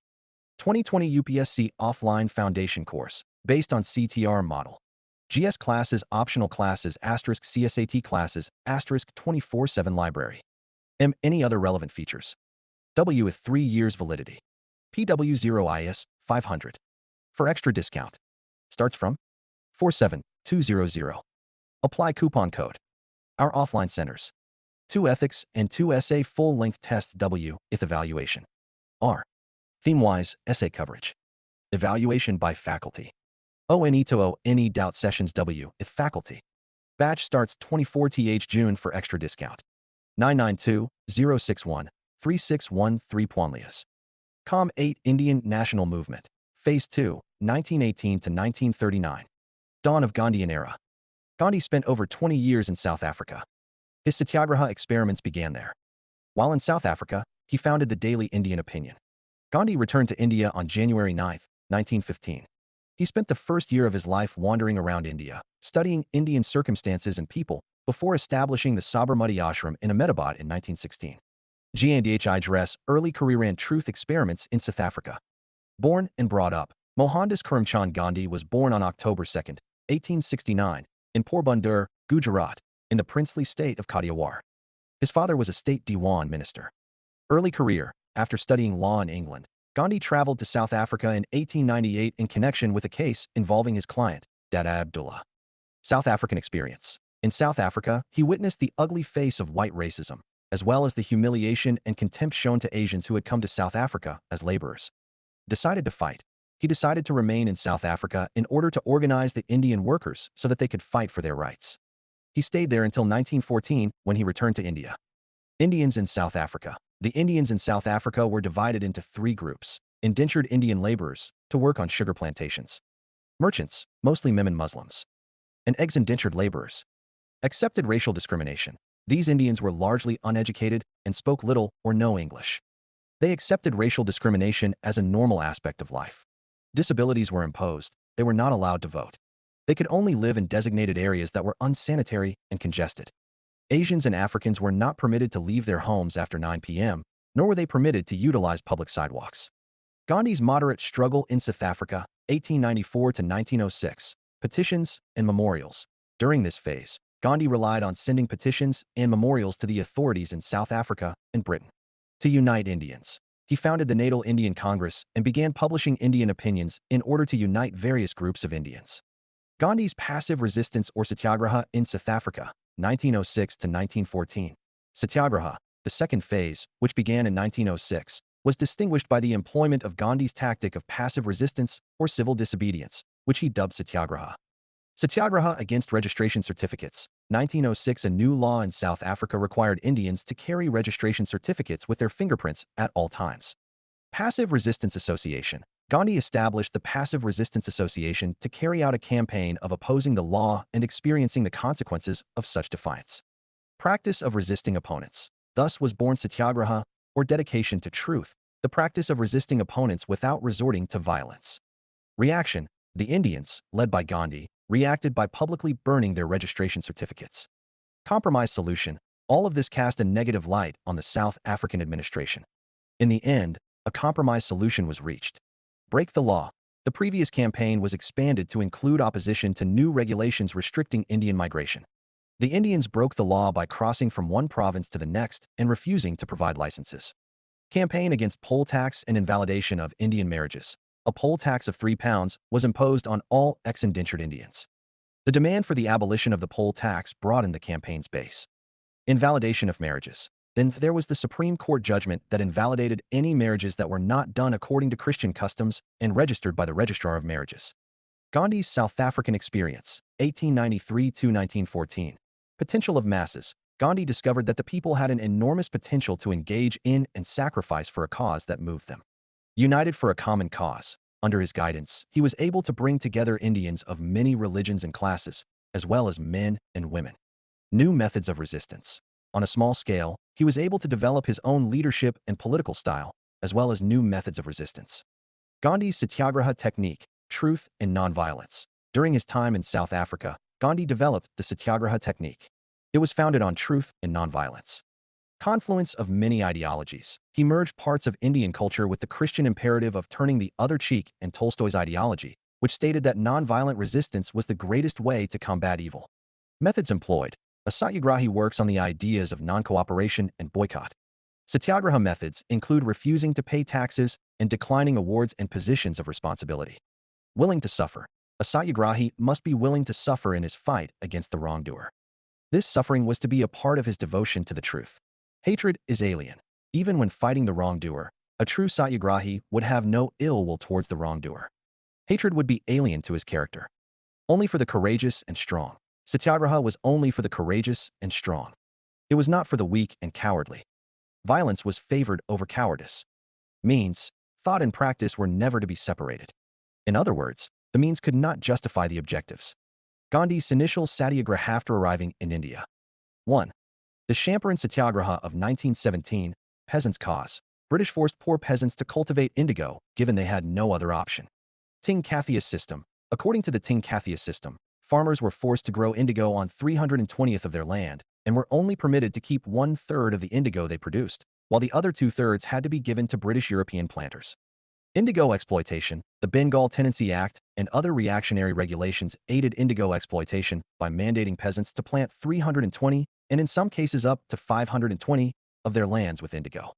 Initiative by Raj Kumar Shukla was an indigo planter from Champaran, Bihar, who met Gandhiji and urged him to visit Champaran to see the misery of the cultivators. Fight the harsh plantation system. In 1917, he traveled to Champaran, Bihar, to encourage peasants to fight the harsh plantation system. Constructive work. He began conducting rural cleanups, the construction of schools and hospitals, and persuading village leaders to abolish purdah, untouchability, and the oppression of women. Organized protests and strikes. Gandhi led organized protests and strikes against the landlords, who struck an agreement with the British government offering more compensation and authority over farming for the region's poor farmers. Leader of the masses. It was during this struggle that Gandhi was referred to by the people as Bapu and Mahatma. 2. Mill strike in Ahmedabad, 1918, movement among cotton mill workers. Mahatma Gandhi traveled to Ahmedabad in 1918 to organize a Satyagraha movement among cotton mill workers. Plague bonus. Workers demanded, among other things, the continuation of the plague bonus after the epidemic. Mahatma Gandhi intervention. Mahatma Gandhi intervened in a dispute and arbitrated between Ahmedabad workers and mill owners. Strike. He recommended the workers to go on strike and seek a 35% wage raise. Earlier, the workers were asking for 50% raise. He fasted till death, and mill owners decided to give the workers a rise. Gandhi's key lieutenants. Unsiya Ben was one of Gandhi's key lieutenants during the Satyagraha. She was, however, the sister of one of the mill owners and Gandhi's close friend, Ambulal Sarabai. Ahmedabad Textile Labor Association. He also established the Ahmedabad Textile Labor Association during the mill strike. It provided Gandhi with an urban and industrial base and is credited with setting the tone for industrial relations in the city. 3. Kheda or Khaira Satyagraha, 1918, supported the peasants. He organized a satyagraha to support the peasants of Gujarat's Kheda district. Crop failure and a plague epidemic. Due to crop failure and a plague epidemic, the peasants of Kheda were unable to pay the revenue and demanded that it be lowered. Increased revenue. Despite challenges, the British government increased revenue. Sardar Vallabhbhai Patel and other dedicated Gandhians toured the countryside, organizing the villagers and providing them with political leadership and direction. Preferring to keep the movement strictly Gujarati, Many enraged Gujaratis from Ahmedabad and Vadodara joined the revolt's organizers, but Gandhi and Patel dissuaded the involvement of Indians from other regions, preferring to keep the movement strictly Gujarati. Revenue was waived. After facing a united opposition, the British government reached an agreement, and the revenue was waived for that year and the following year. Gains from Champaran, Ahmedabad, and Kedah, Satyagraha technique. Gandhi demonstrated to the people the usefulness of his Satyagraha technique. Feet among the masses. He found his feet among the masses and started to have a popular following. Strengths and weaknesses. He found his footing among the masses and gained a better knowledge of their strengths and weaknesses. Respect and dedication. He gained the respect and dedication of many, particularly the youth. Gandhi's major ideologies. Truth and nonviolence. The twin cardinal elements of Gandhian ideology are truth and nonviolence. Truth, according to Gandhiji, is the relative truth of truthfulness in word and conduct, as well as the absolute truth, the ultimate reality. God is the ultimate truth, since God is also truth, and morality, the moral laws and code, is its foundation. Nonviolence, rather than simply being peaceful or the lack of overt violence, regarded by Mahatma Gandhi to represent active love, the polar opposite of violence in every way. Satyagraha, Gandhiji referred to his comprehensive nonviolent action strategy as Satyagraha. It entails channeling the purest soul force against every injustice, oppression, and exploitation. Means of securing rights. It is a means of securing rights through personal pain while causing no harm to others. Sarvodaya. Sarvodaya is a phrase that means universal uplift or progress of AH.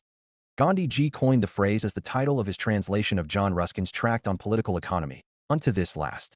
Swaraj. Although the word Swaraj literally means self-rule, Gandhiji gave it the meaning of an entire revolution that covers all aspects of life. Sum total of individual Swaraj. For Gandhiji, Swaraj of people was the sum total of individual Swaraj, self-rule. Hence he stressed that Swaraj meant independence for the meanest of his countrymen. Trusteeship. Gandhiji proposed trusteeship as a socio-economic theory. Trustees of trusts. It establishes a mechanism for wealthy people to serve as trustees of trusts that care for the general welfare of the people. Swadeshi. Swadeshi is the emphasis on acting both politically and economically within one's local community. Community and self-sufficiency. It is the relationship between community and self-sufficiency. Relevance of Gandhian thoughts in present context. Civil services. Truth is central to Gandhian philosophy, as he has strived to be truthful throughout his life. In different settings, regardless of the urgency of the crisis, Gandhian views on truth were irrevocable. Value of truthfulness. In a time of pervasive corruption, this value of truthfulness to oneself and to the public is critical for civil servants. Nonviolence is a crucial component of Gandhianism, which was the main weapon used by Gandhiji throughout India's freedom campaign against the British Raj. Secularism. Gandhianism was religiously and faith-wise tolerant, and the world today needs more religiously and faith-wise tolerant people in places where violence is committed in the name of religion. Tolerance in society will aid in neutralizing the ethnocentric bias in the world that is occurring on a daily basis on the basis of religion, caste, ethnicity, and area, among other things. Formation of the casteless society. Gandhiji was opposed to the caste system and coined the term Harijan to honor the lower caste people. Gandhian socialism. Gandhi's approach to socialism is more social than political, as Gandhiji perceived a society free of poverty, hunger, and unemployment, with universal access to education and healthcare. Guiding principles. From poverty alleviation to Sarva Shiksha Abhiyan and universal healthcare, Ayushman Bharat, to Skill India programs, Gandhianism serves as the guiding principle. Decentralization. The Gandhian concept of power decentralization can be achieved in democracies through empowered local self-government at the grassroots level. Local self-governance. For example, the Indian government has adopted local self-governance by implementing the Panchayati Raj and municipality systems in rural and urban areas, respectively. Cleanliness. Gandhiji placed a high value on cleanliness, or swachta, as he used to say, swachta hin seva. Individuals' internal cleanliness. However, this cleanliness movement is about more than just physical cleanliness and the need to place more attention on the individual's internal cleanliness. Corruption-free society. Thus, in addition to clean roads and toilets for a clean India, we need a corruption-free society with increased transparency and accountability. Sustainability. Gandhiji believed that the earth has enough for human needs, but not for human greed. Ethical importance. Gandhianism has a lot of ethical and behavioral significance now because society is seeing a decline in values. Gandhiji's political efforts provided us with independence, but his philosophies continue to enlighten India and the world even after so many years. Every individual should thus adhere to the key Gandhian ideologies in their daily lives in order to have a happy, prosperous, healthy, peaceful, and sustainable future. Impact on freedom struggle after Gandhi's arrival. The entry of Mahatma Gandhi in the national freedom struggle dates back to 1915 when he returned from South Africa after 2 decades of socio-political struggle. Gandhi's style of politics, as developed through his political experiments in South Africa, changed the character of the national movement for freedom in India, which, until his arrival, was representing the classes, narrow social political base. The moderate phase of the national movement was mired with the bane of narrow social and political base. E.g., moderates believe the movement should be restricted to the middle-class intelligentsia. Concentrated class interests. Before the advent of Gandhi, national movement was a reflection of group interests and class consciousness. E.g., the Zamindari Association, Landholders' Society, was founded to safeguard the interests of the landlords. Narrow demands. The demands of the national movement before the arrival of Gandhi reflected class bias. E.g., Indianization of government services, more representation in the legislatures, etc. Western-educated intellectuals. The leadership to the national movement was provided by the Western-educated leaders, who more often than not were aloof from the plight of starving millions in the hinterlands. Absence of organizational coherence. The moderate strategy of prayer, protest, petition did not yield favorable outcomes. The militant nationalism, as propounded by the extremist leaders, failed to give the national movement a dedicated direction focus. E.g., Surat split disrupted the national movement. Limited outcomes from the activities of the Gadar extremist group. Factors like lack of effective organization, divergences between extremists and moderates, communal riots, and institutional reforms led to petering out of home rule leagues. Though the political activities before the arrival of Mahatma Gandhi laid the foundation for the national movement, the Gandhian nature of politics changed its very character. Mass orientation in the national movement. The base of the national movement shifted towards the masses. E.g., the Champaran Satyagraha, Kata Satyagraha, etc. brought the plight of farmers to the fore. Mainstreaming of subaltern. Gandhi's advent in the national freedom struggle brought the hitherto neglected classes into the mainstream of national movement. E.g., Harijan campaign. Role of women in civil disobedience movement, non-cooperation movement, etc. Emphasis on means over end. Gandhian style of politics gave an idealistic and ethical character to the national movement, with larger goal of social integration alongside political independence. E.g., withdrawal of non-cooperation movement after the violence in Chauri Chaura. Gandhian ideas. Satyagraha, the ideals of truth and nonviolence, given by Gandhiji, changed the nature of freedom struggle towards peaceful protests. Swaraj, Gandhiji popularized, developed, and expanded the concept of freedom into ideas of self-governance. E.g., promotion of khadi and village industries. The moral character of Gandhian protests helped free people's minds from hegemony of fear created by the British. Nation building. Gandhiji gave a holistic, inclusive character to the national movement, which was instrumental in the task of nation building post-independence. E.g., emphasis on Hindu-Muslim unity, campaign against untouchability, etc. Resilient modus operandi. In order to make the national struggle more resilient, Mahatma Gandhi devised the struggle-truce struggle strategy. E.g., Gandhiji resumed the civil disobedience movement after the Second RDC. The Gandhian influence in the national freedom struggle is instrumental in shaping the values, ideas, and interest of contemporary India. The same is reflected in our vision of Vasudhaiv Kutumbakam, liberal democracy, welfare of masses, etc. The Khilafat and non-cooperation movement, 1919 to 1922. The Lucknow Pact of 1916 laid the groundwork for Hindu-Muslim unity in national struggle. The Turkey issue presented an opportunity for Gandhi to further establish unity links among Hindus and Muslims in preparation for a combined effort against the British. Origin of concept of non-cooperation.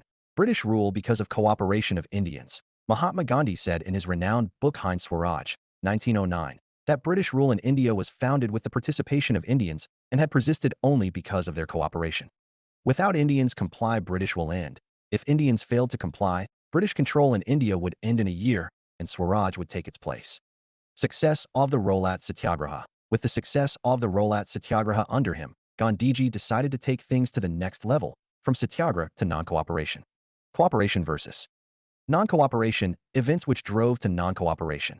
While Gandhi was initially cooperative with the British, events in Punjab, Jallianwala Bagh, martial law, Hunter Report, and Turkey's treatment of Khalifa drove him to embrace the non-cooperation route.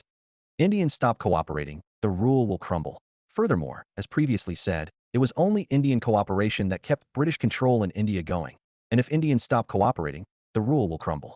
The background of movement. Launch. On August 1, 1920, the non-cooperation Khilafat movement was launched.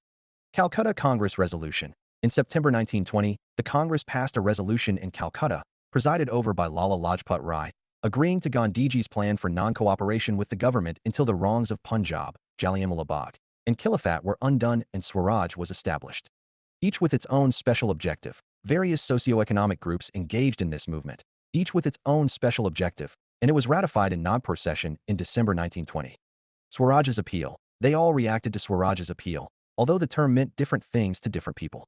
Challenged the foundations of the British Empire. For the first time since the 1857 insurrection, non-cooperation challenged the foundations of the British Empire. Boost to the movement. Gandhiji famously stated, Swaraj is possible within 1 year if non-cooperation is maintained as a movement.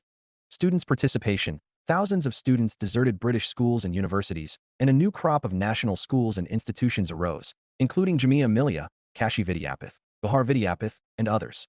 These institutes were led by many leaders, including Subhash Chandra Bose, Lala Lajpat Rai, and Zakir Hussain. Tilak Swaraj Fund. The Tilak Swaraj Fund, established to honor Tilak and fuel national feelings, was oversubscribed by more than 1 rupee crore. Opposition of Jinnah. Jinnah and Malviya opposed the idea of Swaraj, and Jinnah quit the Congress after a 15-year association. Participation of leaders. Many prominent nationalists from the central provinces, including Motilal Nehru, Purushottam Das Tandon, Ganesh Shankar Vidyarthi, G.B. Pant, and Lal Bahadur Shastri, took part. Lala Lajpat Rai led the Punjab peasants, Baba Ram Chandra led the Awadh peasants, and Patabai Siddharamaiah led the Andhra peasants. Non-cooperation in towns. The movement began with middle-class participation in cities. Thousands of students quit government-run institutions and colleges, headmasters and teachers resigned, and lawyers ceased practicing. Council elections of 1920 boycotted. The council elections of 1920 were boycotted in all provinces except Madras, where the Justice Party, the non-Brahmin party, believed that entering the council was one way to obtain power. Significance of non-cooperation movement. Economic consequences. The economic consequences of non-cooperation were more dramatic. Foreign goods were boycotted, liquor stores were picketed, and foreign clothing was burned in massive bonfires. Stifled in urban areas. However, the movement was stifled in urban areas for a variety of reasons, including the fact that khadi was more expensive than mass-produced mill cloth, and the urban poor couldn't afford it. There were difficulties in a complete boycott of British institutions because they provided vital services. Non-cooperation in rural areas. The movement moved from cities to rural areas, including peasant and tribal areas. Congress's concerns about non-cooperation. Hesitant to boycott. Many members of Congress, however, were apprehensive about the suggestions. They were hesitant to boycott the November 1920 council elections because they thought the initiative would spark public unrest. Heated debate. Between September and December, there was a heated debate within the Congress. For a time, it appeared like there was no point of convergence between the movement's supporters and opponents. Led by Gandhi. Mahatma Gandhi led the non-cooperation campaign, 1920-22. Veterans such as Bal Gangadhar Tilak, Bipin Chandra Pal, Muhammad Ali Jinnah, and Annie Besant were vehemently opposed to the proposal. However, the younger generation of Indian nationalists cheered and supported Gandhiji. Widespread support. His initiatives were embraced by the Congress Party, and he had widespread support from Muslim leaders such as Abul Kalam Azad, Mukhtar Ahmed Ansari, Hakim Ajmal Khan, Abbas Tayyabji, Maulana Muhammad Ali, and Maulana Kakut Ali. Reasons for Gandhi withdrew from the movement. Chauri Chaura incidents. 1922 Gandhi believed that people had not fully learned or grasped the nonviolent way. Incidents like Chauri Chaura might spark the kind of passion and energy that would render the movement violent in general. Violent movement. A violent movement could be readily suppressed by the colonial authority, which could exploit the incidences of violence as a reason to utilize the state's armed force against the protesters. Signs of wear and tear. The movement was also showing signs of wear and tear. This was natural because it is impossible to sustain any movement at a high pitch for an extended period of time. Not interested in negotiations. The government appeared to be not interested in negotiations. Khilafat issue faded. The agitation's core focus, the Khilafat issue, likewise faded quickly. Turkey's people rose up in November 1922, led by Mustafa Kemal Pasha, and deposed the Sultan of political power. Turkey has been declared a secular state. As a result, the Khilafat issue became irrelevant. Rewrote the Treaty of Sevres. The British rewrote the Treaty of Sevres in favor of Turkey. The cause of unity vanished, and Muslims were no longer associated with Congress. Ali Brothers and Muslim support. The Ali Brothers and Muslim support was religious rather than nationalistic. As their support for the cause dwindled, so did theirs. Mapla incident. The Mapla incident caused tremendous hostility between Hindus and Muslims. Achievements, shortcomings. Congress became a popular party. Previously, one of the most serious criticisms leveled against Congress was that it was a party of elites representing just a fraction of the population. Participation of all sections. For the first time, participants came from all sections. From the 1920 Congress session, the joining cost was significantly cut, as was the age of joining, taking it into even villages and expanding its mass base. Powerful leaders emerged. The Khilafat movement produced several powerful leaders, including Maulana Azad, Saifuddin Kichlu, May Ansari, and others. Charkha as a national symbol. Gandhi provided fresh intellectual backing in the shape of nonviolence and satyagraha, which later became crucial tools for national resistance. Muslims also participated. With the exception of the Mapla insurrection in Malabar, the movement saw Muslim participation. Remove British fear. Remove people's fear of British might from their thoughts. Educational institutes formed. Many educational institutes were formed, including Jamia Millia Islamia, Bihar Vidyapith, Kashi Vidyapith, Gujarat Vidyapith, and others. Swaraj not accomplished. Swaraj, as declared, was not accomplished in a year. Many people were disappointed by this. Muslim alienation. Failure of non-cooperation also means failure of Khilafat. The Ali brothers blamed Congress for their failure. Further congressional actions drew less enthusiastic cooperation from Muslims. Divide in Congress. With the recall of the movement, many disliked it, while others grew eager to participate in provincial elections, giving birth to the Swaraj Party. Revival of revolutionary activity. This also gave birth to the second phase of revolutionary activity following Bengal's division. Mass reach. Khadi was unaffordable to the poor, which drove the middle and lower classes away from the movement. Swaraj Party, 1923. Reasons for formation of Swaraj Party. Decision to call off. Gandhiji's decision to call off the agitation enraged the masses. His judgment was harshly criticized by his colleagues, including Motilal Nehru, C.R. Das, and N.C. Kelkar, Vithalbhai Patel, G.S. Kapard, S. Srinivas Iyengar, and M.R. Jakur, who founded the Swaraj Party. Congress Khilafat Swarajya Party. The Congress Khilafat Swarajya Party laid the groundwork for the Swaraj Party on January 1, 1923. Interlegislative councils. It then proposed a restrictive program that would encourage its members to enter legislative councils, established under the Montford Reforms of 1919. By contesting elections in order to wreck the legislature from within and use moral pressure to compel the authority to concede to the popular demand for self-government. Pro-changers and no-changers. The supporters of the entry into the council were known as pro-changers and included C.R. Das, Motilal Nehru, Hakim Ajmal Khan, and N.C. Kelkar, while the opponents were known as no-changers and included Vallabhai, Rajendra Prasad, Vijayaraghavarkariyar, and C. Rajopalakari. Gaya session. The proposal for admittance of pro-changers was rejected in the Congress Gaya session. Productive work among the masses, they no-changers. Stated that entering councils would distract them from doing productive work among the masses and that legislatures entering councils would eventually get pulled into the system and converted to become rubber stamps. Swaraj Party as a part of the Congress. Pro-changers seized on the concept and established the Swaraj Party. Later, in a meeting in Delhi in 1923, the conflicts were resolved to a significant extent, and it was proclaimed that the Swaraj Party is a part of the Congress. Initially Gandhi's opposition. When Gandhiji returned from prison, he was initially hostile to the idea of council entry, as well as the idea of Swarajists impeding council operations on ideological grounds.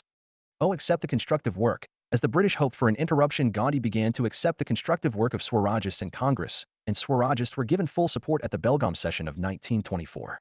Dominion status as immediate goal. The Swaraj Party's manifesto stated that, while Swaraj is the ultimate goal of the party, the immediate goal would be dominion status, and that it is a party within Congress and not a rival party. Non-cooperation within the legislature. It claimed that they will engage in non-cooperation within the legislature, disrupting business and drawing attention to national issues. Elections and repercussions. The party ran in the 1923-24 elections and gained a majority of seats despite having less time to prepare. It also created coalition governments in provinces and raised crucial topics in legislative assemblies. Withdraw from legislatures. Following the death of C.R. Das in 1925, Swarajists decide to withdraw from legislatures in response to the government's failure to implement self-rule reforms. Responsivist Party. However, other members elected to stay and join a distinct party, the Responsivist Party, which still supported cooperation with the British, Lajpat Rai, Madan Mohan Malviya, N.C. Kelkar, and M.R. Jaskar. 1926 election performance. Due to community campaigns by other parties, weakening leadership, anti-incumbency, and other factors, the party did not do as well in the 1926 elections as it had previously. Assessment of Swaraj Party. Success. Swaraj's shortcomings. Defeating the Public Safety Bill. Nonetheless, it managed to pull off some good jobs, such as defeating the Public Safety Bill of 1928, which attempted to deport subversive elements inspired by communist ideology. Filled the political void. They filled the political void left by Gandhiji's absence from the political scene when the national movement was at its weakest. Exposed the hollowness. They exposed the hollowness of the 1919 Act. Political awareness. The active engagement of Motilal and C.R. Das in the assembly drew the attention of the media, which served to pique people's interest in the workings of legislative assemblies and raise their political awareness level. Revealed the true nature of regional governments. It revealed the true nature of regional governments as well as the hollowness of the 1919 reforms. Intensive budget study. It also effectively revealed the budget, and for the first time, an intensive budget study was performed. Unable to make a dent in government policies, they were unable to make a dent in government policies and were soon drawn into power politics. Unable to connect, they were unable to connect with the general public. Alienated Muslim supporters, they alienated Muslim supporters of rural interests. Suffering of Bengal's peasants, they were likewise powerless to alleviate the suffering of Bengal's peasants. The Simon Commission, 1928. Introduction, created in reaction to the nationalist movement. The commission was tasked with investigating the functioning of the constitutional system facilitated by the 1919 Act in India and making recommendations for modifications. The Simon Commission was established in 1928. Committee to review the progress of the governance model. The Indian population demanded that the burdensome diarchy system of government be revised. And the Government of India Act 1919 itself stated that a committee would be constituted after 10 years to review the progress of the governance model. Not a single Indian member. The Indian people were enraged and insulted because the Simon Commission, which was to determine India's future, did not include a single Indian member. Proposals of Simon Commission. Outline of a new constitution. An outline of a new constitution was proposed. Diarchy should be abolished. Diarchy should be abolished, and ministers accountable to the legislature should be entrusted with all provincial responsibilities. It was staunchly opposed to diarchy in the center. Instead of a diarchy, it advocated for a responsible provincial government. Proposed a fully federal union. It proposed that a fully federal union, embracing both British India and the princely states, was the only long-term answer for a united, autonomous India. Franchise be expanded. It proposed that the franchise be expanded and the legislature is expanded. Response of nationalists and Congress. Congress opposed. Congress agreed to oppose it in Madras in 1927. The main reason for its criticism was that, despite the Commission's goal of assessing constitutional improvements in India, all of its members were white, with no Indian representation.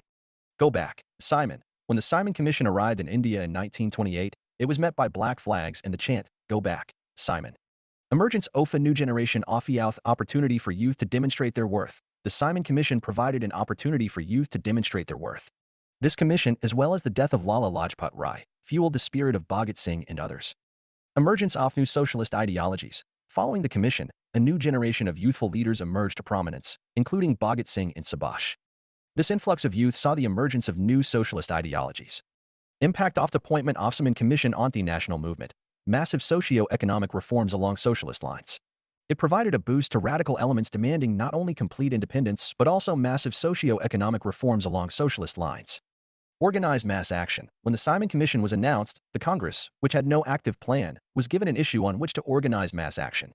Prospects for Indian unity. Lord Birkenhead's challenge to Indian politicians to produce an agreed constitution was embraced by many political groupings, and therefore prospects for Indian unity appeared bright at the moment. The Nehru Report, 1928. The Nehru Report, 1928, was a paper proposing a proposed new Dominion constitution, not a constitution in and of itself, for India. It was drafted by an all-parties conference committee chaired by Motilal Nehru, with his son Jawaharlal serving as secretary. This committee had 9 other members, including 2 Muslims. While the report did not advocate for complete independence, the constitution proposed in the Nehru Report called for India to have dominion status within the British Commonwealth. The majority of its proposals became the foundation of independent India's constitution. Recommendations. 1. It requested dominion status. 2. It had a Bill of Rights, unlike the eventual Government of India Act 1935. 3. It made no provision for distinct electorates or weightage for minorities. 4. It pushed for a federal framework. 5. Separation of the state and religion. 6. A parliamentary system of government. 7. Residual authority with the federal central government. 8. Adult franchise number 8. 9. Linguistic redistribution of province boundaries. Why report was opposed? Abolish the communal separate electorate. It abolished the communal separate electorate, which enraged the Muslim League and other minority populations. Dominion status. It requested dominion status rather than complete independence. On this point, even Jawaharlal disagreed with his father, as seen by his desire for Puma Swaraj a year later. The Independence for India League was founded by Nehru and Subhash. Sectarian clash. The report was not accepted by the Muslim League, Hindu Mahasabha, or fervent Sikhs, and it prepared the scenario for a sectarian clash. Jinnah's 14 point. In response, Muhammad Ali Jinnah formulated his 14 points in 1929, which became the main demands of the Muslim community for participation in an independent united India. Main points of 14-point formula: O separate electoral districts. O 33% of seats in central legislatures are reserved for Muslims. O provinces have residual powers. O regional autonomy. O no constitutional alteration by the center without the approval of the states that comprise the federation. O adequate Muslim representation in services. Demand of Purna Swaraj, 1929. Background. After the Nehru Report, which defied their expectations by stating dominion status as their demand, Jawaharlal Nehru, Subhash Chandra Bose, and Satyamarthi became more assertive. Hesitancy. However, Motilal Nehru and Gandhi were hesitant to give up the achievements they had won by claiming dominion status, and they urged that the government grant them a year's time. Liberal stance. This, however, did not ease the feelings of liberals or Jawaharlal and others. Purna Swaraj. In December 1929, the Lahore Congress, presided over by Jawaharlal Nehru, formalized the demand for Purna Swaraj, or full independence for India. Indian flag. On December 31st, Jawahar unfurled the Indian flag at the Ravi Bank at midnight. Following major choices were made. Boycott. Boycott of the Round Table Conference. Purna Swaraj. Push for Purna Swaraj. Right to resign. All members of the legislature have the right to resign. Freedom Day. It was proclaimed that January 26, 1930, would be celebrated as Freedom Day, with individuals taking a commitment to fight for complete freedom. Generational shift in leadership. The Lahore session also saw a generational shift in leadership. Gandhi's leadership. It was also determined that a civil disobedience movement would be launched under Gandhi's leadership. Commitments made for Purna Swaraj. A nationwide meeting was called, and there was a large turnout from both rural and urban areas, with commitments made for Purna Swaraj. Civil disobedience movement of 1930. Following the government's inaction on the Nehru Report and its failure to agree on any demand for even dominion status, Gandhiji sought a fresh strategy amid mounting discontent among the Congress and the nation as a whole.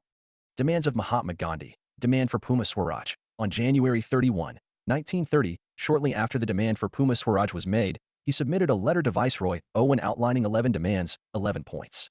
Broad and objective. The objective was to broaden the demands so that all classes within Indian society could connect with them and join forces in a single campaign.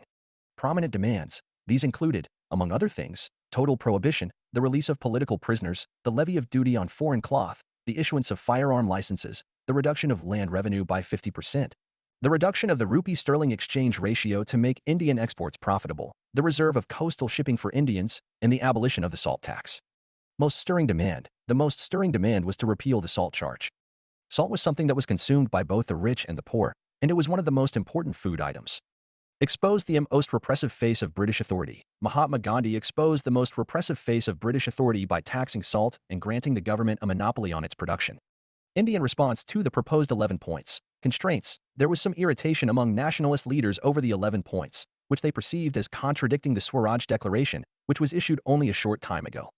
Support of industrial class. The industrial class wholeheartedly supported Gandhian demands in full since they considered them as more of an economic nature.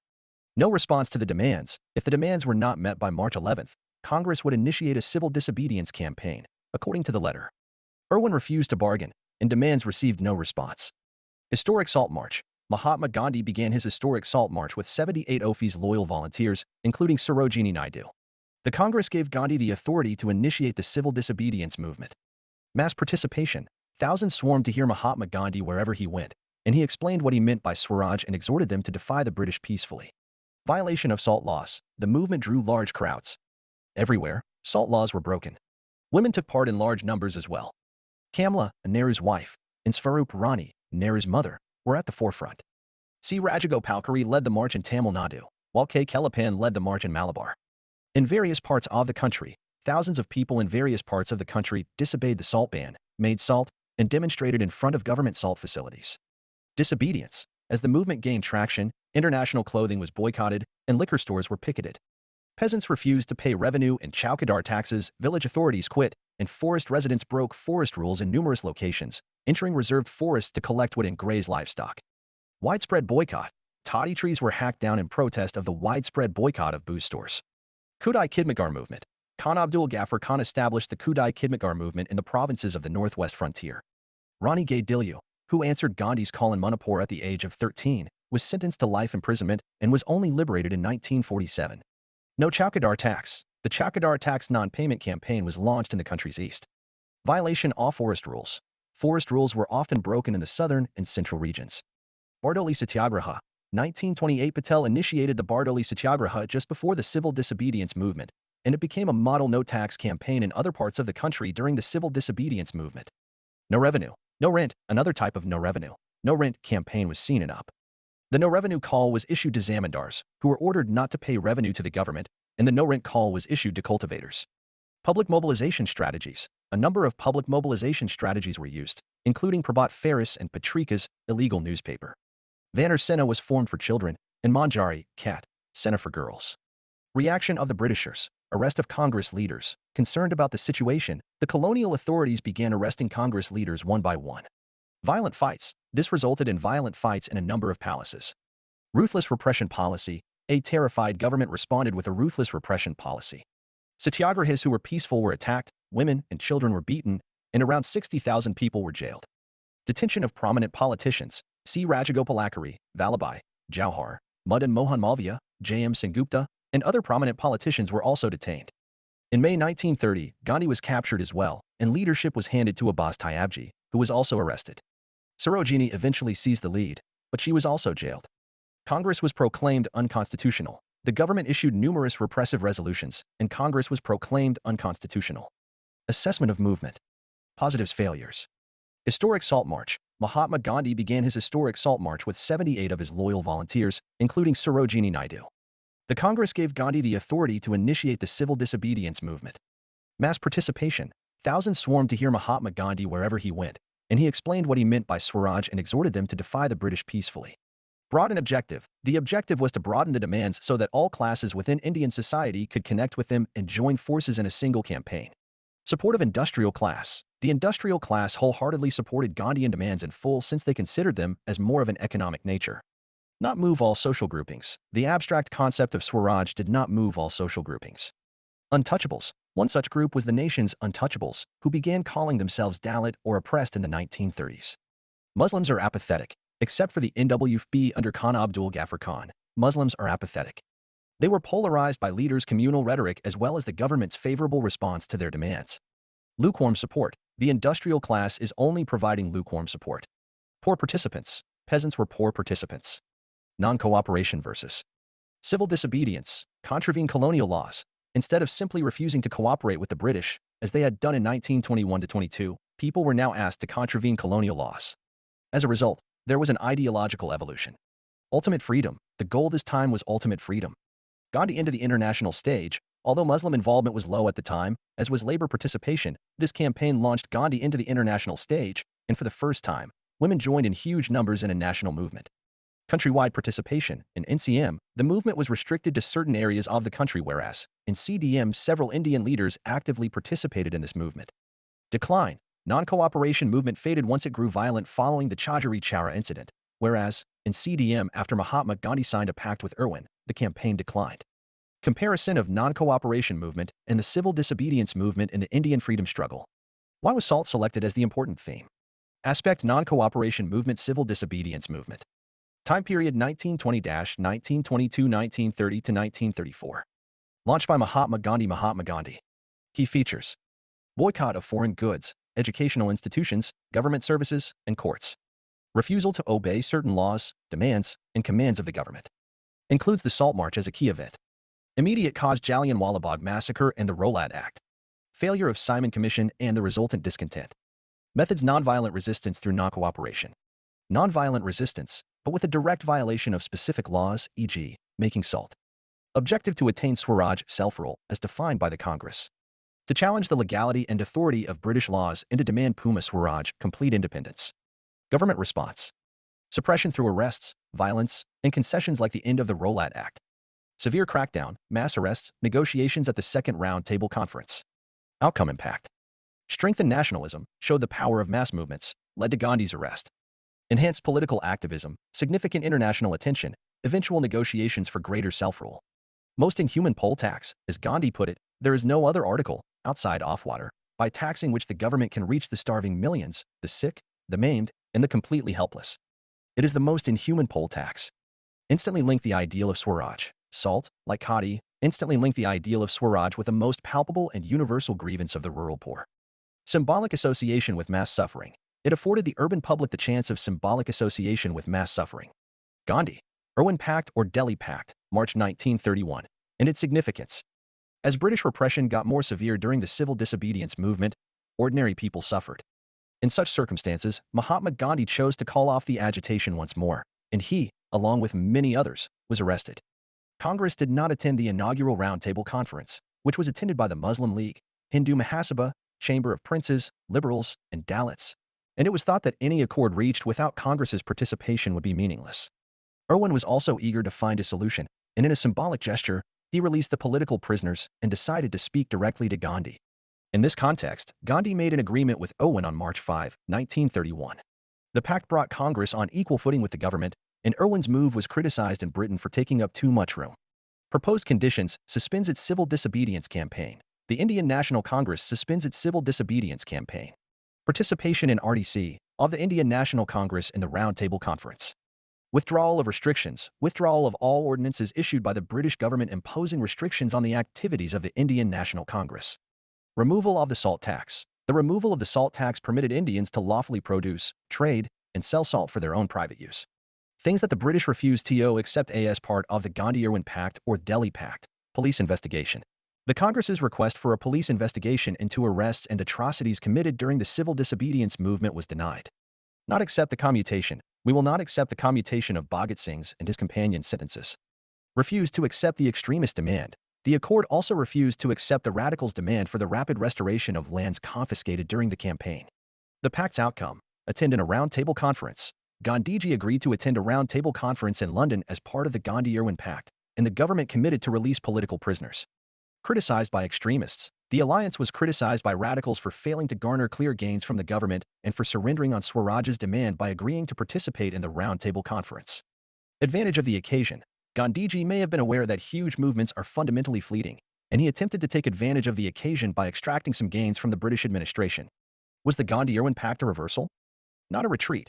Gandhi's decision to halt civil disobedience as agreed in the Gandhi-Irwin Pact was not a retreat. Limited capacity of masses to sacrifice. The capacity of the masses to make sacrifices, unlike that of activists, is limited. And there were symptoms of tiredness after September 1930, particularly among shopkeepers and merchants who had engaged so energetically. Karachi Session, March 1931. Goal was to approve the Gandhi-Irwin Pact. The Gandhi-Irwin Pact was criticized by radical nationalists because it was unable to obtain from the Viceroy a commitment to political independence for Indians. It had not even agreed to the demand that Bhagat Singh's and his two comrades' death sentences be commuted to life imprisonment. It was dubbed a bourgeois pact since it overlooked the people. However, the session's goal was to approve the Gandhi-Irwin Pact. Meeting to endorse the agreement. Gandhiji persuaded the meeting to endorse the agreement. Anger protesters greeted him with a black flag and flowers. Furthermore, Gandhiji and Congress were challenged as national representatives in that Congress by three groups: the Muslim League, the Princely States, and B.R. Ambedkar, who accused Congress of disregarding the welfare of lower castes. Significance of session. Endorsed Gandhi-Irwin Pact. It endorsed the Delhi Pact or the Gandhi-Irwin Pact. Resolution on Fundamental Rights. It moved a resolution on fundamental rights for the first time, and the draft resolution was written by Jawaharlal Nehru. The session was presided over by Vallabhbhai Patel. Underlined it as a goal of Puma Swaraj. It explained the concept of Puma Swaraj for the first time and underlined it as a goal. Interests of minorities will be protected. It also stated that the interests of minorities will be protected, as well as their culture. Recognized sacrifices. It recognized Bhagat Singh's and others' valiant sacrifice. Foundation of Congress's political and economic agendas. The Karachi Resolution is significant because it became the foundation of Congress's political and economic agendas in succeeding years. Second Roundtable Conference. ITS significances and impacts. Boycott of First RDC. The Congress boycotted the inaugural Roundtable Conference, 1930, which was attended by princely states, Ambedkar, and other non-Congress parties. Ambedkar also broached the notion of a separate electorate for Dalits, while Jinnah requested stronger safeguards for Muslims. Both of these requests were represented in the 1932 Communal Award. Gandhi-Irwin Pact. Following the Gandhi-Irwin Pact, Gandhi was dispatched as a Congress delegate. Concerning the Second Roundtable Conference. Constitutional evolution envisioned. The Roundtable Conference was in line with the constitutional evolution envisioned by the British, which was also articulated by the Simon Commission to lay out a future course of action for India's political system. Essentially a single conference divided, though the Roundtable Conferences were labeled as First, Second, and Third. It would be incorrect to call it that because it was essentially a single conference divided over 3 sessions. New Viceroy Willingdon. Irwin was replaced by new Viceroy Willingdon in April, just before the Second Roundtable Conference, and he was not ready to adopt Irwin's liberal stance. Non-Congress parties. The British also heavily involved non-Congress parties in the Second Roundtable Conference. Negotiations broke down. Gandhiji traveled to London for the summit in December 1931, but negotiations broke down over the minority issue. Not only Muslims requested separate elections. This time, minorities led by Ambedkar demanded separate elections as well. Outcomes. Formation of NWFB and Sindh. The formation of two new Muslim-majority provinces, NWFB and Sindh. Indian Consultative Committee. Formation of an Indian Consultative Committee.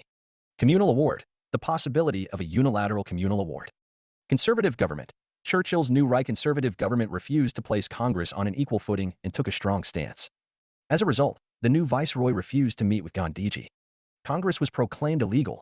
Ghaffar Khan and Jawaharlal Nehru were both imprisoned. The Congress was proclaimed illegal, and a slew of restrictions were put in place to prevent gatherings, rallies, and boycotts.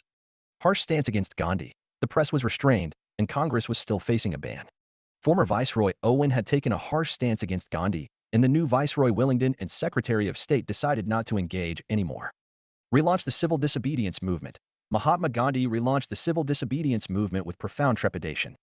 The movement lasted more than a year, but by 1934 it had lost steam owing to government harassment.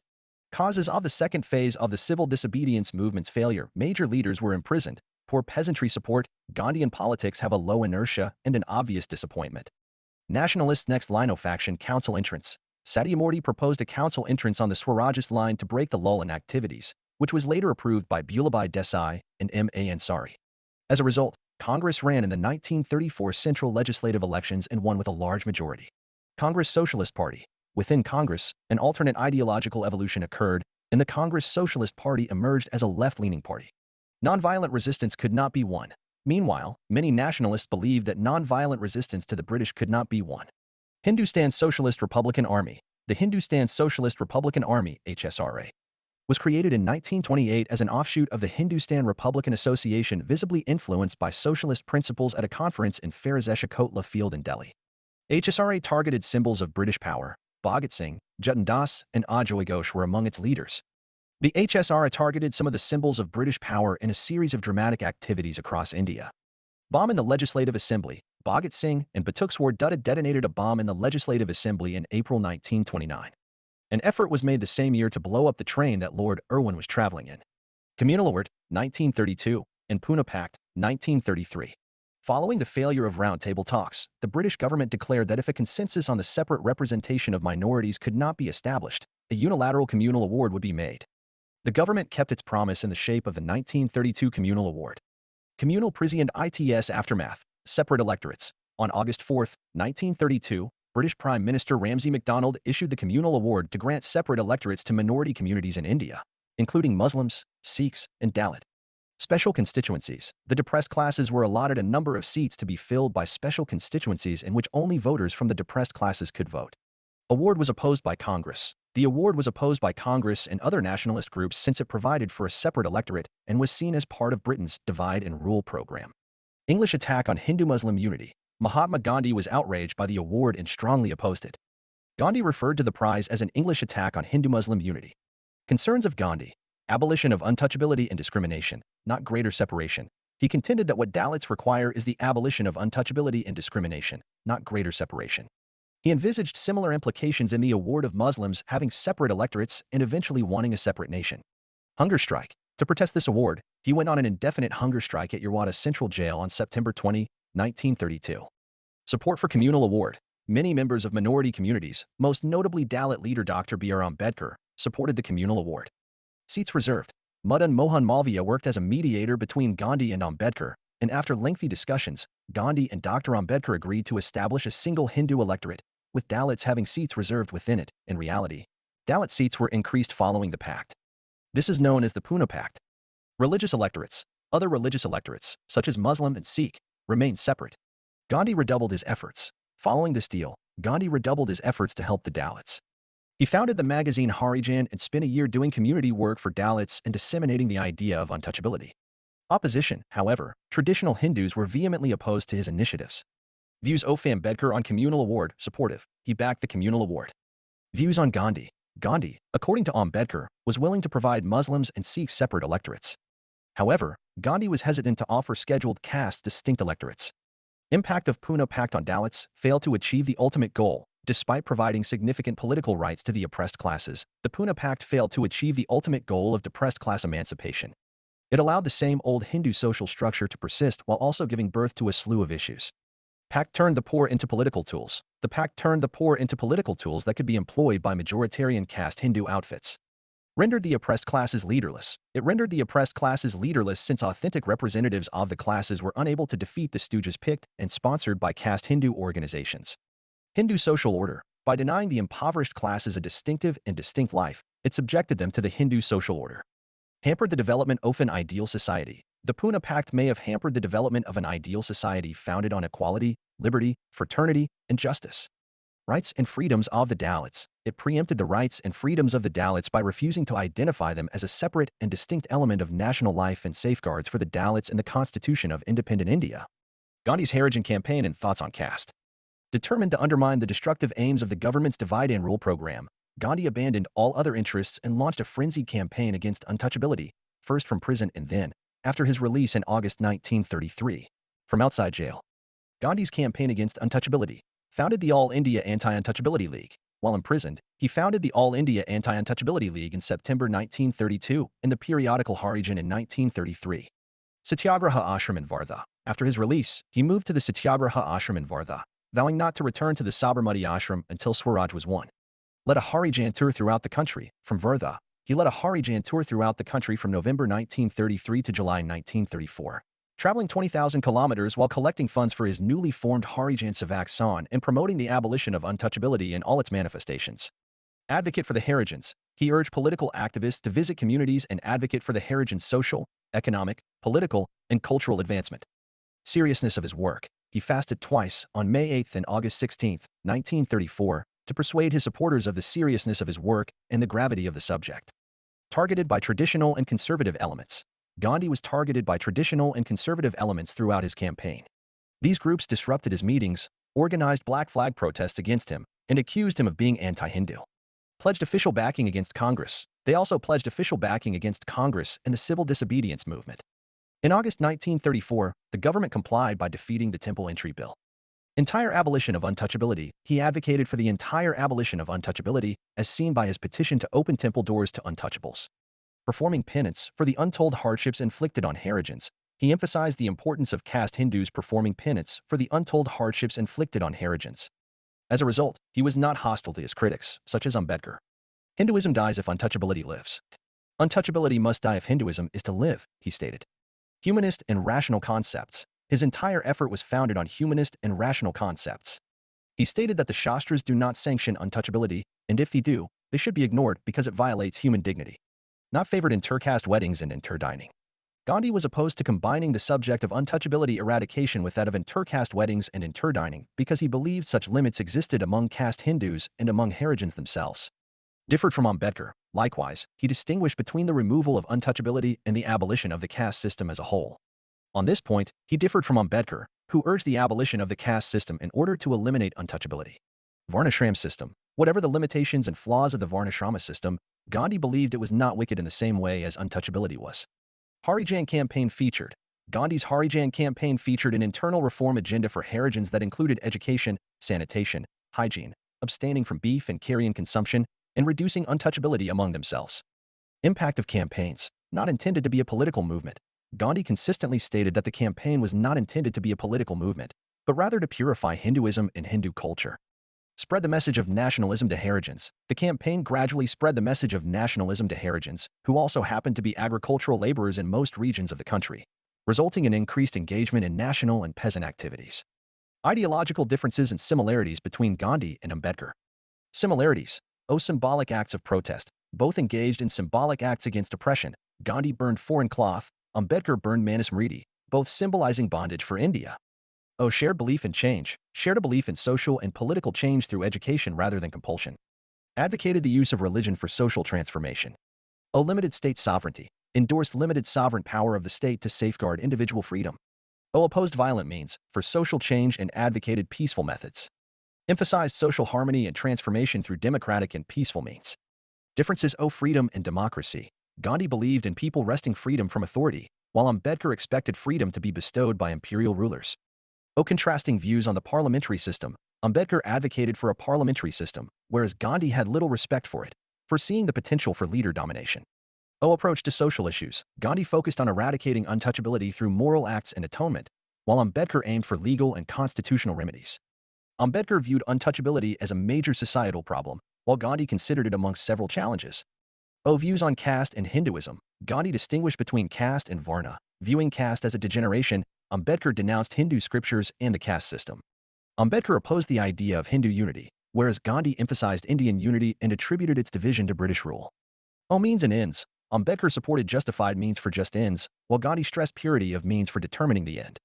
Gandhi opposed mechanization's dehumanizing impact, while Ambedkar believed machinery could benefit society. Approach to law and constitution. Gandhi supported disobedience to unjust laws for justice, and Ambedkar inclined towards the observance of law and constitutionality. Perception of untouchables. Gandhi viewed untouchables as integral to the Hindu community, while Ambedkar regarded them as a separate religious and political minority. Communication and methods. Gandhi communicated in the vernacular, while Ambedkar spoke in English. Gandhi utilized non-cooperation, Hardal, Satyagraha. Ambedkar leaned towards observance of law and constitutional methods.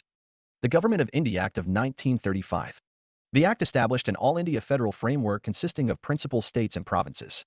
The inclusion of the princely states was conceived as a counterbalance to the provinces' burgeoning nationalism. Salient features OFTGCD established federalism. It established federalism in India, with the principal states and provinces as its constituents, as well as the federal list, provincial list, and concurrent list. However, because the princely states did not approve, this never became a reality. Provincial diarchy. Provincial autonomy replaced provincial diarchy, introducing responsible government in provinces. The governor must now act on the advice of the ministers who report to the provincial legislature. Bicameralism. Bicameralism was implemented in 6 of the 11 provinces. Bicameral federal legislature. There was also to be a bicameral federal legislature with disproportionate weight given to the princely states. Furthermore, the representatives of the states were to be appointed directly by the rulers rather than elected by the people. Burma was separated from India. Burma was separated from India and given the status of a province. Diarchy was introduced at the federal level. Diarchy was introduced at the federal central level and abolished at the provincial level. Governor-General and provincial governors were given emergency powers. The British government was to appoint the Governor-General and the governors. Though provinces were given power, governors were given special powers. They have the power to veto legislation. Furthermore, they maintained complete control over the civil service and the police. Separate electorates. For Hindus and Muslims, separate electorate were established as mandated by the 1909 and 1919 Acts. Limited franchise. Only 14%, 1/6, of British India's total population was granted the right to vote. Key portfolios remained under British control. Defense and foreign affairs remained outside its purview, while the Governor-General exercised special authority over the remaining subjects. Budget votes were also permitted. Idea of collective representation. The terms vote of no confidence and idea of collective representation were coined. Other provisions of the Act included the establishment of a federal court, a federal bank, RBI, a federal public service commission, and so on. The assessment of the Government of India Act of 1935. Totally disappointing. The Act was deemed totally disappointing by Congress. The Act was universally condemned. Jawaharlal Nehru described the Act as a car without engines, but all brakes. No mention of the Dominion status. It made no mention of the Dominion status promised by the Simon Commission. Provision for separate electorates. It also maintained the provision for separate electorates, which would further divide the community. Congress has long been opposed to a separate electorate. First, provincial elections. The first provincial elections were held in February 1937 on the basis of the Act, and they conclusively demonstrated that a large majority of Indian people supported the Congress, which recorded a majority in 8 out of 11 provinces. Safeguards and special responsibilities. Numerous safeguards and special responsibilities of the Governor-General acted as brakes on the Act's proper operation. Rigid constitution. The Act established a rigid constitution with no room for internal growth. The right to amend was reserved for the British Parliament.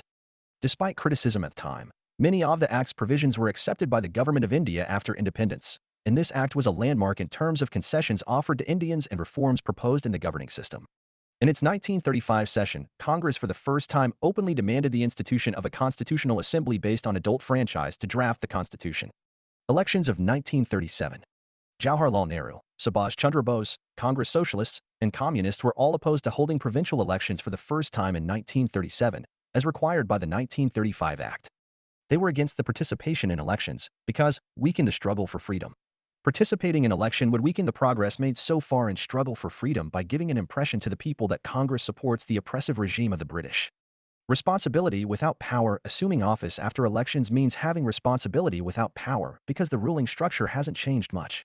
Assuming the office would remove the revolutionary spirit that the movement has had since 1919. Short-term strategy. Others argued that, while the focus of Congress remains on activities outside the legislature, entering the legislatures is only a short-term strategy to bust the Act of 1935 from within and demonstrate the Act's hollowness. It was also referred to as part of an overall strategy with the ultimate goal of independence. With this assurance, Jawahar launched an extensive campaign in 1936, making 3 points clear in his election manifesto. 1. The goal of Congress is still to achieve independence. 2. Congress continues to oppose the 1935 Act. 3. The formation of the Constituent Assembly remains a top priority for Congress. In 1936, the Inc. proposed the formation of the Constitution Assembly to form the Indian Constitution. Congress performance. With the exception of Bengal, Sindh, Punjab, Assam, and the NWP, Congress won the majority of provinces and formed ministries in many of them. To match their actions with their electoral promises, leaders reduced their salaries and traveled on trains in second and third class. It instituted numerous reforms, enacted numerous laws, and released political prisoners. Election results in 1937 widened the schism between the Congress and the League. It widened the schism between the Congress and the League, and it became more communal and strident in its demand for a separate nation. The League broadened its social support. The Congress's failure to mobilize the Muslim masses in the 1930s allowed the League to broaden its social support. However, Congress's performance was hampered by a number of factors, including, center is more powerful. Inherent power remained with the center, and viceroys and governors had the authority to veto their resolutions. And limited financial resources. Congress had limited financial resources, with the center receiving the lion's share. Elites and legislative councils. According to the mechanism of bicameralism in most provinces, there were legislative councils that were elected on a limited franchise basis and were occupied by landlords, zamindars, and other elites. Reform plans were also thwarted. Congress's reform plans were also thwarted by vested interests. Assessment of Congress rule. Use council work to their advantage, even though internal strife, opportunism, and a desire for power had begun to emerge among congressmen by 1939. They were able to use council work to their advantage to a large extent. State power to advance its goals. Members of Congress demonstrated that a movement could use state power to advance its goals without being co-opted. Able to control communal riots. The ministries were able to control communal riots, and council work assisted in neutralizing many previously hostile elements, landlords, for example. See the shape of things. People could see the shape of things to come if independence was won. Weakened the myth. Indian administrative work weakened the myth that Indians were unfit to rule. Raised the hopes of the industrial working class. The massive Congress triumph in the elections had raised the hopes of the industrial working class. There was heightened militancy and industrial discontent in Bombay, Gujarat, the United Provinces, and Bengal at a time when the Congress was brought closer to Indian capitalists. Keywords: Gandhian era, Satyagraha, Champaran, Quetta, non-cooperation, civil disobedience, Salt March, Quit India, Swaraj, trusteeship, Harijan campaign, Puma Swaraj, roundtable conferences, communalism, Pune Pact, Government of India Act 1935. Previous year questions. 1. Bring out the constructive programs of Mahatma Gandhi during the non-cooperation movement and civil disobedience movement. 2021. 2. Many voices had strengthened and enriched the nationalist movement during the Gandhian phase. Elaborate. 2019. 3. Throw light on the significance of the thoughts of Mahatma Gandhi in the present times. 2018. 4. Discuss the role of women in the freedom struggle, especially during the Gandhian phase. 2016. 5. Highlight the differences in the approach of Subhash Chandra Bose and Mahatma Gandhi in the struggle for freedom. 2016. 6. Mahatma Gandhi and Dr. B.R. Ambedkar, despite having divergent approaches and strategies, had a common goal of amelioration of the downtrodden. Elucidate. 2015. 7. It would have been difficult for the Constituent Assembly to complete its historic task of drafting the Constitution for independent India in just 3 years, but for the experience gained with the Government of India Act, 1935. Discuss. 2015. 8. How different would have been the achievement of Indian independence without Mahatma Gandhi? Discuss. 2014 OX by Physics Wallah. Mains Wallah Q&A Bank. Pwanlias. Calm. Ikoko ki Lucknow Putna. One-stop solution for mains answer writing. Set of 4 GS booklets. Examples and case studies enriched material. Carol Bach. ONLVL at. Mains Wallah. Q&A Bank General Studies 2. Our offline centers. 1,000 plus UPSC PYQ-based questions. Topic wise subject compilations. Comprehensive answers with model approach. Mains Wallah PYQ SEIE RESL. Eon Lias. MMHS Wallah H PYQS General Studies 2. Pwanlias. Calm. IQN QQM QQQL Lucknow Putna. Current Affairs Integrated Model Answers. Year-wise subject coverage. Our offline centers. Carol Bagh Mukherjee Nagar 9 Indian National Movement. Phase 3, 1939 to 1947. Second World War and India. Impacts. During the Second World War, 1939 to 1945, Viceroy Linlithgow declared India at war with Germany, without consultations with Indian politicians. Indians' attitude towards war. Possibility of freedom, starting a powerful movement against the British and resisting British attempts to gather India's resources for the war. Capitalize on Britain's problems. However, political organizations like the Hindu Mahasabha and the Muslim League backed the British war effort. Fascism as a greater threat to mankind. Fascism was seen as posing a more significant menace to humanity, leading to a desire to aid Britain in the war conditionally.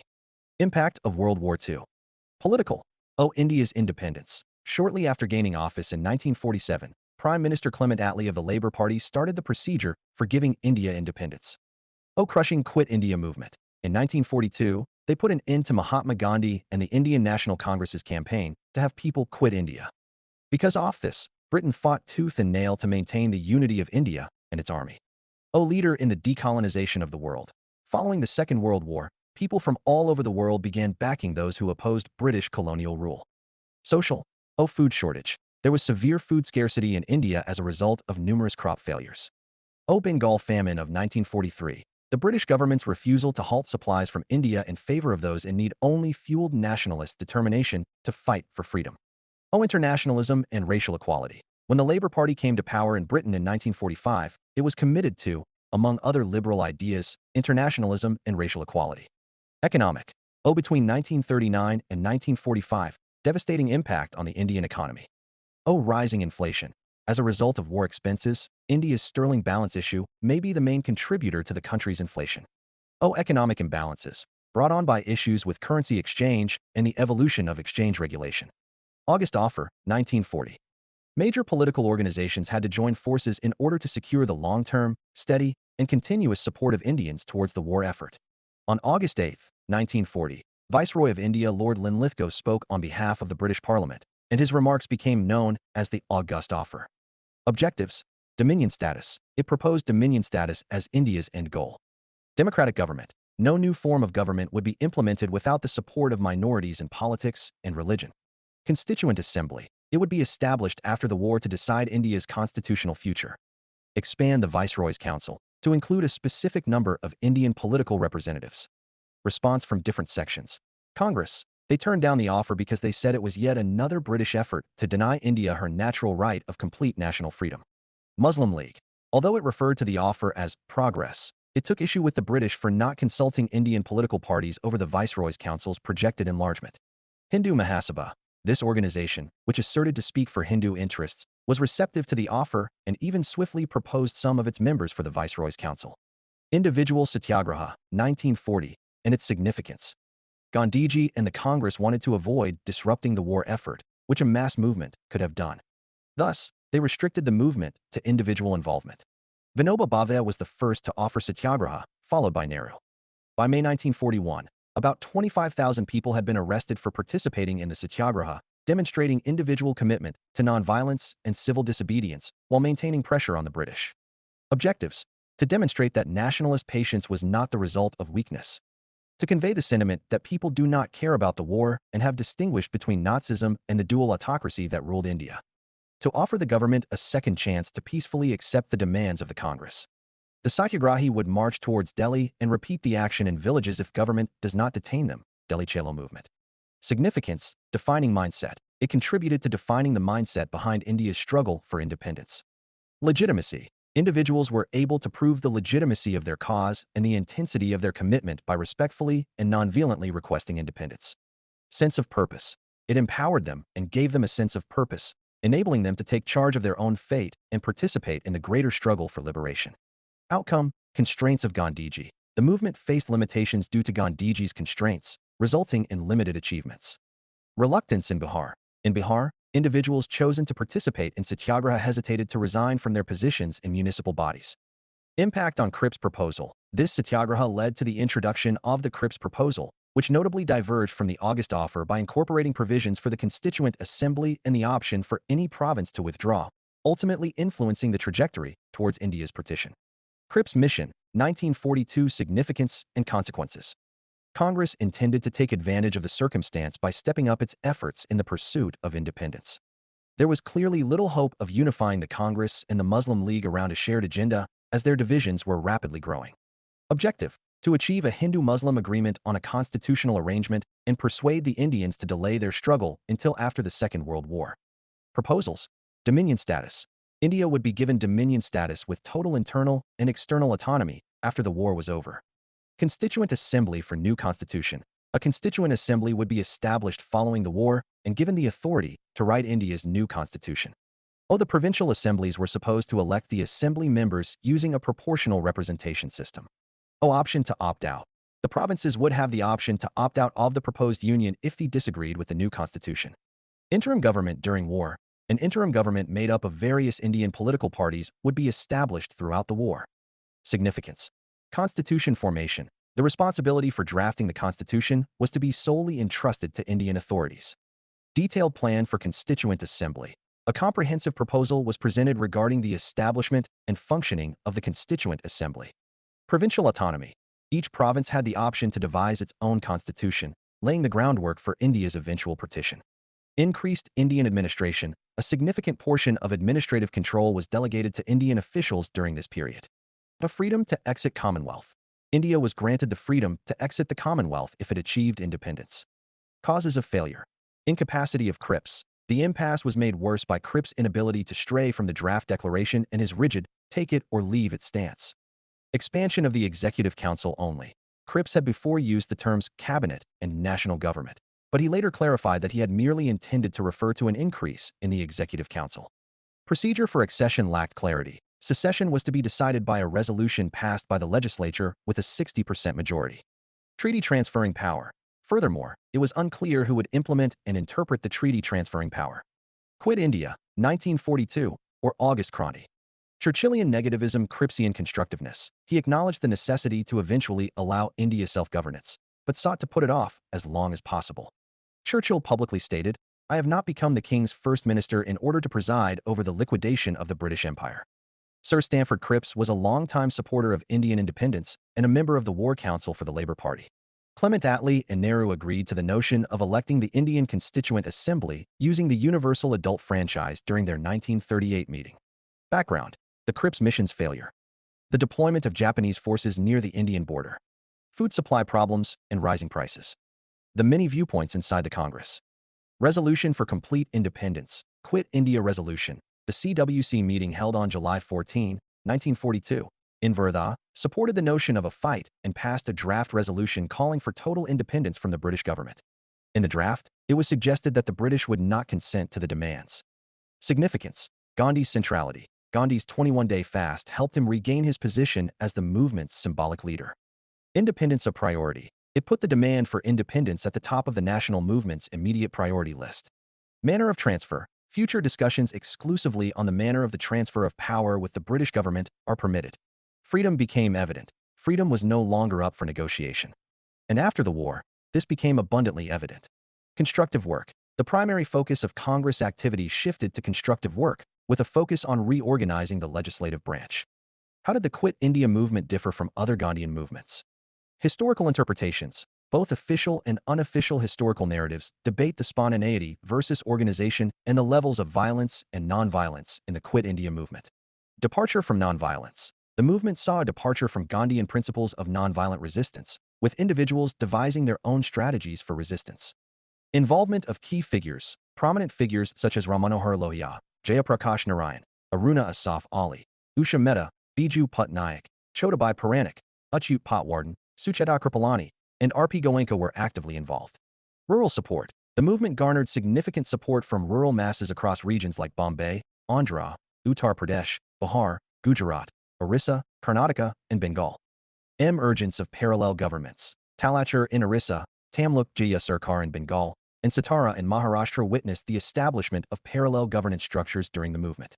Challenge to state authority. Unlike traditional satyagraha, the movement emphasized a fight-to-the-finish approach, posing a significant challenge to the government machinery. Considered the most un-Gandhian movement, Gandhi's belief in the willingness of citizens to sacrifice for the nation stood in contrast to the confrontational nature of the Quit India movement, earning it the reputation of being the most un-Gandhian of all movements. Scholar view. Gandhi was a politician, after all, said Francis Hutchins. He was a savvy operator. Nonviolence was no longer necessary if he could mobilize large numbers of people. Was Quit India movement a spontaneous outburst, or an organized rebellion? British power in India was not overthrown by the Quit India movement. However, this was one movement that showed the strength and fortitude of various Indian groups to fight the haughtiness of the imperial authority and the elitism of the Indian political class. Spontaneous organized. An enormous wave of mob rage that nationalist legends refer to as the August Revolution followed the arrest of the top leadership.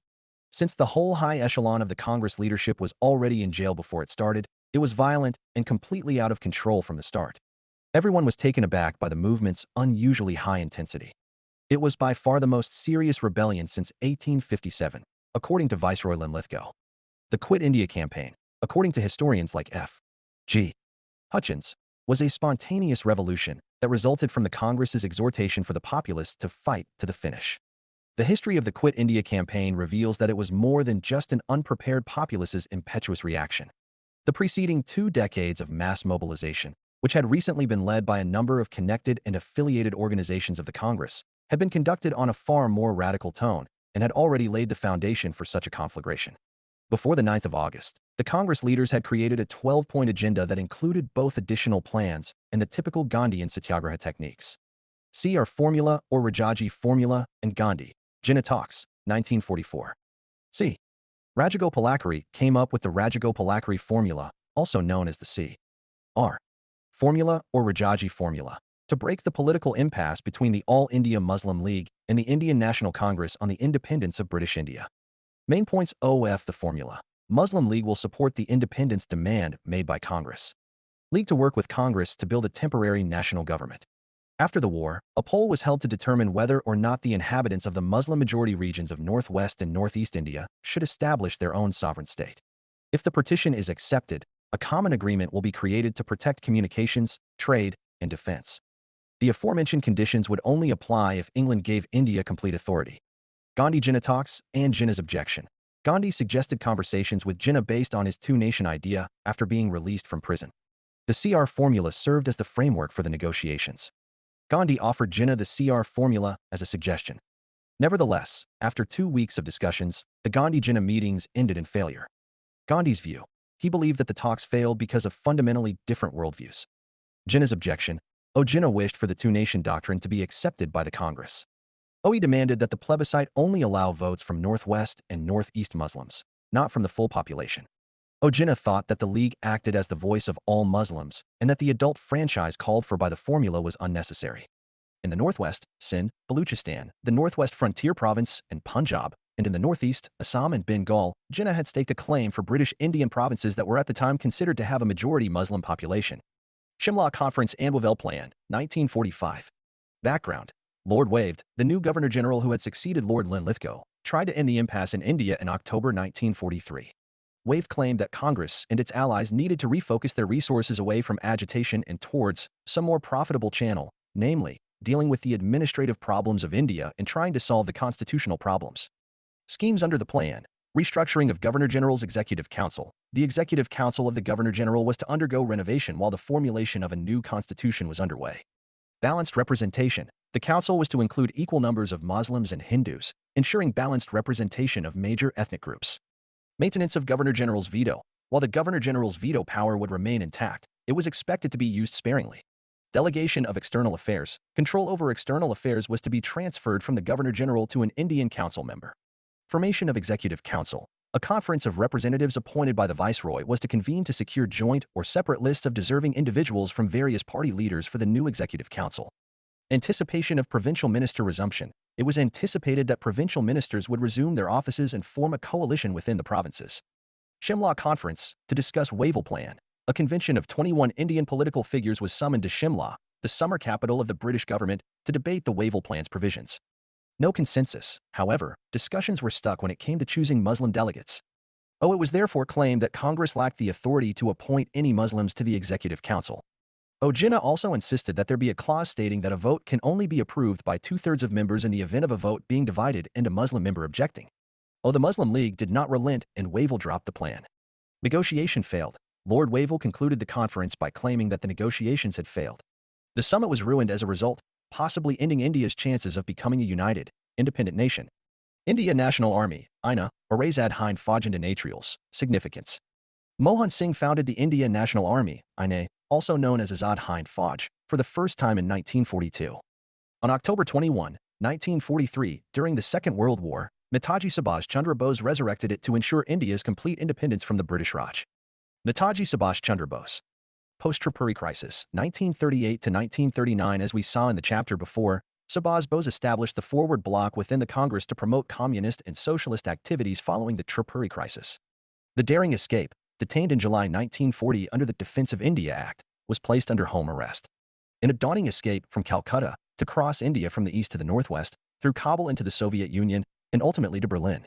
Provisional Government of Free India, it was established by Subhash Bose in October 1943, and it was eventually acknowledged by Japan and 8 other nations. Delhi Chalo, the provisional government declared war on Great Britain after Subhash issued his well-known call, Delhi Chalo. Surrender after nuclear attack. After the U.S. dropped atomic bombs on Hiroshima and Nagasaki in August 1945, Japan was compelled to surrender, and the INA was left to fight its way back under difficult circumstances. Post-surrender of INA, the 20,000 INA soldiers who surrendered were questioned before being returned to India. Greys and whites, the ones among them who seemed to have been misled by Japanese and INA propaganda. They were either released or rehired into the army. Blacks, others, who were more devoted to the cause, were classified as blacks and subjected to court-martial. There were 11 trials in total. The most well-known one took place at Delhi's Red Fort and involved the 3 INA commanders, P. K. Sehgal, G. S. Dillon, and Shahnawaz Khan. Treason, murder, and accessory to murder charges were brought against Sehgal, Dillon, and Khan. Fundamental idea behind public trial. The purpose of the government's public trial was to brutally punish army officers for treason and inform the people of the horrors inflicted by INA. Significance. Tricolor on Indian soil. One of the INA brigades, accompanied by the Japanese army, advanced to the Indian border, where the Indian flag was hoisted for the first time in Kohima, Nagaland, in March 1944. Political impact. INA's activities had a profound impact on the political landscape of India during that period. Surge of revolution. The nation witnessed a surge of revolutionary fervor as tales of INA's extraordinary bravery and sacrifices spread among the Indian populace following the battle. Heightened patriotism. The British government observed a marked increase in Indian patriotism, surpassing their allegiance to the colonial rulers. Inspirational vision of independence, despite its embrace of violent means. Subhash Chandra Bose's grand vision for India's liberation and the idealistic organization of INA ignited unprecedented inspiration among the Indian populace. Raiding Mutiny, 1946. The 1946 Naval Uprising, also known as the Royal Indian Navy Mutiny, was an uprising by Indian sailors, soldiers, police officers, and civilians against the British administration in India. Significance. Militancy was viewed as being expressed by the people's fearless behavior. The military coup had a significant freeing impact on people's psyches. The RN uprising was considered a sign of the end of British rule. These increases led the British to make some concessions. Limitations. Violent nature. Unlike earlier peaceful demonstrations of national unity, these mutinies represented violent challenges to authority. Militant participation. Participation was limited primarily to more militant groups within the ranks. Restricted geographical spread. While the broader INA agitation extended to remote rural areas, these mutinies were short-lived and confined to select urban centers. Organizational communal harmony. The perceived communal harmony was largely organizational rather than genuine human unity, with Muslim ratings seeking guidance from the League and the Congress and Socialists representing the rest. Continued British authority. Despite a decline in morale among the bureaucracy, the British maintained strong infrastructural capabilities to suppress dissent. Reaction of Indian leaders. Gandhi, in contrast to Patel and Nehru, who first accepted socialist leader Aruna Asaf Ali's offer to visit Bombay but quickly realized the necessity of curbing the wild outburst of violence. Gandhi was just as hostile to the rebel naval ratings. Nehru. Leaders like Nehru began to consider a peaceful transfer of power from British to Indian hands to be worked out over the course of 2 to 5 years. Congress. Due to the timing and strategy of these uprisings, Congress did not formally support them. Before a large-scale movement could be started, negotiations had been a key component of the Congress strategy. Communist. They backed the workers and insurgents. In addition to expanding their efforts among poor peasants and sharecroppers, they actively engaged in the riots in Bombay and Calcutta, where they had strong support among industrial workers. Impact of naval mutiny on British colonial aspirations. Unification of cause. The mutiny marked a significant moment where individuals from diverse backgrounds, both within the services and on the streets, shed blood together for a common cause. Confirmation of departure. The occurrence of the RIN mutiny signaled a clear indication that the British intentions to leave India were imminent. Core uprising. The mutiny originated within the heart of the British government's armed forces, which traditionally served as a stronghold in maintaining the British Empire and suppressing dissent. Ripple effect. Following the INA trials and the Royal Air Force uprising, the RIN mutiny represented the culmination of mounting discontent. These preceding incidents had already stirred fervor among the Indian populace. Liberation of thought. The mutiny's occurrence had a profound impact on liberating public discourse. The arrest of a rating for inscribing Quit India on HMS Taiwar acted as a catalyst for the fierce uprising. Broad support. The revolt garnered substantial backing from individuals already opposed to the British government, further solidifying its significance in challenging colonial authority. Second World War and aftermath. Strands of national upsurge. During the final 2 years of British administration, there were two main threads of the national uprising that may be distinguished: tortuous negotiation, arduous discussions between the government, Congress, and Muslim League that were progressively marred by intergroup violence and resulted in freedom and the division. Sporadic and localized upsurge. A wave of nationwide strikes was episodic, localized, frequently quite militant, and led by workers, peasants, and state peoples. British policy towards India after war. Divert the Indians' attention from their objective of subcontinental liberty, and if at all possible, divide and disintegrate them.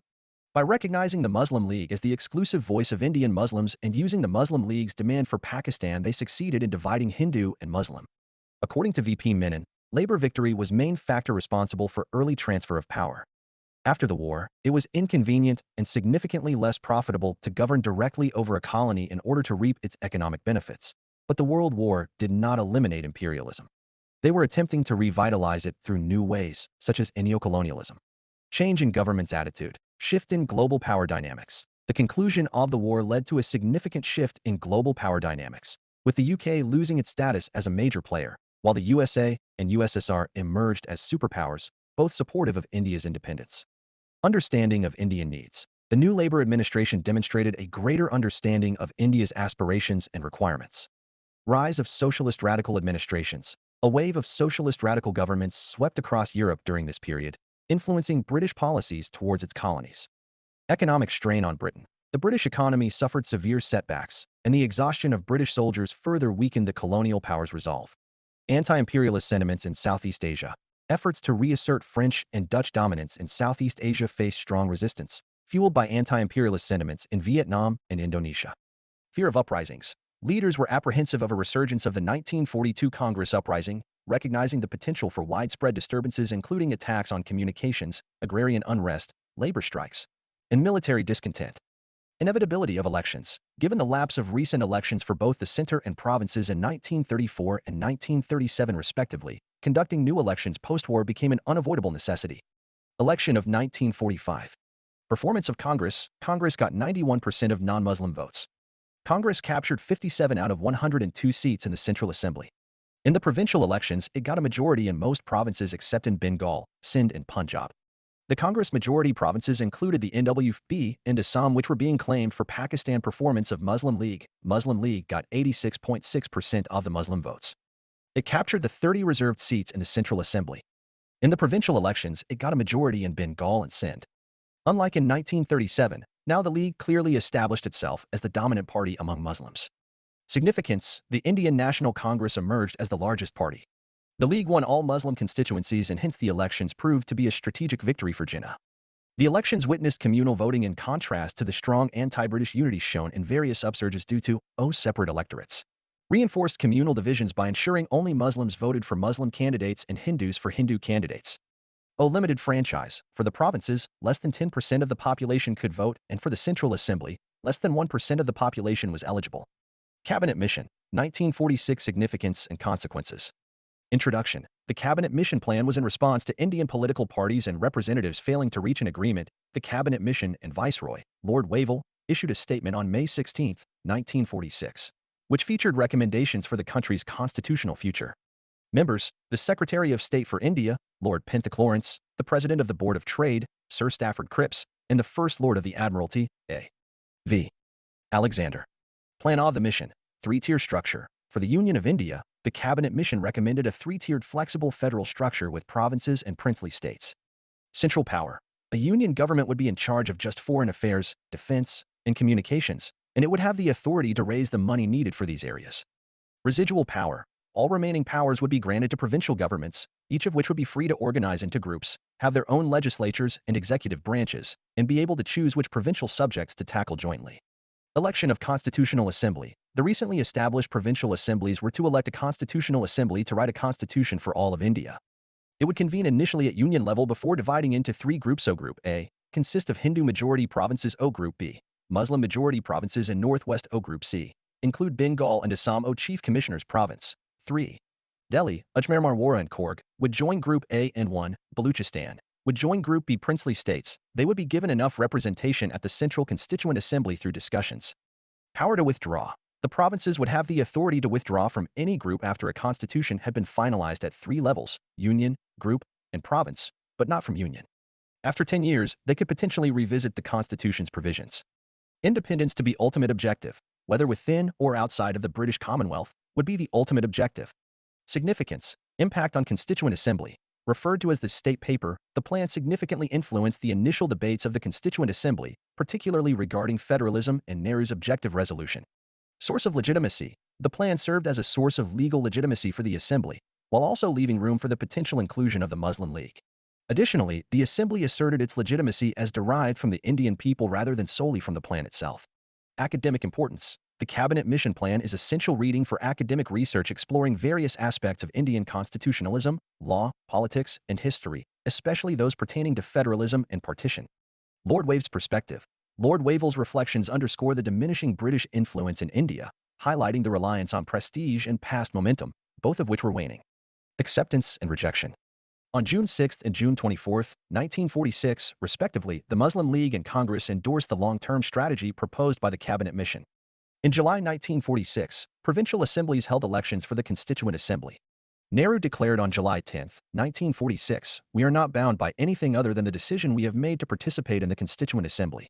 In response to Nehru's remarks on July 29, 1946, the League withdrew its approval of the long-term strategy and issued a call for direct action, beginning on August 16 to bring about Pakistan.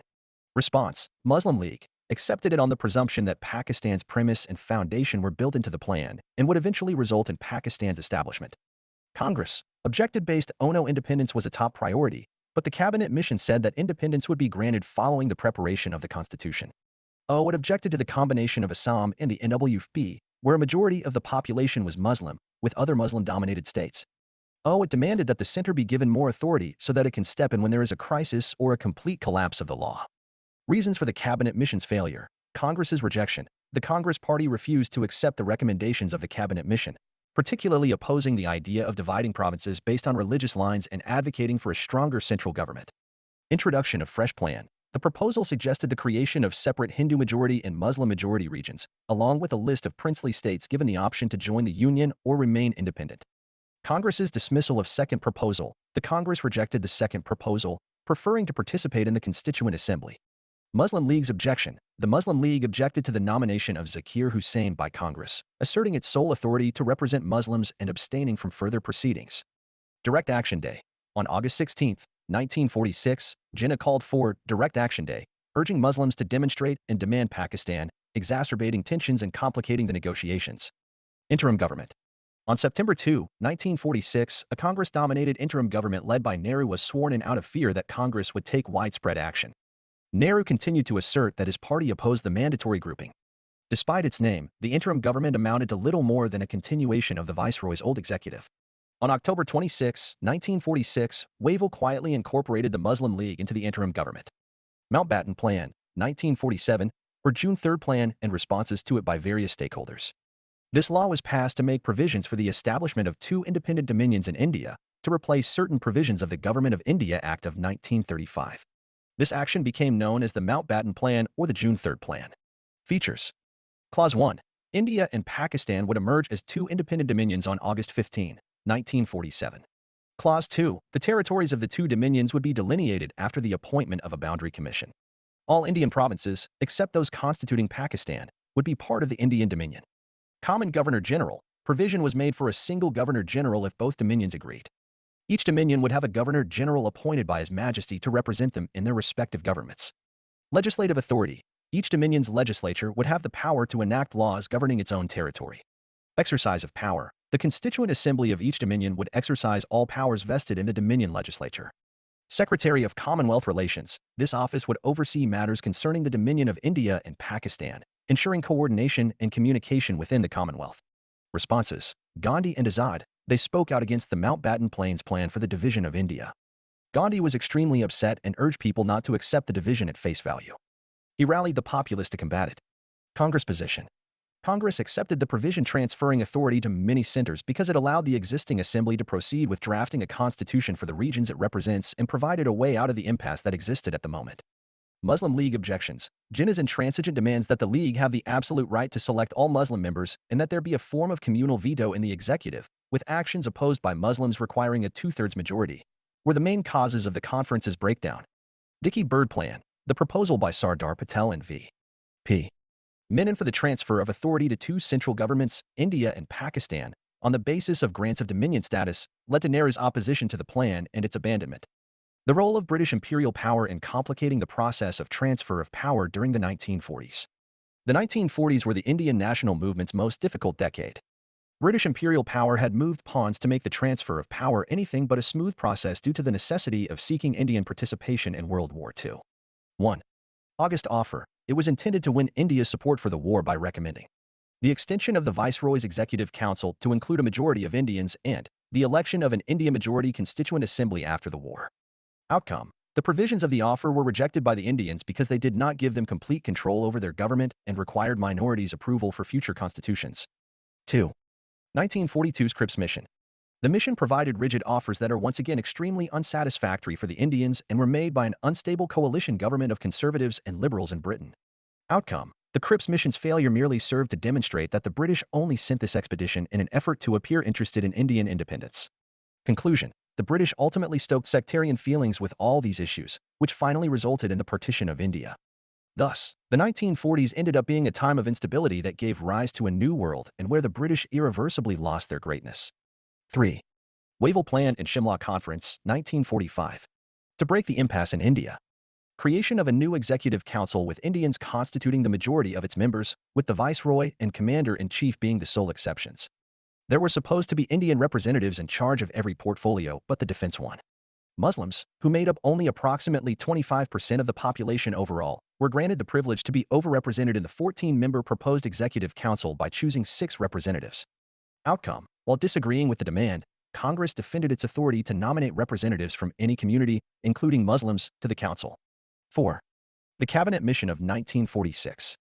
It sought to establish a constituent assembly and an interim administration. A mandatory grouping of provinces was the contentious aspect of the mission's suggestion. The Muslim League wanted it to be required, but Congress saw it as optional. Outcome. Congress subsequently rejected the offer as a result, and the Muslim League further compounded matters by announcing direct action. Keywords: Second World War, Viceroy Linlithgow, Indian Independence, Quit India Movement, August Offer, Individual Satyagraha, Cripps Mission, INA, Azad Hind Fauj, Shimla Conference, Wavell Plan, Cabinet Mission, Mountbatten Plan.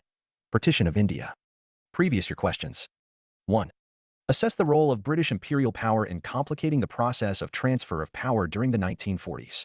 2019. 2.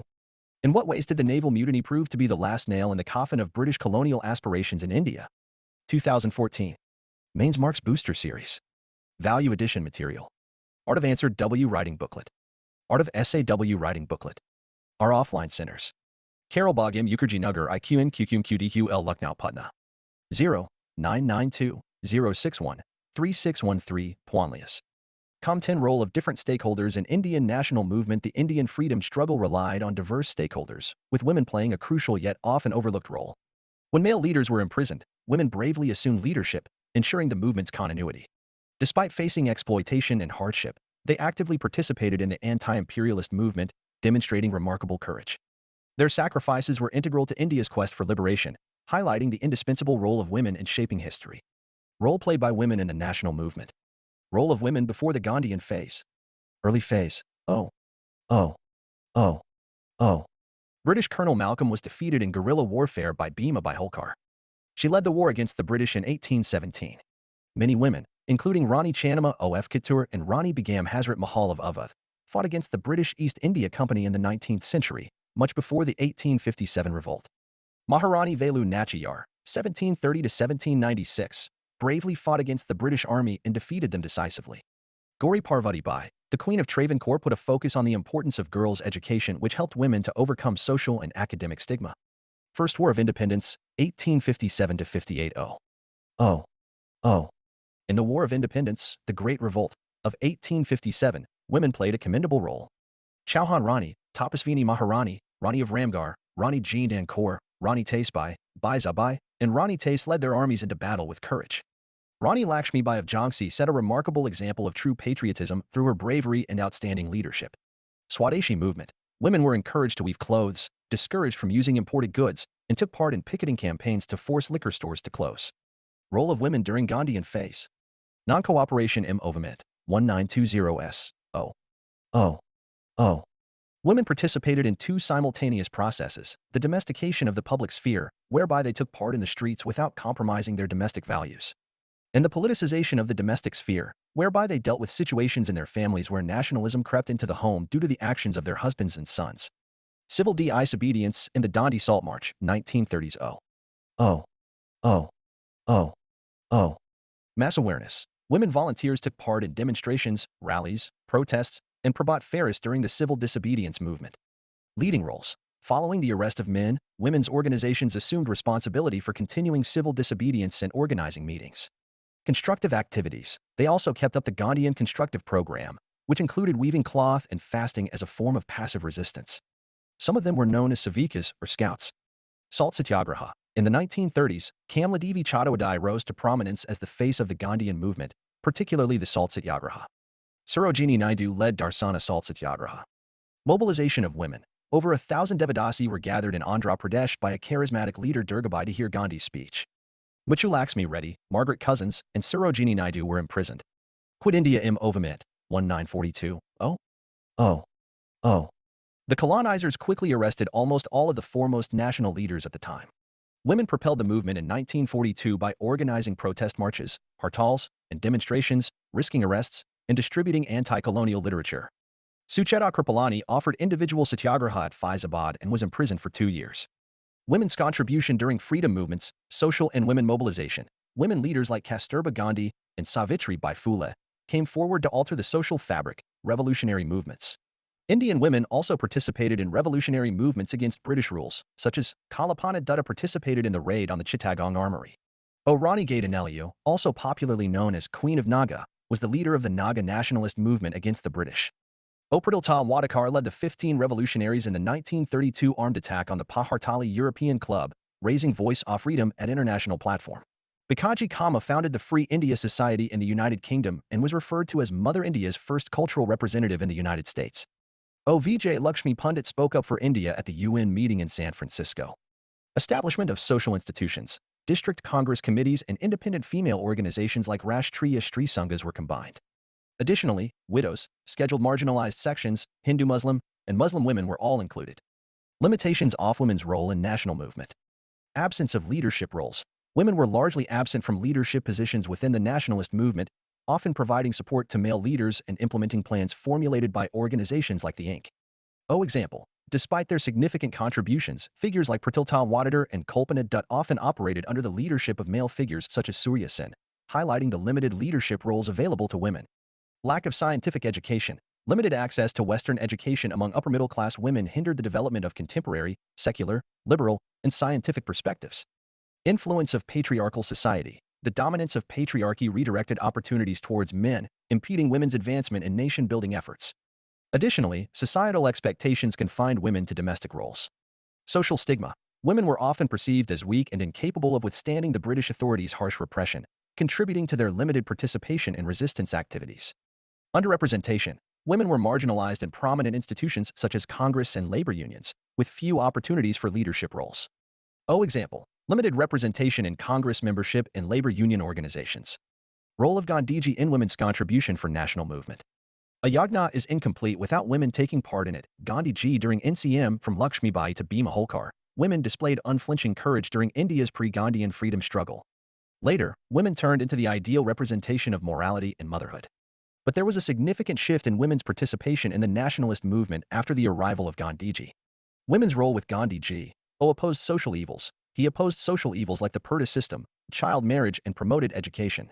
Increased active participation. More women participated because of Gandhi's insistence on nonviolence and his emphasis on upholding the dignity of women's satyagrahas. Non-cooperation movement. During the NCM, many women were sentenced to prison for the first time. Civil disobedience movement. Dharasana Salt Satyagraha was led by Sarojini Naidu. Kamla Devi addressed meetings and prepared salt. Nari Satyagraha Committee was established. Quit India movement. When Gandhi said, "Do or die," Usha Mehta persisted in broadcasting until their arrest. Sarojini Naidu and Harol Ainfari Dio Mimoviamianti during Bengal division. She joined the national movement during the 1905 protest against the division of Bengal. Role as Inc. member. Sarojini Naidu started to become famous as a nationalist in 1917. She was appointed Inc.'s second female president in 1925. Social service. She received the Kaiser I Hind Award from the British government for her services during the Indian Plague epidemic, and she served as president of the East African Indian Congress in South Africa. Raised voice for women's rights. She participated extensively in the creation of the Women's Indian Association and traveled to London with a delegation promoting women's voting rights. Salt Satyagraha. She was a leader in the civil disobedience movement and one of the female protesters at the Dharasana salt plant during the Salt Satyagraha. Quit India movement. She was held in detention in 1942 during the Quit India campaign. Women's and revolutionary activities. Pradilta Wadadar. She was a revolutionary nationalist and joined a group headed by Surya Sen. She is known for leading 15 revolutionaries in the 1932 armed attack on the Pahartali European Club. The revolutionaries torched the club and were later caught by the British police. Kalpana Dutta. She joined the Indian Republican Army. She, along with Pradilta Wadadar in 1931, attacked the European Club in Chittagong. Later, she was booked under the Chittagong Armory raid case and was sentenced to life imprisonment.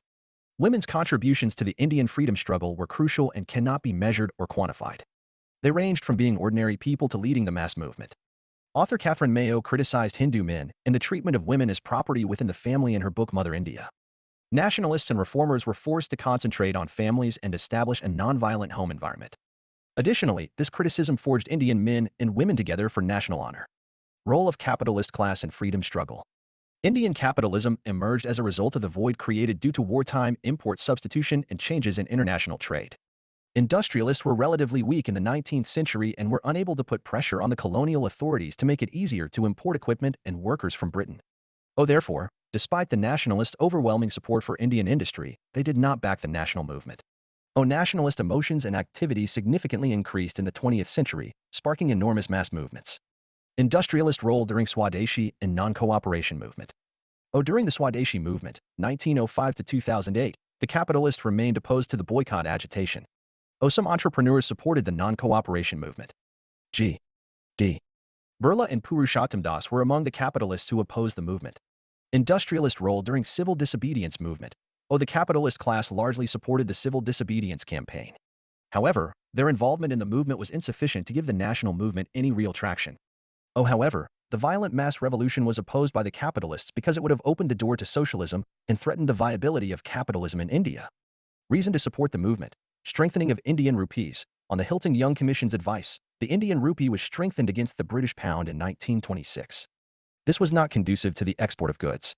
Exemption of British goods from import duty. To protect Indian industries after the 1929-30 economic downturn, the import duty was increased from 5% to 11%. But British goods got more preference and were exempted from this hike in duty. Women leaders who contributed to framing of Constitution of India. Women leaders details. Sarojini Naidu, 1879 to 1949. Sarojini Naidu was a renowned poet, feminist, and political activist who ardently championed women's emancipation, anti-imperialism, and civil rights. Notably, she achieved the historic feat of becoming the first Indian woman to be elected as the president of the Indian National Congress. Her significant contributions extended to India's independence struggle, and she immortalized her ideals through her acclaimed anthology, In the Bazaars of Hyderabad, published in 1912. Dakshani Velayudan, 1912 to 1978. Born in 1912, Dukshani Velayudin hailed from the Pulayar community and emerged as a prominent advocate for decentralization of the constitution draft. She vehemently advocated for the implementation of non-discriminatory provisions and vociferously condemned caste discrimination. Velayudin emphasized that the effectiveness of the constitution relied on the future conduct of the people rather than merely its legal execution. Begum Izaz Rasool, 1909-2001. As the only Muslim woman in the Constituent Assembly of India, Begum Izaz Rasool played a pivotal role in shaping the nation's foundational document. Her commitment to social welfare and minority rights was further exemplified during her tenure as Minister of Social Welfare and Minorities from 1969 to 1971. In recognition of her remarkable contributions, she was honored with the prestigious Padma Bhushan Award in 2000. Hansa Jivraj Mehta, 1897-1995. Hansa Jivraj Mehta, a multifaceted personality, was a fervent feminist, social activist, reformist, and educator. She actively participated in drafting fundamental rights and tirelessly advocated for gender equality, leaving an indelible mark on India's constitutional framework. Notably, Mehta was instrumental in revising the language of the Universal Declaration of Human Rights, underscoring the imperative of gender parity. Leela Roy, 1900-1970. Leela Roy, a radical leftist politician and dedicated social worker, spearheaded numerous initiatives aimed at advancing women's rights and education. Her pioneering efforts included the establishment of Jayashri, India's inaugural magazine managed entirely by women, in 1931. Roy's advocacy encompassed not only educational empowerment for girls but also the promotion of vocational training, reflecting her holistic approach towards societal upliftment. Durgabai Deshmukh, 1909-1981.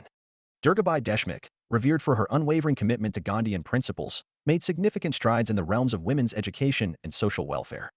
In addition to her pivotal role in the Constituent Assembly, Deshmukh's tenure as the chairperson of the National Council on Women's Education underscored her dedication to fostering gender inclusivity in educational spheres. Her legacy endures as a testament to her tireless endeavors towards realizing Mahatma Gandhi's vision of a just and equitable society. Amma Swaminathan, 1894-1978. Amma Swaminathan, a stalwart political activist and social worker, overcame myriad challenges to emerge as a beacon of resilience and empowerment. Despite facing early marriage at the age of 13, Swaminathan embarked on a journey of self-education under her husband's guidance, mastering various subjects, notably English. Her unwavering dedication to social causes earned her the esteemed title of Mother of the Year during the inauguration of International Women's Year in 1975, symbolizing her enduring impact on society. Renuka Ray, 1904-1997. Renuka Ray's distinguished tenure as a member of the All India Women's Conference and her subsequent receipt of the Padma Bhushan in 1988 underscore her profound contributions to Indian society. Her pivotal role in shaping social welfare policies, notably through her leadership of the Committee on Social Welfare and Welfare of Backward Classes in 1959, reflects her unwavering commitment to societal progress. Through her seminal work, My Reminiscences, Social Development During the Gandhian Era and After, Ray provided invaluable insights into the socio-political landscape of India during pivotal historical epochs. Kamla Chaudhry, 1908-1970. Kamla Chaudhry, a formidable figure in India's freedom struggle, exemplified unwavering resolve and dedication towards the nation's independence. Her active participation in the Constituent Assembly and subsequent appointment to the provincial government underscore her significant contributions to nation-building efforts post-independence. Chaudhry's indelible legacy serves as a poignant reminder of the pivotal role played by women in shaping India's democratic fabric and socio-political landscape. Purnima Banerjee, 1911-1951. Purnima Banerjee's brief yet impactful tenure in the Constituent Assembly between 1946 and 1950 exemplifies her unwavering commitment to grassroots activism and rural development. Her concerted efforts to uplift marginalized communities, particularly farmers and rural inhabitants, reflect her deep-rooted empathy and dedication towards societal betterment. Banerjee's enduring legacy continues to inspire future generations to actively engage in grassroots activism and effect positive change within their communities. Rajkumari Amrit Kaur, 1887-1964. Rajkumari Amrit Kaur's illustrious career spanned various domains, from her active involvement in the Indian independence movement to her stewardship of ministerial portfolios. Her unwavering advocacy for a uniform civil code and staunch support for religious rights and universal franchise underscore her commitment to fostering inclusivity and social justice. Kaur's enduring legacy serves as a testament to her indomitable spirit and tireless efforts towards realizing the ideals of a pluralistic and egalitarian society. Vijaya Lakshmi Pandit, 1900-1990. Vijaya Lakshmi Pandit's trailblazing tenure as India's ambassador to the Soviet Union from 1947 to 1949 underscores her pivotal role in shaping India's foreign policy and diplomatic relations. As the first woman to hold a cabinet position in the pre-independence era, Pandit shattered gender barriers and paved the way for future generations of women leaders. Her diplomatic acumen and unwavering commitment to national interests continue to inspire aspiring diplomats and policymakers across the globe. Annie Mascarene, 1902 to 1963. Annie Mascarene's groundbreaking achievements as a lawyer and member of parliament underscore her trailblazing journey towards gender parity in political representation.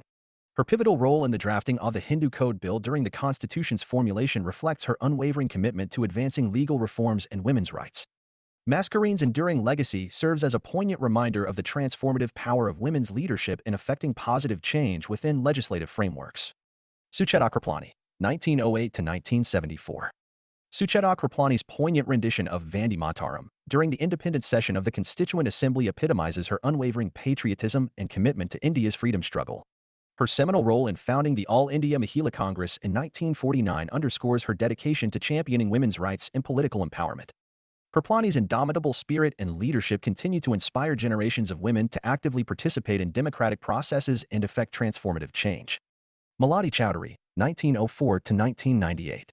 Malati Chowdhury's pioneering contributions as one of the 15 founding mothers of the Indian Constitution underscore her enduring commitment to grassroots activism and social reform. Contribution of industrialists during Nadi Onale movement. Despite ideological differences with fellow members, Chowdhury emphasized the pivotal role of education, particularly for adults and rural communities, in fostering societal progress. Chowdhury's legacy serves as a poignant reminder of the transformative power of grassroots activism and the enduring importance of education in driving societal change. Institution building for the interest of the nation. Capitalists like G.D. Birla and Purushottam the Kurtas made an effort to establish a national-level organization in finance and commerce as opposed to the more organized European interests in India. The objective was also to be able to effectively lobby with the colonial government. This effort culminated in the formation of the Federation of Indian Chambers of Commerce and Industry, FICCI, in 1927, with a large and rapidly increasing representation from all parts of India. Funding for freedom movement. The Inc. branch of Madras State was funded by Chidambaram Pillai. Swadeshi Enterprises. After imposing a boycott on imported goods, the capitalist class developed companies and manufactured Swadeshi items as alternatives. For instance, Swadeshi textile mills, factories that make soap and matches, tanneries, banks, insurance firms, etc. Favored constitutional forms of struggle. The industrialists favored constitutional participation instead of mass protest because of the following reasons. Fear persisted that sustained widespread civil disobedience would unleash forces that would make the movement socially revolutionary. Since mass protest could have threatened the class's very existence and prevented day-to-day activity from continuing, the capitalists did not support a prolonged all-out conflict against the British government. Role of Labour communist class in freedom struggle. The Russian Revolution of 1917 inspired Indian revolutionary nationalists and moved them towards socialism.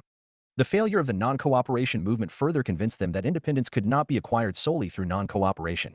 After the First World War, the Indian working class remained steadfast defenders of democratic freedoms until August 1947.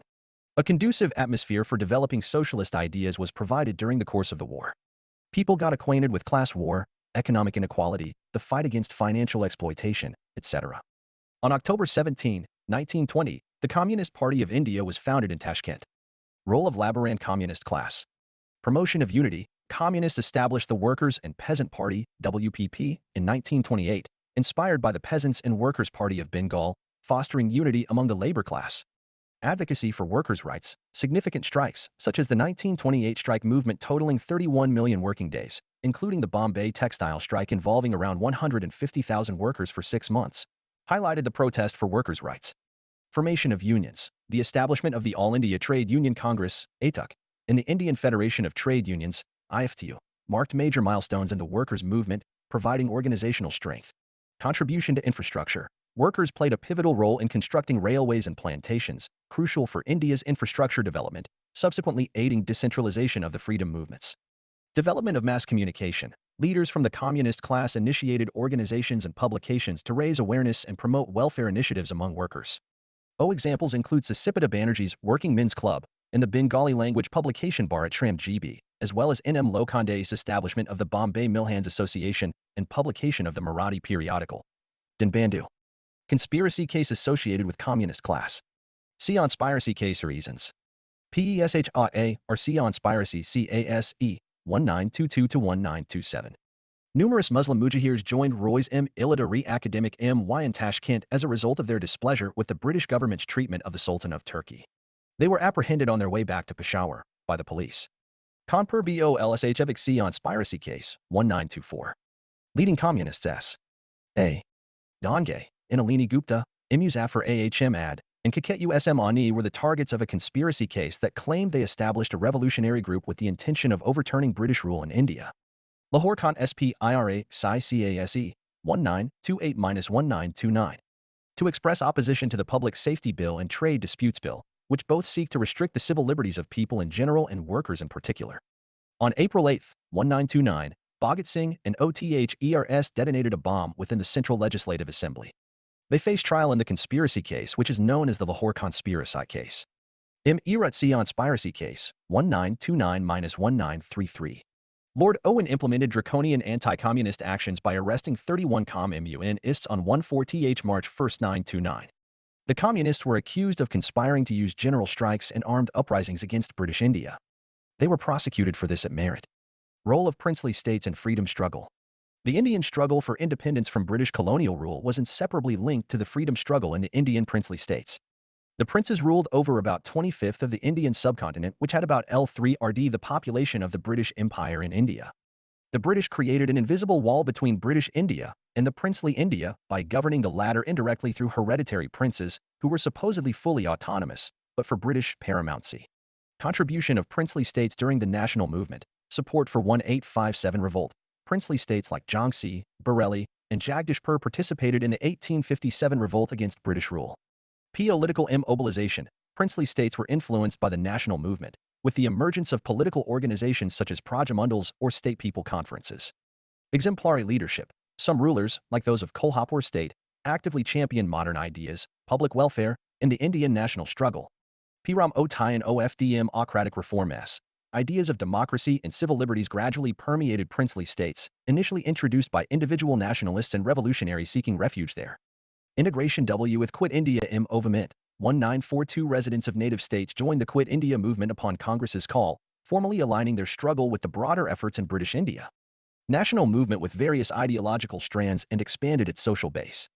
In a tie in a list or evolution. The revolutionaries envisioned the state as it would be after achieving total independence. They worked diligently to organize workers, students, and peasants to act as the catalyst for a widespread struggle with a particular goal.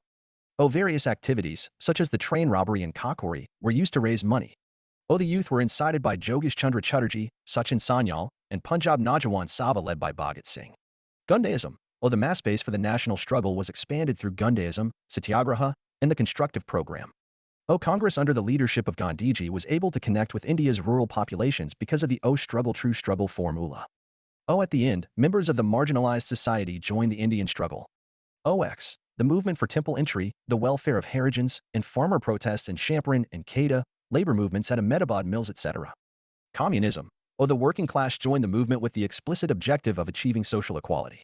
M.N. Roy was the inspiration behind the ideology that drew in many Indian intellectuals, leading to the setting up of the Communist Party of India in 1925. They organized strikes in Bombay, Tisco, and Southern Railway after mobilizing the working class. It elevated the fight for freedom to the global stage and won the support of international organizations. Feminism. Gandhian methods have improved women's participation, and groups like the All Indian Women's Association had risen to the public forefront.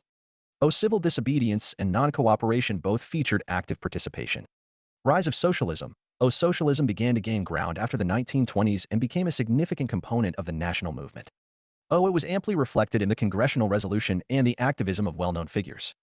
J.L. Nehru, S.C. Bose, and others actively brought up issues affecting workers and peasants. Workers' and peasants' parties were established throughout the nation, spreading Marxist and communist ideologies. Communalism. Following the withdrawal of the non-cooperation movement, people experienced frustration and disillusionment. During this time, Hindu Mahasabha and the League both experienced a resurgence. Nationalists were vilified as traitors as the fear psychology slowly took hold. The congressmen's leaders failed to resist the pressure and adopted a communal or semi-communal attitude. The two prominent organizations were Muslim League and Hindu Mahasabha. Caste-based movements. They emerged as a reaction to atrocities based on caste.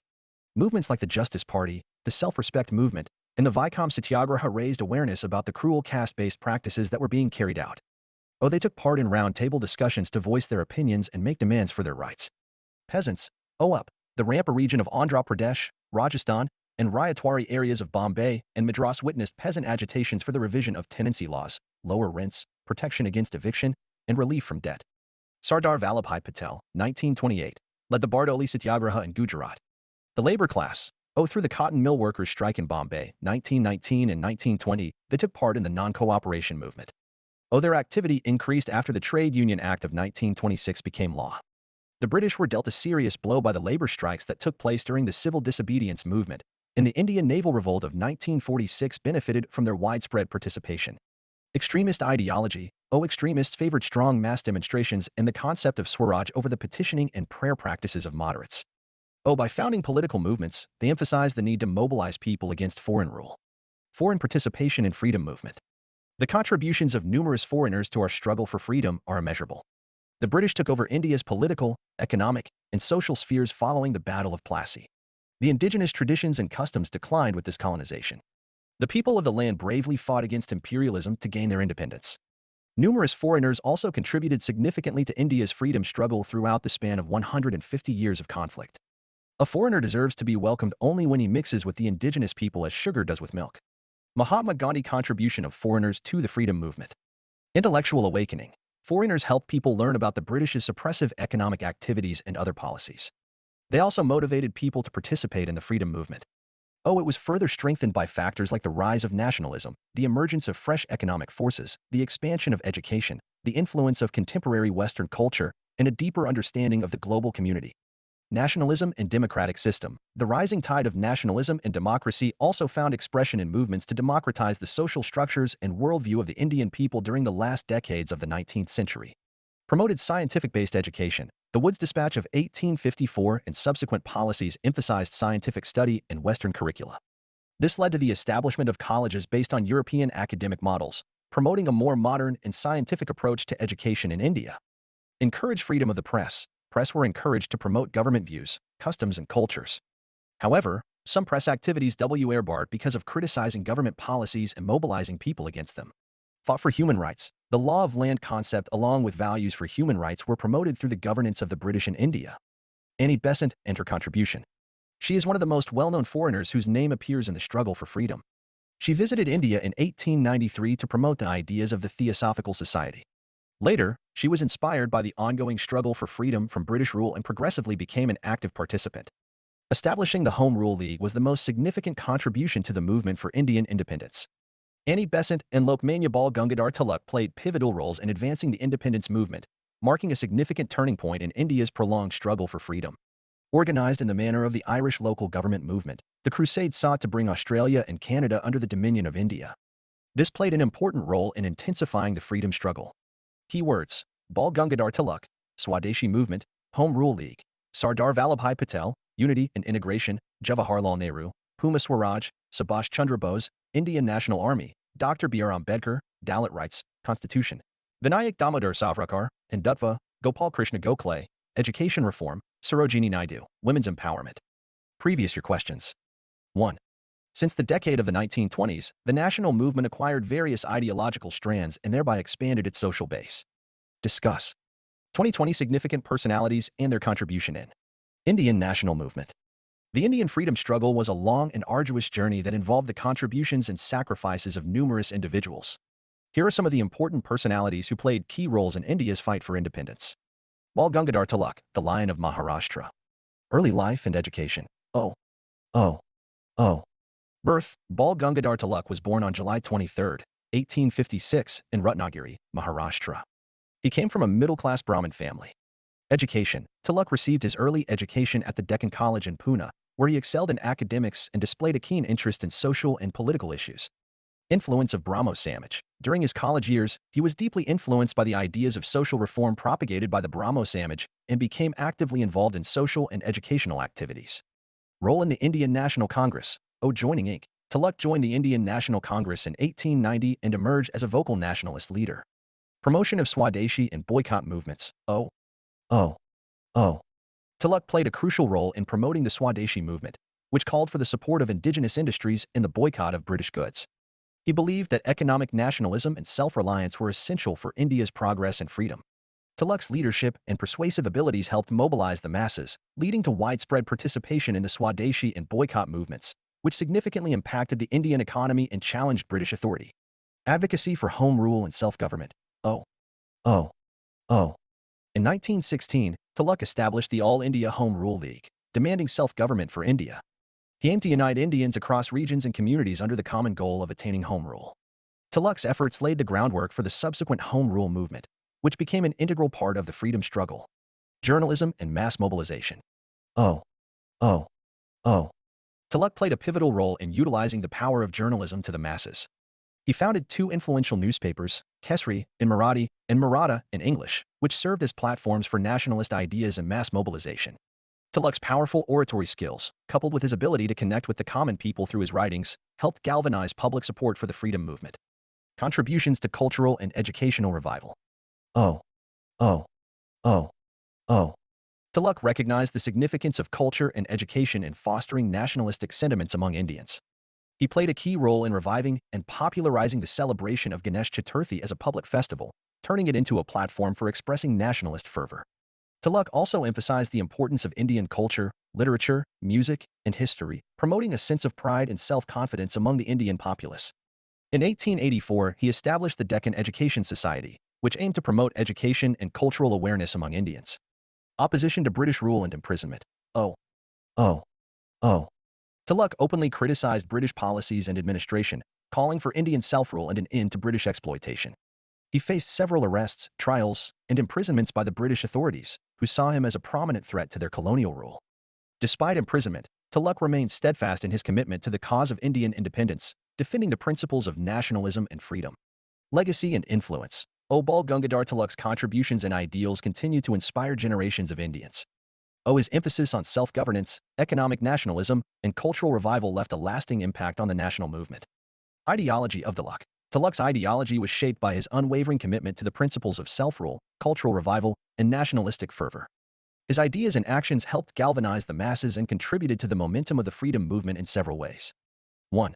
Swaraj and self-governance. Tilak's foremost ideology revolved around the concept of Swaraj, which advocated for self-governance and independence for India. Tilak's passionate advocacy for Swaraj resonated with Indians, inspiring them to strive for freedom and self-determination. 2. Cultural nationalism. Tilak believed cultural revival was essential to Indian pride and unity. He promoted Indian festivals, music, literature, and traditions. Tilak revived Ganesh Chaturthi as a public festival to express nationalist sentiments and instill a strong sense of Indian identity. 3. Mass mobilization. Tilak believed in mobilizing the masses for freedom. Tilak spread nationalist ideas and encouraged commoners to fight British rule through his newspapers Kesari and Maratha. 4. Swadeshi and boycott movements. He advocated for economic nationalism, urging Indians to boycott British goods and support indigenous industries. 5. Resistance against colonial oppression. Tilak openly criticized British policies and administration, highlighting the exploitation of Indian resources and the denial of basic rights to the Indian people. He actively opposed oppressive measures, such as the partition of Bengal and the imposition of heavy taxes. Tilak's ideology helped shape the Indian freedom movement by infusing it with a spirit of nationalism, cultural revival, and mass mobilization. His unwavering commitment to the principles of Swaraj and self-governance, along with his emphasis on cultural identity and economic independence, provided a strong ideological foundation for the struggle against British colonial rule. The ideology of Sardar Vallabhbhai Patel, the Iron Man of India. Unity and integration. Patel's ideology revolved around the importance of unity and integration of the diverse princely states into a united India.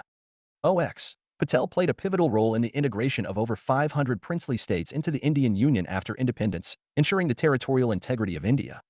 Nonviolent resistance and satyagraha. Inspired by Mahatma Gandhi's philosophy of nonviolence, Patel embraced the method of satyagraha, nonviolent resistance, as a means to challenge British rule.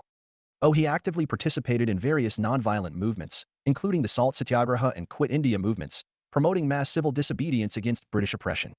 Strong leadership and organizational skills. Patel, India's first Deputy Prime Minister and Minister of Home Affairs, helped unite the nation and build a strong administration. His ability to lead and organize people was instrumental in coordinating the efforts of various freedom fighters and political parties towards the common goal of independence. Empowerment of farmers and peasants. He advocated for agrarian reforms, including land redistribution and the protection of farmers' rights. Patel's efforts aimed to empower farmers and peasants, addressing their socio-economic grievances and ensuring their active participation in the freedom movement. Secularism and social harmony. Patel's inclusive vision contributed to the strength and diversity of the Indian freedom movement and laid the foundation for a secular and pluralistic independent India. Commitment to constitutionalism and democracy. Patel strongly believed in the principles of constitutionalism and democracy. He played a vital role in the drafting of the Indian Constitution, ensuring that it reflected the aspirations of the people and provided a framework for a democratic and inclusive nation. Sardar Vallabhbhai Patel's ideology focused on unity, nonviolence, strong leadership, and social harmony.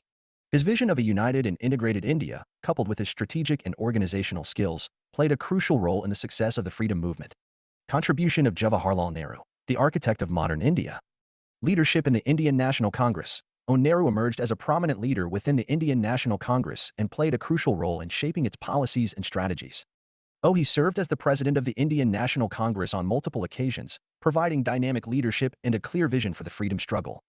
Vision for a modern India. Nehru envisioned an independent India that embraced modernity, scientific temper, and industrialization. He emphasized the importance of education, science, and technology as catalysts for national development. Nehru's vision laid the foundation for India's post-independence industrialization and the establishment of scientific research institutions like the Indian Institutes of Technology, IITs. Advocacy for Puma Swaraj. Nehru was a staunch advocate for complete independence or Puma Swaraj. He played a significant role in the adoption of the historic Lahore Resolution in 1929, which demanded full independence and the establishment of a sovereign republic in India. The Lahore Resolution marked a significant milestone in the demand for complete freedom from British rule. Role in the non-cooperation movement. Nehru actively participated in Mahatma Gandhi's non-cooperation movement, a nationwide campaign of nonviolent resistance against British rule.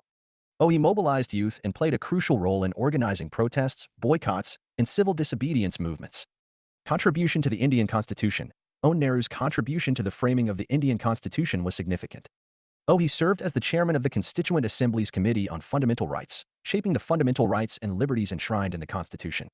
Nehru's emphasis on secularism, social justice, and democratic principles guided the drafting process. Foreign policy and non-aligned movement. Nehru played a pivotal role in shaping India's foreign policy and its stance as a neutral and non-aligned nation during the Cold War era. He advocated for peaceful coexistence, disarmament, and the promotion of global cooperation. Nehru's leadership in championing the principles of non-alignment positioned India as a significant voice on the international stage. Initiatives for social welfare and economic development. Nehru prioritized social welfare and economic development as crucial components of nation building.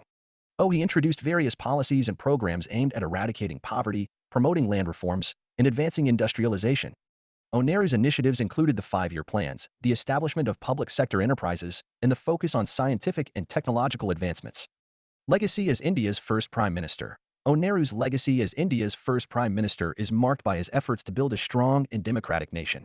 His leadership laid the foundation for India's democratic institutions, secular identity, and commitment to social justice. Nehru's vision and policies continue to shape modern India's development and governance. Contribution of Netaji Subhash Chandra Bose. Defiance against British rule. Subhash Chandra Bose vehemently opposed British rule in India and actively participated in the freedom struggle. He believed in a more militant approach to achieving independence and advocated for armed resistance against British imperialism. Leadership in the Indian National Congress. Bose served as the president of the Indian National Congress in 1938 and 1939. He played a crucial role in shaping the Congress's approach towards the freedom struggle and pushing for more assertive action against British rule. Formation of the Forward Bloc. Dissatisfied with the Congress's moderate approach, Bose formed the Forward Bloc in 1939. The Forward Bloc aimed to unite and mobilize like-minded individuals committed to the goal of complete independence. Bose's leadership in the Forward Bloc provided a platform for those who sought a more radical approach to the freedom movement. Establishment of the Indian National Army. Bose's most significant contribution was the establishment of the Indian National Army, INA, in 1942. Bose's leadership and his rallying cry of "Give me blood, and I shall give you freedom" inspired many Indians to join the armed struggle against the British.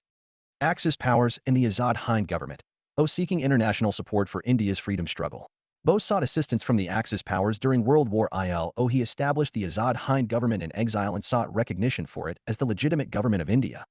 The Azad Hind government played a symbolic and influential role in bolstering the morale of Indian nationalists and gaining international attention. Raising international awareness. Bose traveled extensively, seeking international support and building alliances for India's independence.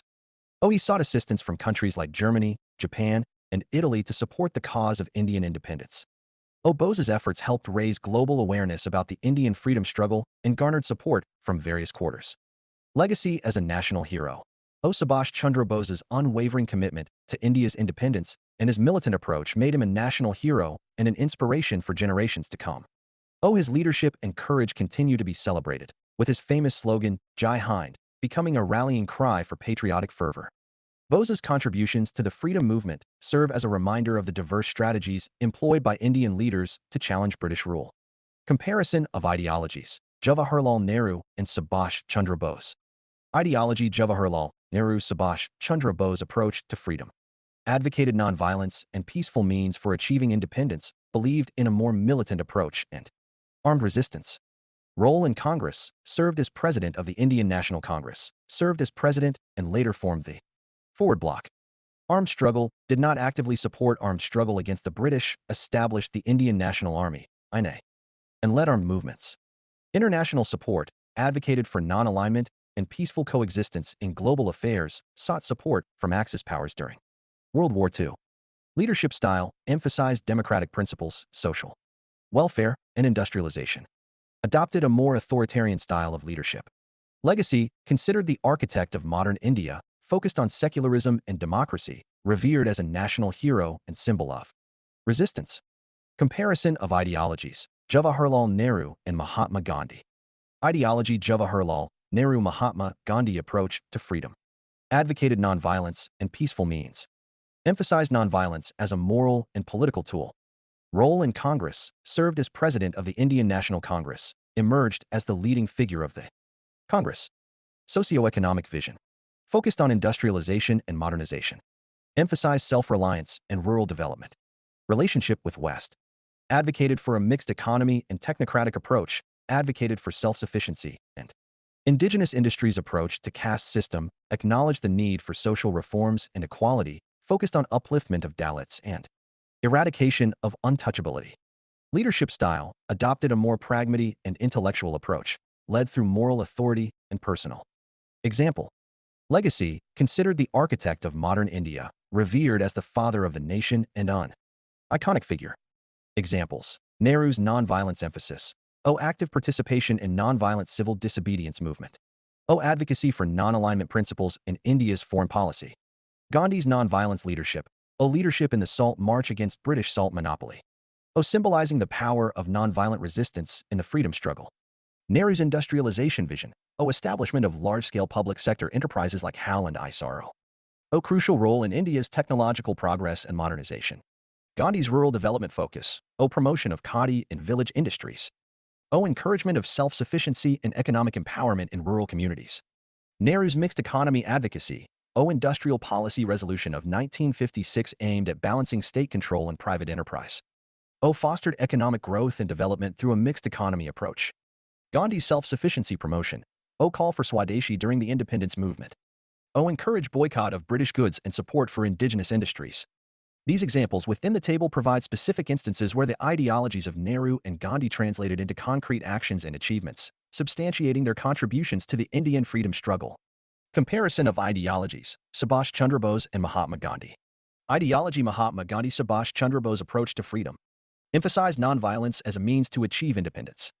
Advocated a more militant and armed resistance against British rule.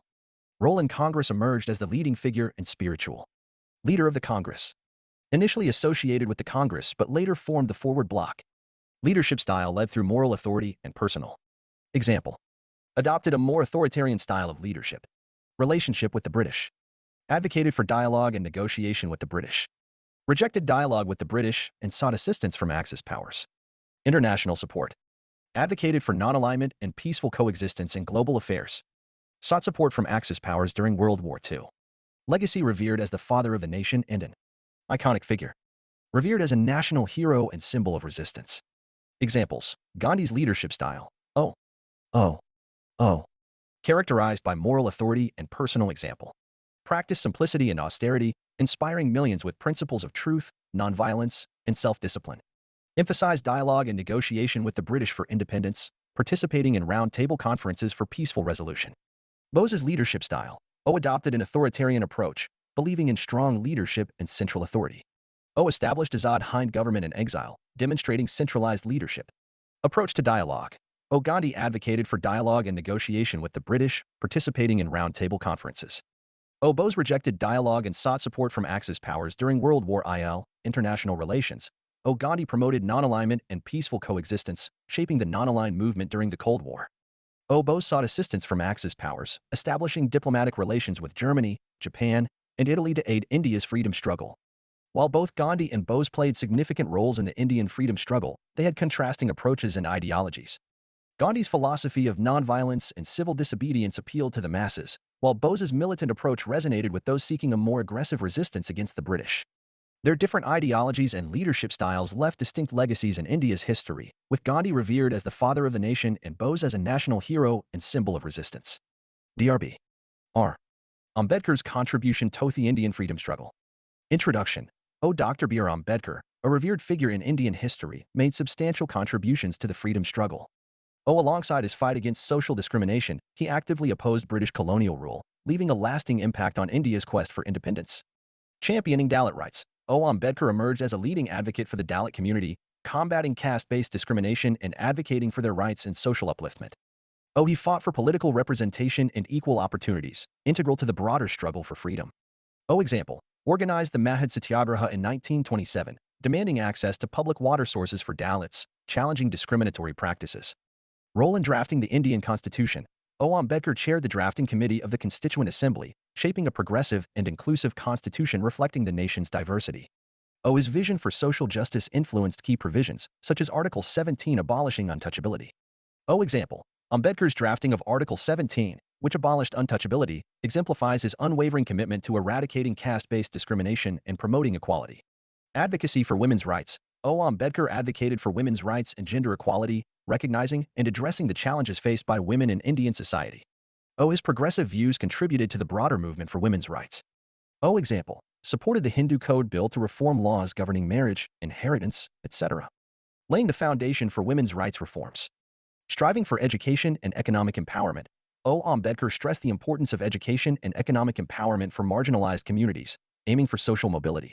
Established educational institutions and advocated for employment opportunities for Dalits. Example. Founded the People's Education Society in 1945, focusing on educating Dalits and marginalized groups. Conclusion. Ambedkar's multifaceted contributions, spanning Dalit rights, constitutional drafting, women's empowerment, and education, significantly impacted India's freedom struggle. His legacy as an architect of social justice continues to inspire generations. Vinayak Damodar Savarkar. Introduction. Vinayak Damodar Savarkar, commonly known as Veer Savarkar, was a prominent freedom fighter, political leader, and philosopher in the Indian independence movement. He played a significant role in shaping the nationalist discourse and advocating for India's independence from British colonial rule. Savarkar's ideology and contributions continue to influence Indian politics and society. Advocacy for Hindutva. Savarkar is known for popularizing the concept of Hindutva, which emphasizes the cultural and nationalistic aspects of Hindu identity. He argued for the unity and consolidation of Hindus as a cohesive political and social force. Savarkar's advocacy for Hindutva aimed to foster a sense of pride and nationalism among Hindus and to counter religious conversions. Example. Savarkar's book, Essentials of Hindutva, published in 1923, outlines his vision for a Hindu nation and emphasizes the need for cultural unity and self-assertion within the Hindu community. Revolutionary activities. Savarkar actively participated in revolutionary activities against British rule. He believed in armed resistance as a means to achieve independence and inspired a generation of nationalists with his revolutionary ideals. Savarkar's daring actions and writings became a source of inspiration for many freedom fighters. Example. Savarkar founded the Abhinav Bharat Society in 1904, a secret revolutionary organization that aimed to overthrow British rule in India. He was involved in various activities, including planning and executing revolutionary acts against British establishments. Contributions to Indian literature. Savarkar was a prolific writer and poet who used literature as a medium to propagate his nationalist and revolutionary ideas. His writings highlighted the historical struggles faced by Indians and called for a united front against colonial oppression. Savarkar's literary works continue to shape nationalist discourse in India. Example. Savarkar's magnum opus, Kale Pani, Blackwater, published in 1907, is a historical novel that depicts the experiences of Indian freedom fighters who were exiled to the notorious cellular jail in Andaman and Nicobar Islands. The book portrays the hardships endured by political prisoners and their unwavering spirit in the face of adversity. Contribution to the formation of Hindu Mahasabha. Savarkar played a significant role in the establishment of the Hindu Mahasabha, a Hindu nationalist political organization, in 1915. He aimed to provide a platform for Hindus to unite and promote their political interests. The Hindu Mahasabha became a major political force advocating for Hindu rights and nationalist principles. Example: Savarkar served as the president of the Hindu Mahasabha from 1937 to 1943. During his tenure, he worked to strengthen the organization and expand its influence, particularly in advocating for the protection of Hindu interests in the political arena. Vinayak Damodar Savarkar's contributions to the Indian freedom struggle and nationalist discourse are significant. His Hindutva advocacy, revolutionary activities, literary works, and the founding of the Hindu Mahasabha shaped Indian politics and society. Savarkar's ideas continue to spark debate, making him a major figure in Indian history. Gopal Krishna Gokhale and his contributions to the Indian freedom struggle. Gopal Krishna Gokhale was a prominent Indian social and political reformer who played a significant role in India's struggle for independence from British rule.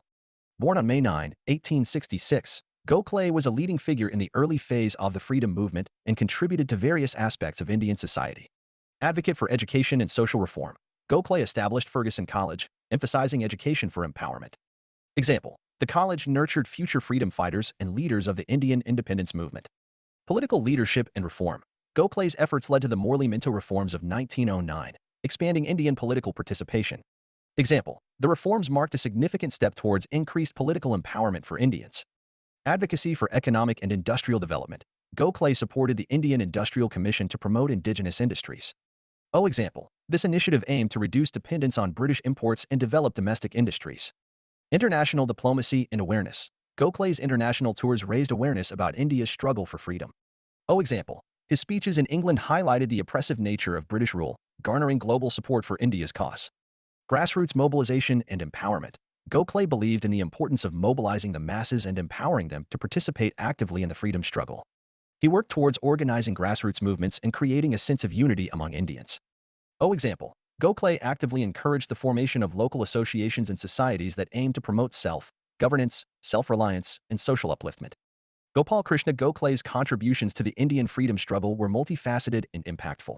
Through his advocacy for education, political reform, economic development, international diplomacy, and grassroots mobilization, Gokhale played a significant role in laying the foundation for India's eventual independence. Sarojini Naidu and her contributions to the Indian freedom struggle. Sarojini Naidu, born on February 13, 1879, was a prominent figure in India's freedom struggle and a leading poetess of her time. She actively participated in various movements and played a crucial role in mobilizing women and spreading the message of freedom. WOM's empowerment and participation. Naidu championed women's rights and played a pivotal role in empowering Indian women to join the freedom movement. She actively encouraged their participation in public life and highlighted their significance in the struggle for independence. Example: Naidu led the Women's India Association, WA, founded in 1917, which aimed to promote women's education, social reforms, and their active involvement in the nationalist movement. Public speaking and nationalism. Naidu was renowned for her eloquence and powerful oratory skills. She used her voice to inspire and mobilize Indians, spreading the message of nationalism and freedom through her speeches. Example: as the first woman president of the Indian National Congress in 1925, Naidu delivered a passionate speech at the Kanpur session, calling for unity, self-determination, and the eradication of British colonial rule. Literary contributions and cultural revival. Naidu's poetry and literary works played a significant role in awakening nationalistic sentiment and preserving Indian culture and heritage during the freedom struggle. Example: Naidu's poem Bharat Bhagya Vidhata became a rallying cry for the freedom movement, invoking a sense of national pride and inspiring Indians to strive for independence. International diplomacy and advocacy. Naidu represented India on the global stage, advocating for India's independence and seeking international support for the freedom struggle. Example: Naidu was a delegate to the East African Indian Congress in 1929, where she highlighted the plight of Indians under British rule and called for global attention and intervention. Sarojini Naidu's contributions to the Indian freedom struggle as a prominent leader, women's rights advocate, and poetess were remarkable. Through her efforts in empowering women, delivering powerful speeches, promoting Indian culture, and advocating for international support, Naidu left an indelible mark on the freedom movement. Brief detail about other personalities. Abdul Ghaffar Khan, 1890-19880, born in Uttamaizai, in WFB, he joined the nationalist cause during the Rolat Satyagraha. Associated with Gandhi, he participated in movements like Khilafat, civil disobedience, non-cooperation, Quit India movement, and Satyagraha. Despite 14 years in prison, he upheld Gandhi's philosophy and earned the nickname Frontier Gandhi. Established the Kudai Khidmatgar movement in 1929, known as the Red Shirt Movement, promoting local industries and empowering Pashto women. Opposed partition, demanded Pakhtunistan, and was awarded the Bharat Ratna in 1987. Abul Kalam Azad, 1888-19580, born in Mecca, raised in Calcutta, he joined the nationalist movement during the Swadeshi cause and Rolat Satyagraha. Published patriotic periodicals like El Hilal and El Balak, authored books like India Wins Freedom and Gubri Katir. Involved in Muslim movements, served as the Congress President, 1940-45, mediated independence talks, and became India's first education minister. Established educational institutions and organizations like the University Grants Commission. Bikaji Kama, 1861-19360, a female revolutionary based in Europe, she designed the Indian flag with saffron, red, and green stripes, moon, stars, and Vande Mataram. Raised the flag during socialist meetings in Stuttgart, Germany, in 1907, and founded the Free India Society. Associated with V.D. Savarkar and Shyamji Krishna Varma movements, edited the newspaper Vande Mataram, and organized Indian youths in London. Madan Mohan Malviya, 1861-19460, a lawyer and member of the Hindu Mahasabha and Congress, he co-founded the UP Industrial Association and Indian Industrial Conference in Allahabad. Served as a university vice-chancellor, edited publications like Hindustan and Indian Union, and founded the Nationalist Party. The contributions of diverse leaders in India's freedom struggle were not only significant but also multifaceted, each leaving an indelible mark on the nation's path to independence. From the steadfast commitment to nonviolence exemplified by Mahatma Gandhi to the tireless advocacy for social justice embodied by Dr. B.R. Ambedkar, and from the revolutionary fervor of leaders like Bikaji Kama to the political acumen of figures like Abul Kalam Azad, each leader brought their unique perspective and approach to the struggle. Together, they formed a tapestry of resistance, unity, and resilience that propelled India towards its eventual liberation from colonial rule.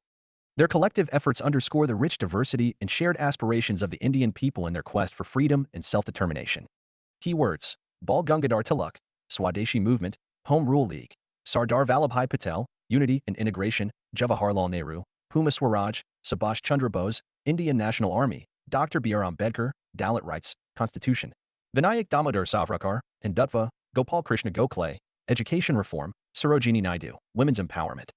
UPSC Offline Foundation Course, based on CTR model. GS classes, optional classes, CSAT classes, 24/7 library access, and many other relevant features. With 3 years validity are content, 81p-carat, upsquala m.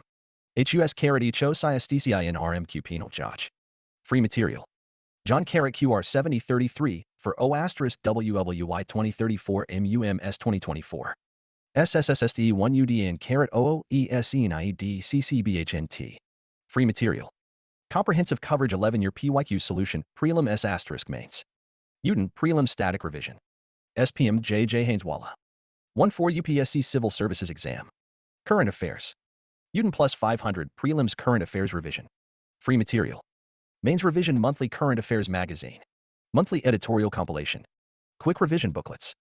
Test Series. O*****. Pound P underscore NLVLM. Mains Wallah Test. R IOFM Polity NCERT. UMini 2M. Prelims Wallah Test. Test Series. IT MKITH. 10-5 of 25 Tkank Farai. Test Series Classroom. Content. Integrated daily prelims plus mains year-long tests. 35 plus tests for prelims. 25 plus tests for mains. Daily class notes and practice questions. All content available in Hindi and English. Q. Karolbach, M. Mukherjee Nagar, Lucknow, Patna by Physics Wallah Prahar Mains Wallah, Static plus Current. Final hit to CSE Mains 2024 Social Justice. Updated data and facts, keywords for quality answers integrated with PYQs. Comprehensive and concise notes, table of contents. Unit I, Wealth.